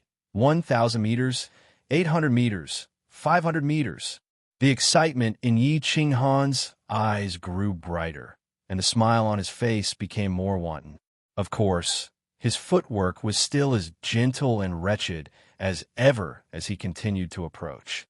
300 meters, 200 meters, 100 meters. Got it. Yi Qinghan looked at the sleeping Li Xiang beast, and the smile on his face widened infinitely. His figure flashed, and without hesitation, he used position transposition and flashed toward the civet beast. Elder Lu, do it. Yi Qinghan immediately teleported to the side of the civet beast. However, he didn't make a move. Instead, he let Elder Lu do it. Squeak. Of course, the civet beast woke up. Yi Qinghan's position transposition had caused a disturbance in the space. No matter how sleepy it was, it still had the most basic of spiritual senses. When it saw a human suddenly appear beside it, its eyes widened instantly. Its 6 legs exerted force at the same time, and its body turned into a sharp sword as it flashed to the right. Too late. At this moment, a stream of air suddenly emerged from Yi Qinghan's freedom ring. This stream of air quickly turned into a translucent giant hand, which directly grabbed the civet beast. Then, it quickly retracted and disappeared into the freedom ring. Nice! Yi Qinghan's eyes were full of smiles. His tensed body finally relaxed, and at the same time, he trembled with excitement. Although he didn't know the specific use of the civet beast, it didn't stop him from analyzing the value of the civet beast from Elder Lu's words. How could something that could quickly help him break through to the Saint Realm be ordinary? One had to know that he was only at the 1st level of the Emperor Realm. His battle aura was still at the 2nd level, let alone his understanding of the laws. Now, he actually said that it could speed up. When Elder Lu said that it could speed up, it had to be absolute speed. Let's go home and hug our wives. Yi Qinghan laughed lewdly. The civet beast had stopped attacking, and he had brought Dark Moon back to Tsang City. Now that the matter was resolved, what was the point of staying here? He couldn't wait to go back and tell this good news to Yi Qingyu and Yi Qingwu. Wait. Yi Qinghan was about to run away, but Elder Lu's words made him stop. You idiot. Why are you in such a hurry? Time is not a problem. Hurry up, there are a few spiritual herbs growing in this cave. Hurry up and pick them. I will teach you how to pick them. They are good stuff for you. There are spiritual herbs? We've struck it rich this time. When Yi Qinghan heard this, his eyes suddenly lit up like an old pervert who had just seen a naked young girl. He quickly followed Elder Lu's instructions and ran around the cave. In the study room of the immortal Slaying Tower, the Slaying God Guard put down the book in his hand uneasily. His right eyelid had been twitching for the whole morning, and his heart was palpitating as if something big was about to happen. At their realm, they were already halfway to the divine realm. Occasionally, there would be some ominous omens in their hearts. But this morning, his heart had been palpitating nonstop. Now his eyelid was twitching, and he finally couldn't calm down. It shouldn't be a big deal. With the Divine Lord in the Divine City, of course, Nothing will happen. Could it be Qianjun? Oh no. Go to the Jade Slip room and check young master's soul Jade Slip. The more Tu Qianjun thought about it, the more uneasy he felt. He decided to check it out so that he could be at ease. All these years, he had been following the Divine Lord and was bestowed with a holy technique to cultivate the soul. His soul cultivation was not bad, so he created a soul Jade Slip for all the important figures in the family. Tu Qianjun naturally had one too. As long as the Jade Slip was fine, Tu Qianjun would definitely be fine. Swish! A moment later, a golden-robed envoy flashed in. He didn't say anything but knelt down. His body was trembling nonstop as he held a Jade Slip with both hands. When the slaying god guard saw the Jade Slip, his eyes suddenly turned scorching hot and then blood red. The corner of his mouth started to twitch, and his body started to tremble gradually. Finally, he waved his hand and sent out a huge golden palm that enveloped the kneeling golden-robed envoy. Bang! A huge energy explosion blasted a huge hole in the study room's wall, and the golden-robed envoy was smashed into meat paste. The powerful shockwave caused tens of thousands of books in the study room to be blown into the air, and paper shreds flew everywhere. Someone passed down my order. All the martial artists in the family who are above the arch class, get over here and wait for my orders. The slaying god guard roared furiously as he flew out of the huge hole and towards the Divine Lord Pavilion in the Divine City. Master, the slaying god guard requests an audience. The slaying god guard had a gloomy expression as he flew to the Divine Lord Pavilion. He knelt down on one knee at the entrance and shouted, Chapter 317. Come in. An indifferent voice rang out. The massacre god guard had a gloomy expression. He didn't care about the surprised gaze of the golden-robed man at the entrance of the Divine Lord Pavilion and dashed into the Divine Lord Pavilion. Master, please help me. Qianjun has been killed. The massacre god guard walked into the study room and saw the Divine Lord reading a book outside the window with his back facing the door. The massacre god guard quickly knelt down and kowtowed to the Divine Lord. The Divine Lord let out a surprised sound and turned his head around slowly. A pair of strange eyes flickered as he looked at the massacre god guard and said, Qianjun is not in the city? Tell me what happened. Didn't the civet beast appear not long ago? I have also reported to you that the civet beast appeared in the barbaric mountain range. Massacre God Wei brought his men over, and Qianjun wanted to follow. I sent Elder Yi to protect him, but something happened. Massacre God Wei's eyes were filled with tears. He had a son at an old age, and this son of his did not disappoint him. He had cultivated to the Emperor realm at such a young age. Although his aptitude wasn't top-notch, it was still not bad. He had hoped that Tu Qianjun would take over his position in the future, but unexpectedly. Wait, let me check. The Divine Lord closed his eyes, and his expression didn't change much. Instead, the tattoo on his bald head seemed to have come to life and started to twist. The massacre god guard looked at the Divine Lord's shiny bald head with hope. He knew that the Divine Lord would definitely take action if he could find out who killed Tu Qianjun. However, the Divine Lord definitely wouldn't let him act recklessly if he couldn't find out who killed Tu Qianjun. How is it? The Divine Lord opened his eyes slowly after a while, and the massacre god guard asked anxiously, I can't find out the exact situation. Everyone is in the center of the barbaric mountain range, and many of them are in that cave. My divine senses can't check the situation inside. The Divine Lord shook his head slightly. Master, how is this possible? Is there a place in the Fire Dragon continent that your divine senses can't check? The massacre god guard panicked when he heard that. However, the moment he said that, he knew that he had said something wrong, and he quickly kowtowed again. Are you doubting my words? The Divine Master snorted coldly, and a look of dissatisfaction flashed in his eyes. When he saw the massacre god guards kowtowing again, he explained after a moment that cave was the abode of a very powerful sky god in the past. The restrictions he set up were very mysterious. If I don't enter the cave, I can't investigate. Then what should we do? When a massacre god guard heard that, he became even more flustered and exasperated. His eyes flickered as he clenched his teeth and said, "Master, can you please take a step forward and investigate? As long as you can help me take revenge, I will forever be your sole slave." Oof. Divine Master 2 was clearly displeased with the bold request of the god-slaying guard. With a cold snort, he turned around and actually said nothing more. Bang, bang, bang. The massacre god guard also knew that his request was too much. However, he was currently dizzy from hatred, so he did not speak. Instead, he kept kowtowing to the Lord God, causing the floor to produce loud bangs. I will make a move.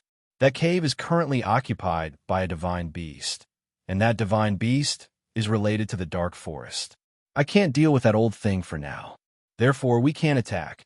After a while, perhaps the pleading of the god-slaying guards had moved the Master God. The Master God actually started to explain. However, as he spoke, he paused again and looked into the distance. Then, he used a very cold tone to ask them to leave. That Tanuki beast should have been captured by someone, and that divine beast is running towards the barbaric mountains from the dark forest. You don't have to beg. It's useless even if you beg. I won't make a move. You can leave now. When the massacre god guard heard the Lord God's increasingly cold voice, he knew that the Lord God had already made up his mind. After following the Lord God for so many years, he was very clear that Lord God would definitely not change his mind once he made up his mind. He kowtowed on the ground again and left in a daze. You can mobilize the people in the divine city. Go and investigate yourself. Once you find out, I will help you. Remember, just investigate and don't make a move. Otherwise, if there's a mess, you can kill yourself. When a massacre god guard was walking out in a daze, a faint voice transmission entered his ears. This made the massacre god guard perk up, and he hurriedly flew towards the immortal slaying tower. A moment later, countless horse carriages came out of the divine city's west gate and rushed towards the east, bringing up clouds of dust. This is the Kirin fruit. Wow, I'm going to be rich this time. Yi Qinghan held a bright and glistening fiery red fruit and swallowed a few mouthfuls of saliva. He took another look and threw it into the unfettered ring. Elder Lu, do you have more? Quick, this place is good. There are so many good things. Yi Qinghan rubbed his hands again and transmitted a message to Elder Lu. In the dark area of the cave, just now, he actually plucked 3 types of spiritual medicine and spiritual fruits that only appeared in books and legends. These spiritual medicine and spiritual fruits grew in a remote area and seemed to be isolated by something. Without Elder Lu's help, Yi Qinghan would definitely not have discovered them. That was why he continued to ask for Elder Lu's help. Elder Lu. Yi Qinghan hurriedly asked in surprise when Elder Lu didn't respond to his transmission. Quick, run. There's a divine beast approaching us. We'll be in trouble if we're discovered. Elder Lu finally transmitted a message over, but it made Yi Qinghan's face change drastically. Divine beast. There's actually a divine beast approaching. There's no need to run. Its divine sense has already locked onto you. You can't run away, just wait here. Listen to my instructions later. Yi Qinghan was just about to run away when he heard Elder Lu's transmission. Damn, locked onto? Yi Qinghan wanted to cry, but had no tears. At this moment, he finally understood why there was such a strange transmission array mechanism in this place. It was clearly to protect the civet beast, and the inexplicable restriction on the spirit herbs and spirit fruits was also set up by someone. Just now, he had a faint suspicion that this cave had an owner. He hadn't expected that his suspicions would come true. He had captured the owner's disciple and taken the owner's spiritual medicine, only to be discovered. Most importantly, the other party was a divine beast.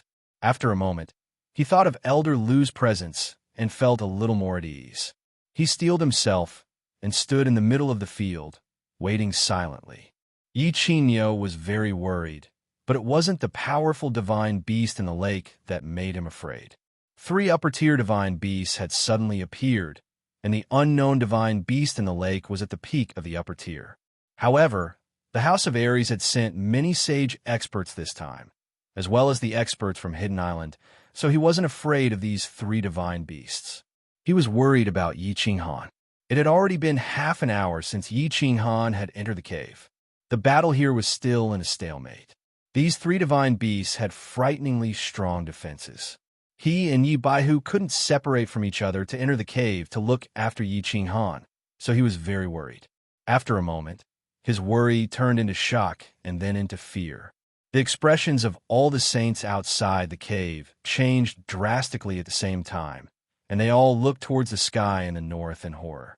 An extremely powerful and suffocating aura came from the northern sky.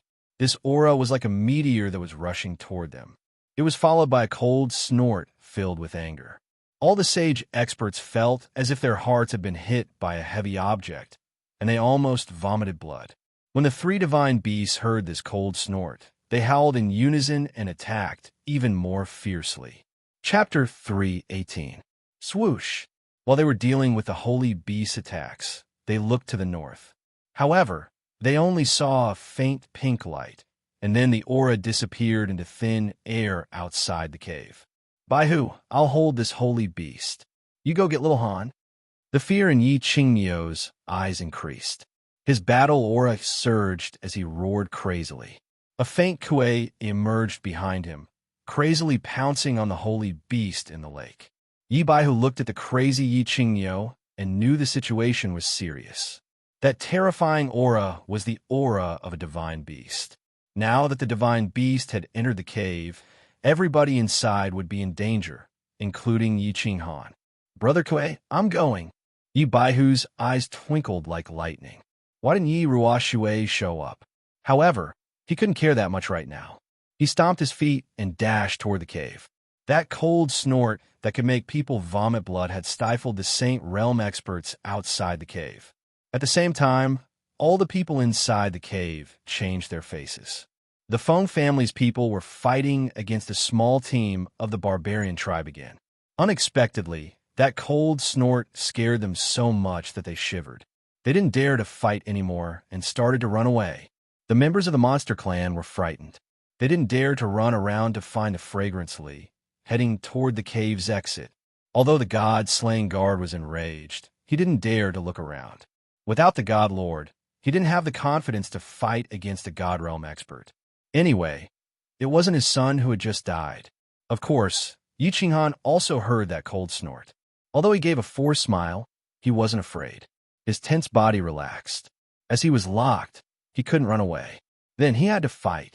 He didn't believe that Yi Ruoxue would let him die. He didn't believe that Lord Devour wouldn't care about him. He didn't believe that old Lu at the peak of Heavenly God Realm couldn't deal with a divine beast. He knew that he wasn't fighting alone. He wasn't the seventh son of the Yi family. He wasn't afraid, Buzz. Along with the space fluctuation, he finally saw the owner of that cold snort. At this moment, a pink figure appeared in the sky above the cave. It was an enlarged fragrance-lee. It had the same appearance, the same pink triangular hexapod. However, this Li Xiang beast was standing, and it was also wearing a pink robe. Its eyes were exactly the same as a human's, filled with cold arrogance. Despicable human, how dare you? The moment this godly beast appeared in the cave, it could not help but look at the stone platform covered in white feathers in the middle of the cave. It saw that the stone platform was empty. It turned its head, and the coldness in its eyes intensified. When it opened its mouth, it actually had the same female voice as Madame Geo in the dark forest. Hee, senior, don't be angry. I just came out to buy some soy sauce and accidentally stumbled into a treasure trove. I'll leave immediately. Yi Qinghan chuckled, rubbed his hands, and said with some shame. When this godly beast heard Yi Qinghan's words, the coldness in its eyes turned into anger. Its whole body surged violently, and it directly pressed down on Yi Qinghan's body. It said angrily, "Lowly human, you can't go anywhere today. Kneel down." When this wave of aura fell on Yi Qinghan's body, Yi Qinghan suddenly felt as if a divine mountain had collapsed. His body suddenly bent, and he almost fell to the ground. However, at this moment, the Xiaoyao ring suddenly emitted a stream of air and entered his body.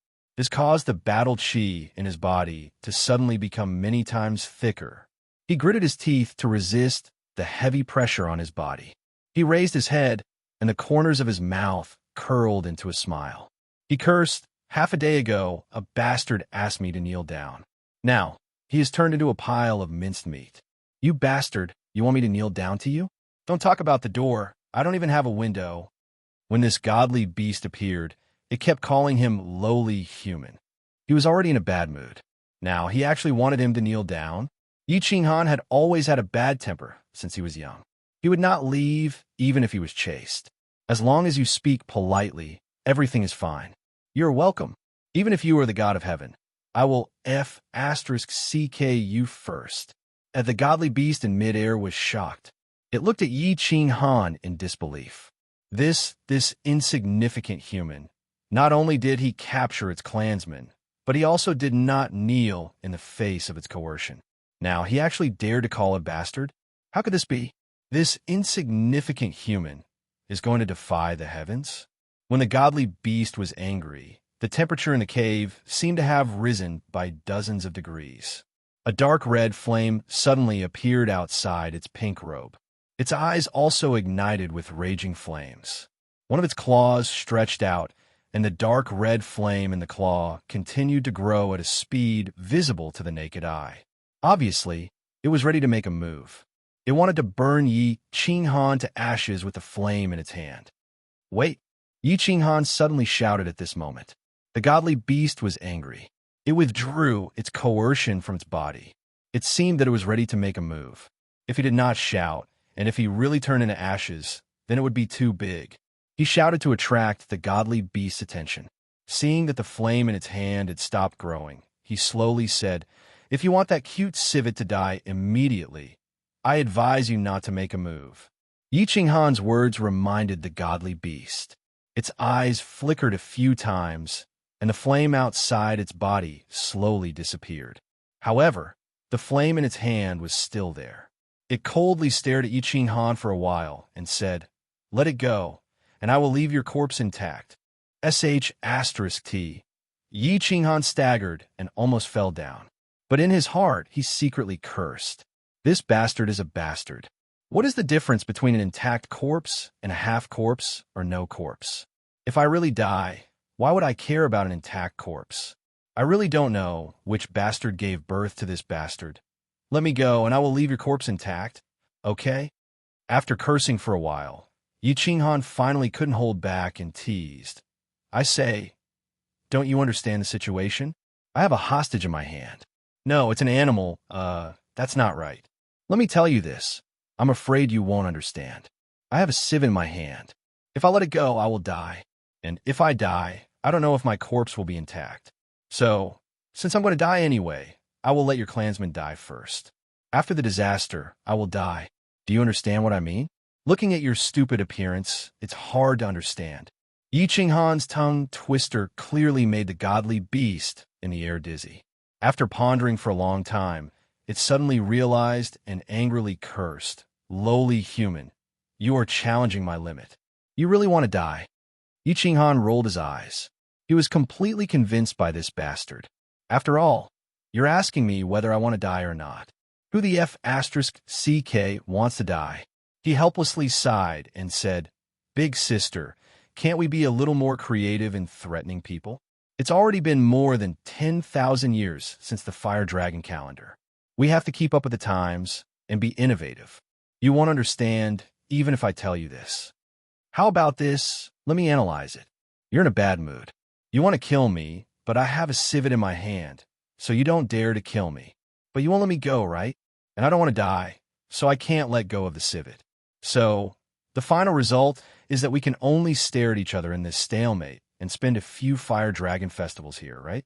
Yi Qinghan's tongue twister once again turned the godly beast's face green. However, as Yi Qinghan said, it really didn't dare to make a move against Yi Qinghan, because this civet was very important to it. Moreover, it had searched all of Yi Qinghan's places but didn't find the civet. It could feel that the civet was still alive, but it didn't know where, so it hesitated. Chapter 319. Of course, it had checked Yi Qinghan's 2 rings, but it was obvious that its thinking had gone astray. It thought that Yi Qinghan was such a small human being, and it would be considered heaven-defying if he had a space ring at most. The space ring could not store living things, but the Li Xiang beast was still alive. Moreover, Yi Qinghan's increasingly unscrupulous attitude made it even more suspicious, so it did not dare to make a move. "Let it go, and I'll let you go." After thinking for a long time, the mythological beast finally suppressed its anger and said in a low voice. It finally figured it out. Since it wanted to save the Li Xiang beast, it could not kill Yi Qinghan at this moment. Moreover, its subordinates were still fighting outside. It wanted to let Yi Qinghan live for a while longer, and then vent its anger on other intruders. Originally, it thought that the Li Xiang beast was staying in the cave, and with the protection of the transmission portal, nothing would happen to it. Therefore, it used its divine sense to sense that there were many warriors in the barbaric mountains, but it did not care. It continued to reminisce with its old friends in the dark forest, but it did not expect that the Li Xiang beast would suddenly disappear from the cave, so it rushed back as fast as it could. Still not good. Yi Qinghan also had a headache. He had encountered a mythological beast, and it seemed that this mythological beast had a close relationship with the Li Xiang beast. It would be a pity to let it go, but if the Li Xiang beast still wanted to kill him, then it would not be worth it. You are challenging my bottom line." The mythological beast was so angry that its whole body slightly trembled, and the flames once again appeared, encountering such a human. It could not help but burn with lust. How about this? Let me go." Yi Qinghan thought for a while, and very seriously said, "Let me bring the Li Xiang beast back to play for a while. This small beast is very cute, and I like it very much. Don't be angry. I have one of my biggest strengths, and that is I absolutely keep my word. You can rest assured. You are courting death." The mythological beast finally could not bear it anymore, and its body once again emitted flames, preparing to attack. Wait a little longer. When Yi Qinghan saw this, he immediately waved his hand to stop the mythological beast's impulsive behavior. He nodded seriously and said, "Let me think for a while. Just a little while. You rest for a while first. I'll be done right away." After saying that, he closed his eyes and appeared to be in deep thought. However, the godly beast was angered by him. It was as if it was having an epileptic fit. After enduring for a long time, it was finally able to swallow its anger. Her pair of fiery red eyes stared fixedly at Yi Qinghan, like an old woman burning with lust seeing a handsome young man. She couldn't wait to eat him alive. Of course, Yi Qinghan was not deep in thought. He was transmitting his voice to Elder Lu. Old dear, what should we do? This problem is a little difficult. This mongrel bee's strength is not low. I can see that. If it wasn't strong enough, I would have gone up to chop it up. Of course, this was nonsense. The problem was how to do it. Should we release the civet beast? But what if it wants to kill us again after we release it? There are still the children of the Yi family and my 2 old men outside. If something happens, it will be difficult. Release it? No way. You don't know the civet beast, but it molts once every 1,000 years. After 3 molts, it can become a mythological beast. The civet beast that we caught is about to molt for the first time. You don't know that its molted skin is a treasure of heaven and earth. It contains pure energy and the laws of space, wind, and fire. If you refine one piece, you will be able to break through to the saint realm. Do you think we can release this civet beast? Damn, why didn't you say so earlier? I won't release it even if you beat me to death. That's it. We can't release it. We don't need to think about it anymore. We can't release it. The problem is how to solve this problem. Simple. You kill this mongrel beast, and we will make soup. You take 40%, and I will take 60%. F*CK. You brat. Can't you be a little more serious? I can kill it, but it will cause a huge commotion. Then, my existence will no longer be a secret. You will be in more danger in the future. I don't care. I will fight for the saint realm. Old dear, are you at the peak of the heavenly god realm? Why are you so timid?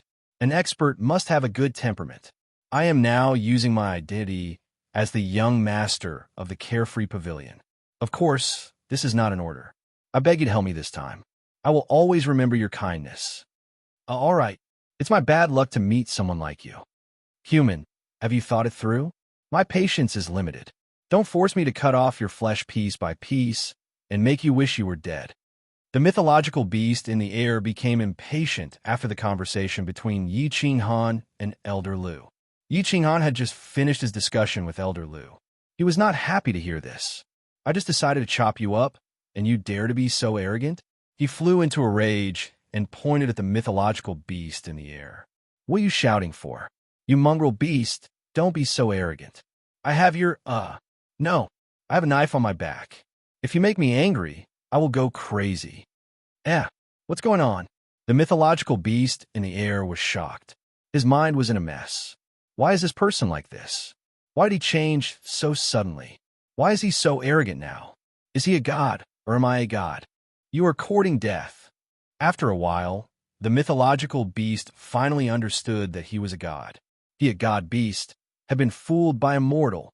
This was intolerable. The mythological beast's aura surged, and the flame in his hand soared. I will ask you one last time.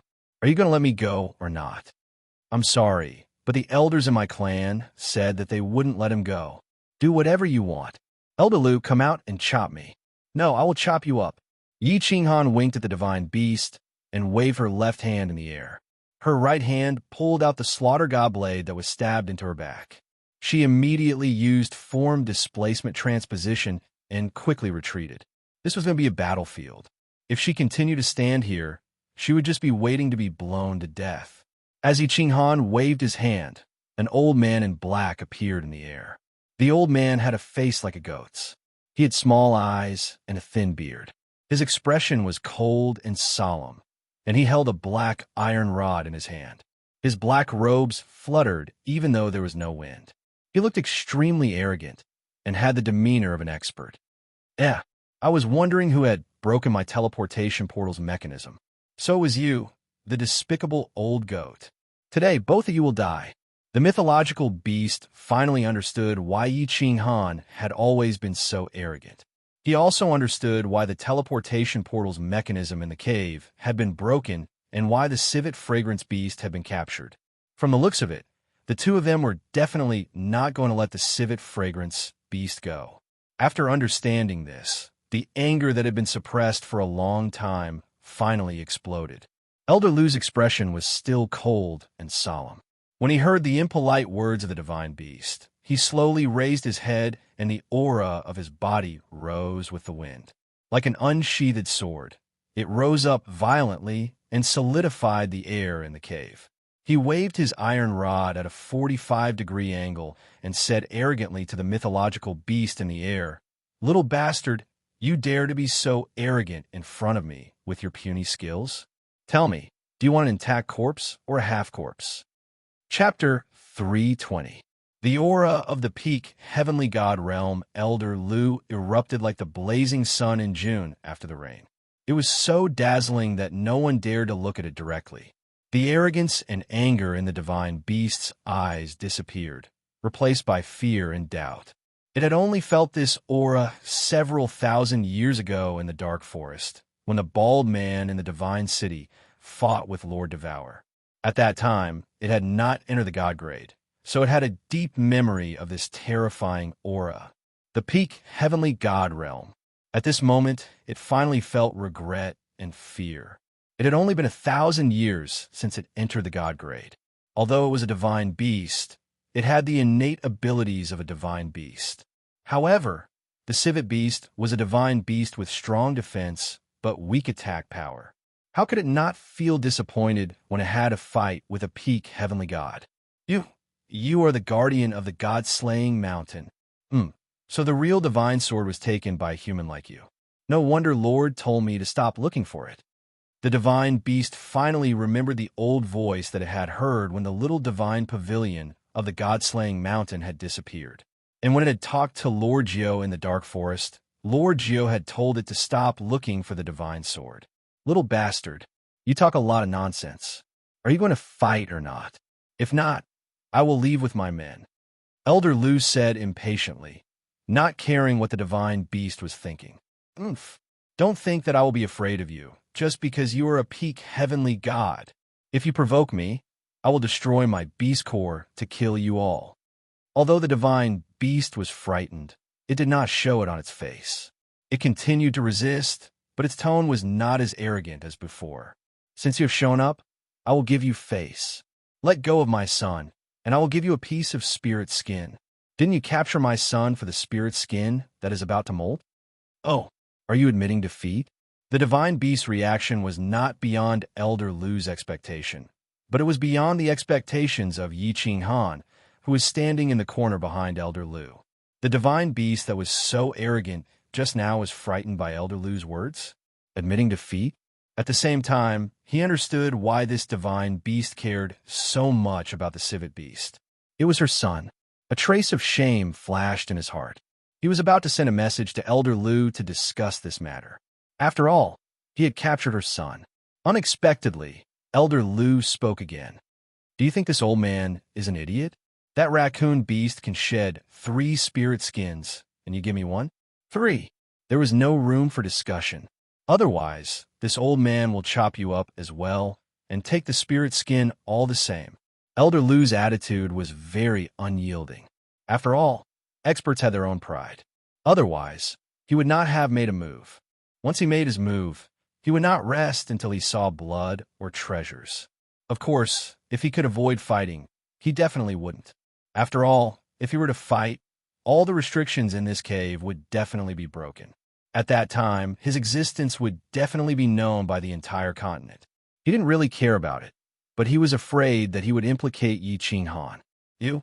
2 pieces. If you have more, I'll start a war."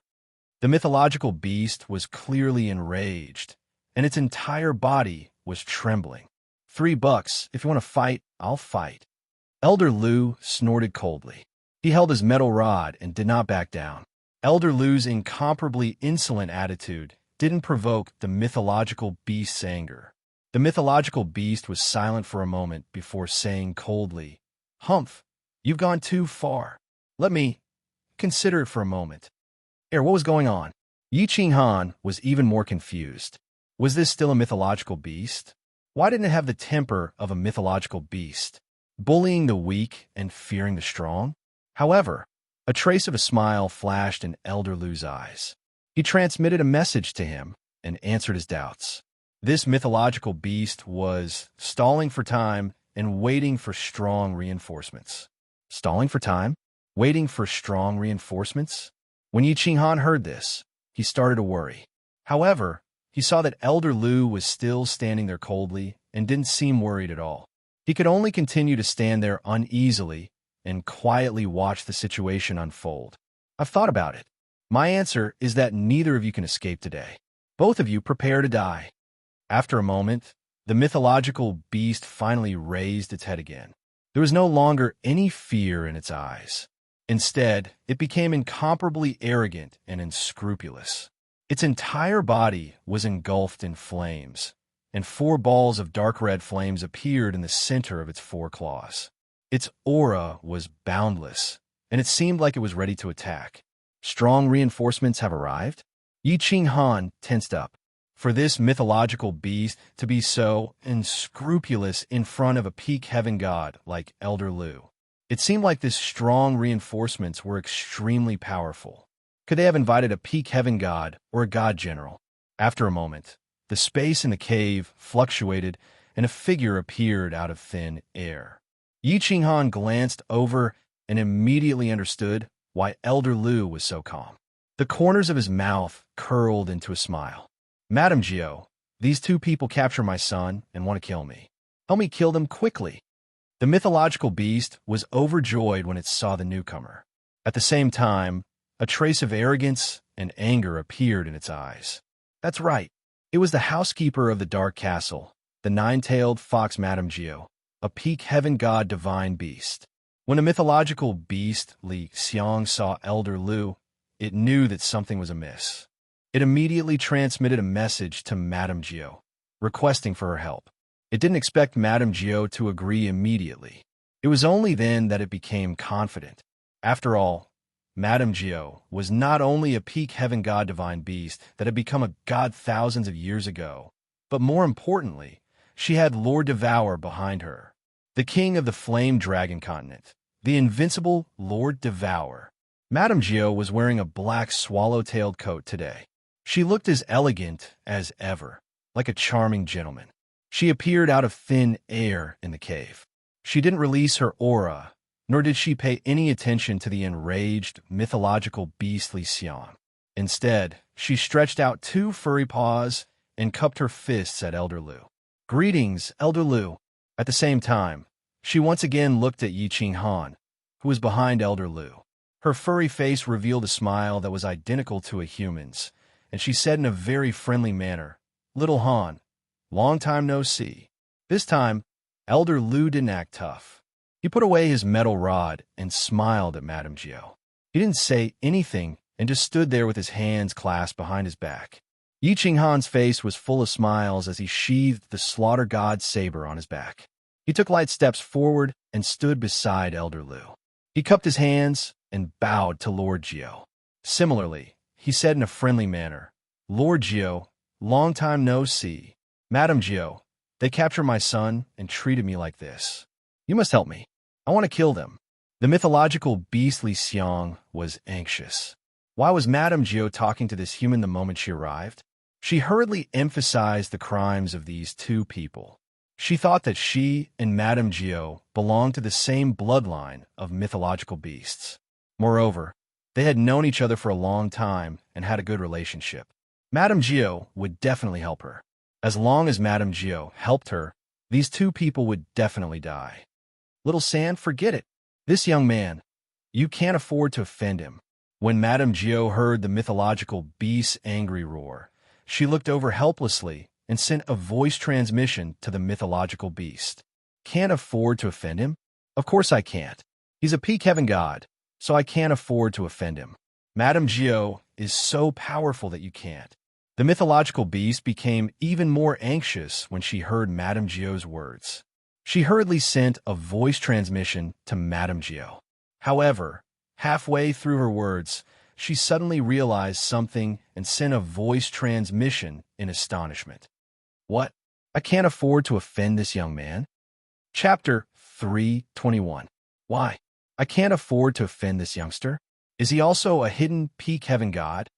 Divine Beast Little 3 asked again, feeling even more incredulous. Miss Gio chuckled, glanced at Yi Qing Han's thin body, and transmitted her voice again. "No, this youngster isn't awesome, but his battle beast is awesome. He is the master of Lord Xiao He that I've told you about. If you still want to kill him, then go ahead and kill him." "Lord Xiao He's master? Miss Gio, you must be joking. Even if you gave me 100 guts, I wouldn't dare to touch him." Hearing this, Little San's expression abruptly became incomparably bashful and unsightly. She was like a resentful wife who didn't dare vent her anger, feeling extremely wronged. What a joke. Lord Xiao He's master, the master of the soul-devouring beast. She wouldn't dare to touch him even if she had 10,000 guts. When she was still a saint beast, she saw with her own eyes a few powerful divine beasts in the dark forest challenge Lord Devour, and in the end, they were smashed into meat paste by Lord Devour. Now she wanted to kill Lord Devour's nephew. However, when she thought of her son, the civet fragrance beast, she couldn't help but become even more embarrassed, looking at Miss Gio with an even more resentful and wronged expression. Hee hee. Miss Gio looked at the civet fragrance beast and smiled. She turned her head, looked at Yi Qing Han, and said softly, "Little Han, I want to discuss something with you." "Miss Gio, please speak." Yi Qing Han had seen Miss Gio and the civet fragrance beast exchanging flirtatious glances just now. He was still wondering if these two had some kind of adulterous relationship. Could it be a lesbian relationship? Noticing that Miss Gio suddenly looked at him, he hurriedly said with an awkward smile, "Give me some face and release the civet fragrance beast. How about I ask Little 3 to give you 2 pieces of spirit skin? She also wants to give one to her son when he tries to break through to the god level." Miss Gio, of course, didn't know about Yi Qing Han's dirty thoughts at the moment, and stated her intention. She also had some understanding of Yi Qing Han. Since this brat had already caught the Li Xiang beast, he definitely wouldn't be willing to give it up for nothing. She might as well act as a peacemaker. What she did was like pushing the boat with the current to give Yi Qinghan and Xiaohe a favor. Of course, she didn't violate Lord Devour's rules. After all, the civet fragrance beast was caught by Yi Qinghan. If he hadn't come, Yi Qinghan would have been able to capture the civet fragrance beast. Little San? Hearing this awesome name, Yi Qinghan looked at the civet divine beast thoughtfully. He thought in his heart, no wonder this divine beast is so stupid and has such a bad temper. It turns out to be a mistress. He chuckled and nodded without much hesitation. Since Lord Jiu has spoken, how could Yi Qinghan dare to disobey? That's good. Little San. Lord Jiu was satisfied with Yi Qinghan's attitude toward her. She smiled elegantly, then turned to look at the civet divine beast. The civet fragrance divine beast forced a smile, knowing that it was doomed. In terms of competence, it couldn't compete with the other's bodyguard. In terms of influence, it was even more shameful. Its backer was the butler of the other's backer. Light flashed on its body, and two translucent, palm-sized, pinkish skins appeared in its hands. With a wave of his hand, he threw it towards Yi Qinghan. Yi Qinghan was thrilled. He caught them and found that these two spirit skins were not only radiant, but also had a thick aroma that was even better than the civet fragrance beasts. At first glance, he knew that they weren't ordinary items. He looked at old Lu, who nodded affirmatively. Then, he put the two spirit skins into his unfettered ring. At the same time, he touched the unfettered ring, and a civet fragrance beast as big as two palms appeared in the air. Squeak, squeak. When the civet fragrance beast appeared, it looked around in fear. Finally, it discovered the civet fragrance divine beast in midair. With a so sound, it jumped into her arms and hit its head. It was obviously frightened. The matter is settled. I should take my leave. Old Lilhan, we shall meet again. Lord Jiu smiled slightly. Then, she gracefully bowed and disappeared from the cave. Now that the matter has been resolved, I should take my leave. Xiao-san, I'll come visit you again when I have time in the future. Yi Qinghan was also in a good mood. He gracefully mimicked Lord Jiu and bowed. Humph, what's the saying of you humans? That's right, never to see each other again. In the future, never to see each other again.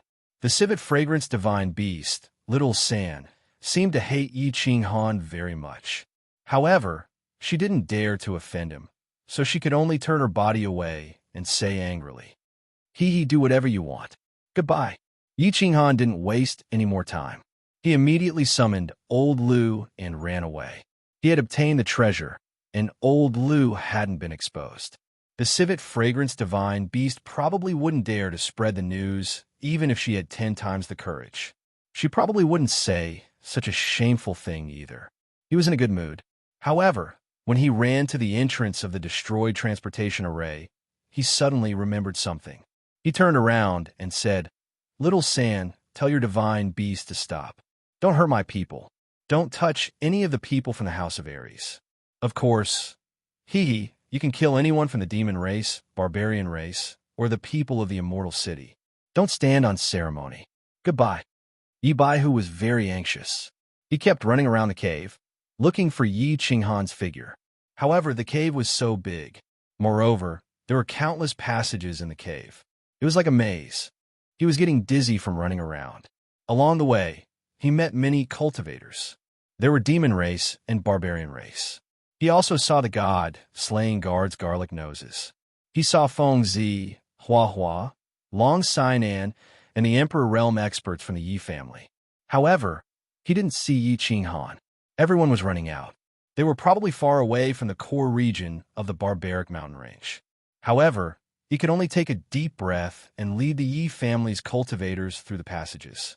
He hoped to see Yi Qinghan's figure. Grand Elder, we've searched so many places, but we still can't find him. Where did the young clan leader go? What should we do?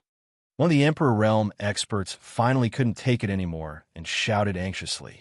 They had been running through the passages for half an hour. Other than the center of the cave, which they didn't dare to search, they had almost searched everywhere else.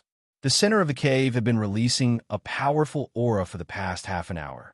They didn't dare to go near it, even if they had 10 times the courage. Let's give it our all. You guys go out first. I'll go to the center to take a look. Yi Baihu laughed bitterly. He didn't know about the Emperor Realm experts, but he could feel the terrifying aura in the center. There was more than one aura. Suddenly, 2 auras appeared behind him. Now there were 3 auras. However, he had almost searched everywhere. He had no choice but to grit his teeth and prepare to go to the center to take a look. This, Grand Elder, you can't go. That place is too terrifying. The martial artists of the clan immediately panicked. The young patriarch had disappeared, and they guessed that Yiqing Han had most likely met with misfortune. If the Supreme Elder were to go now, what if something unexpected happened?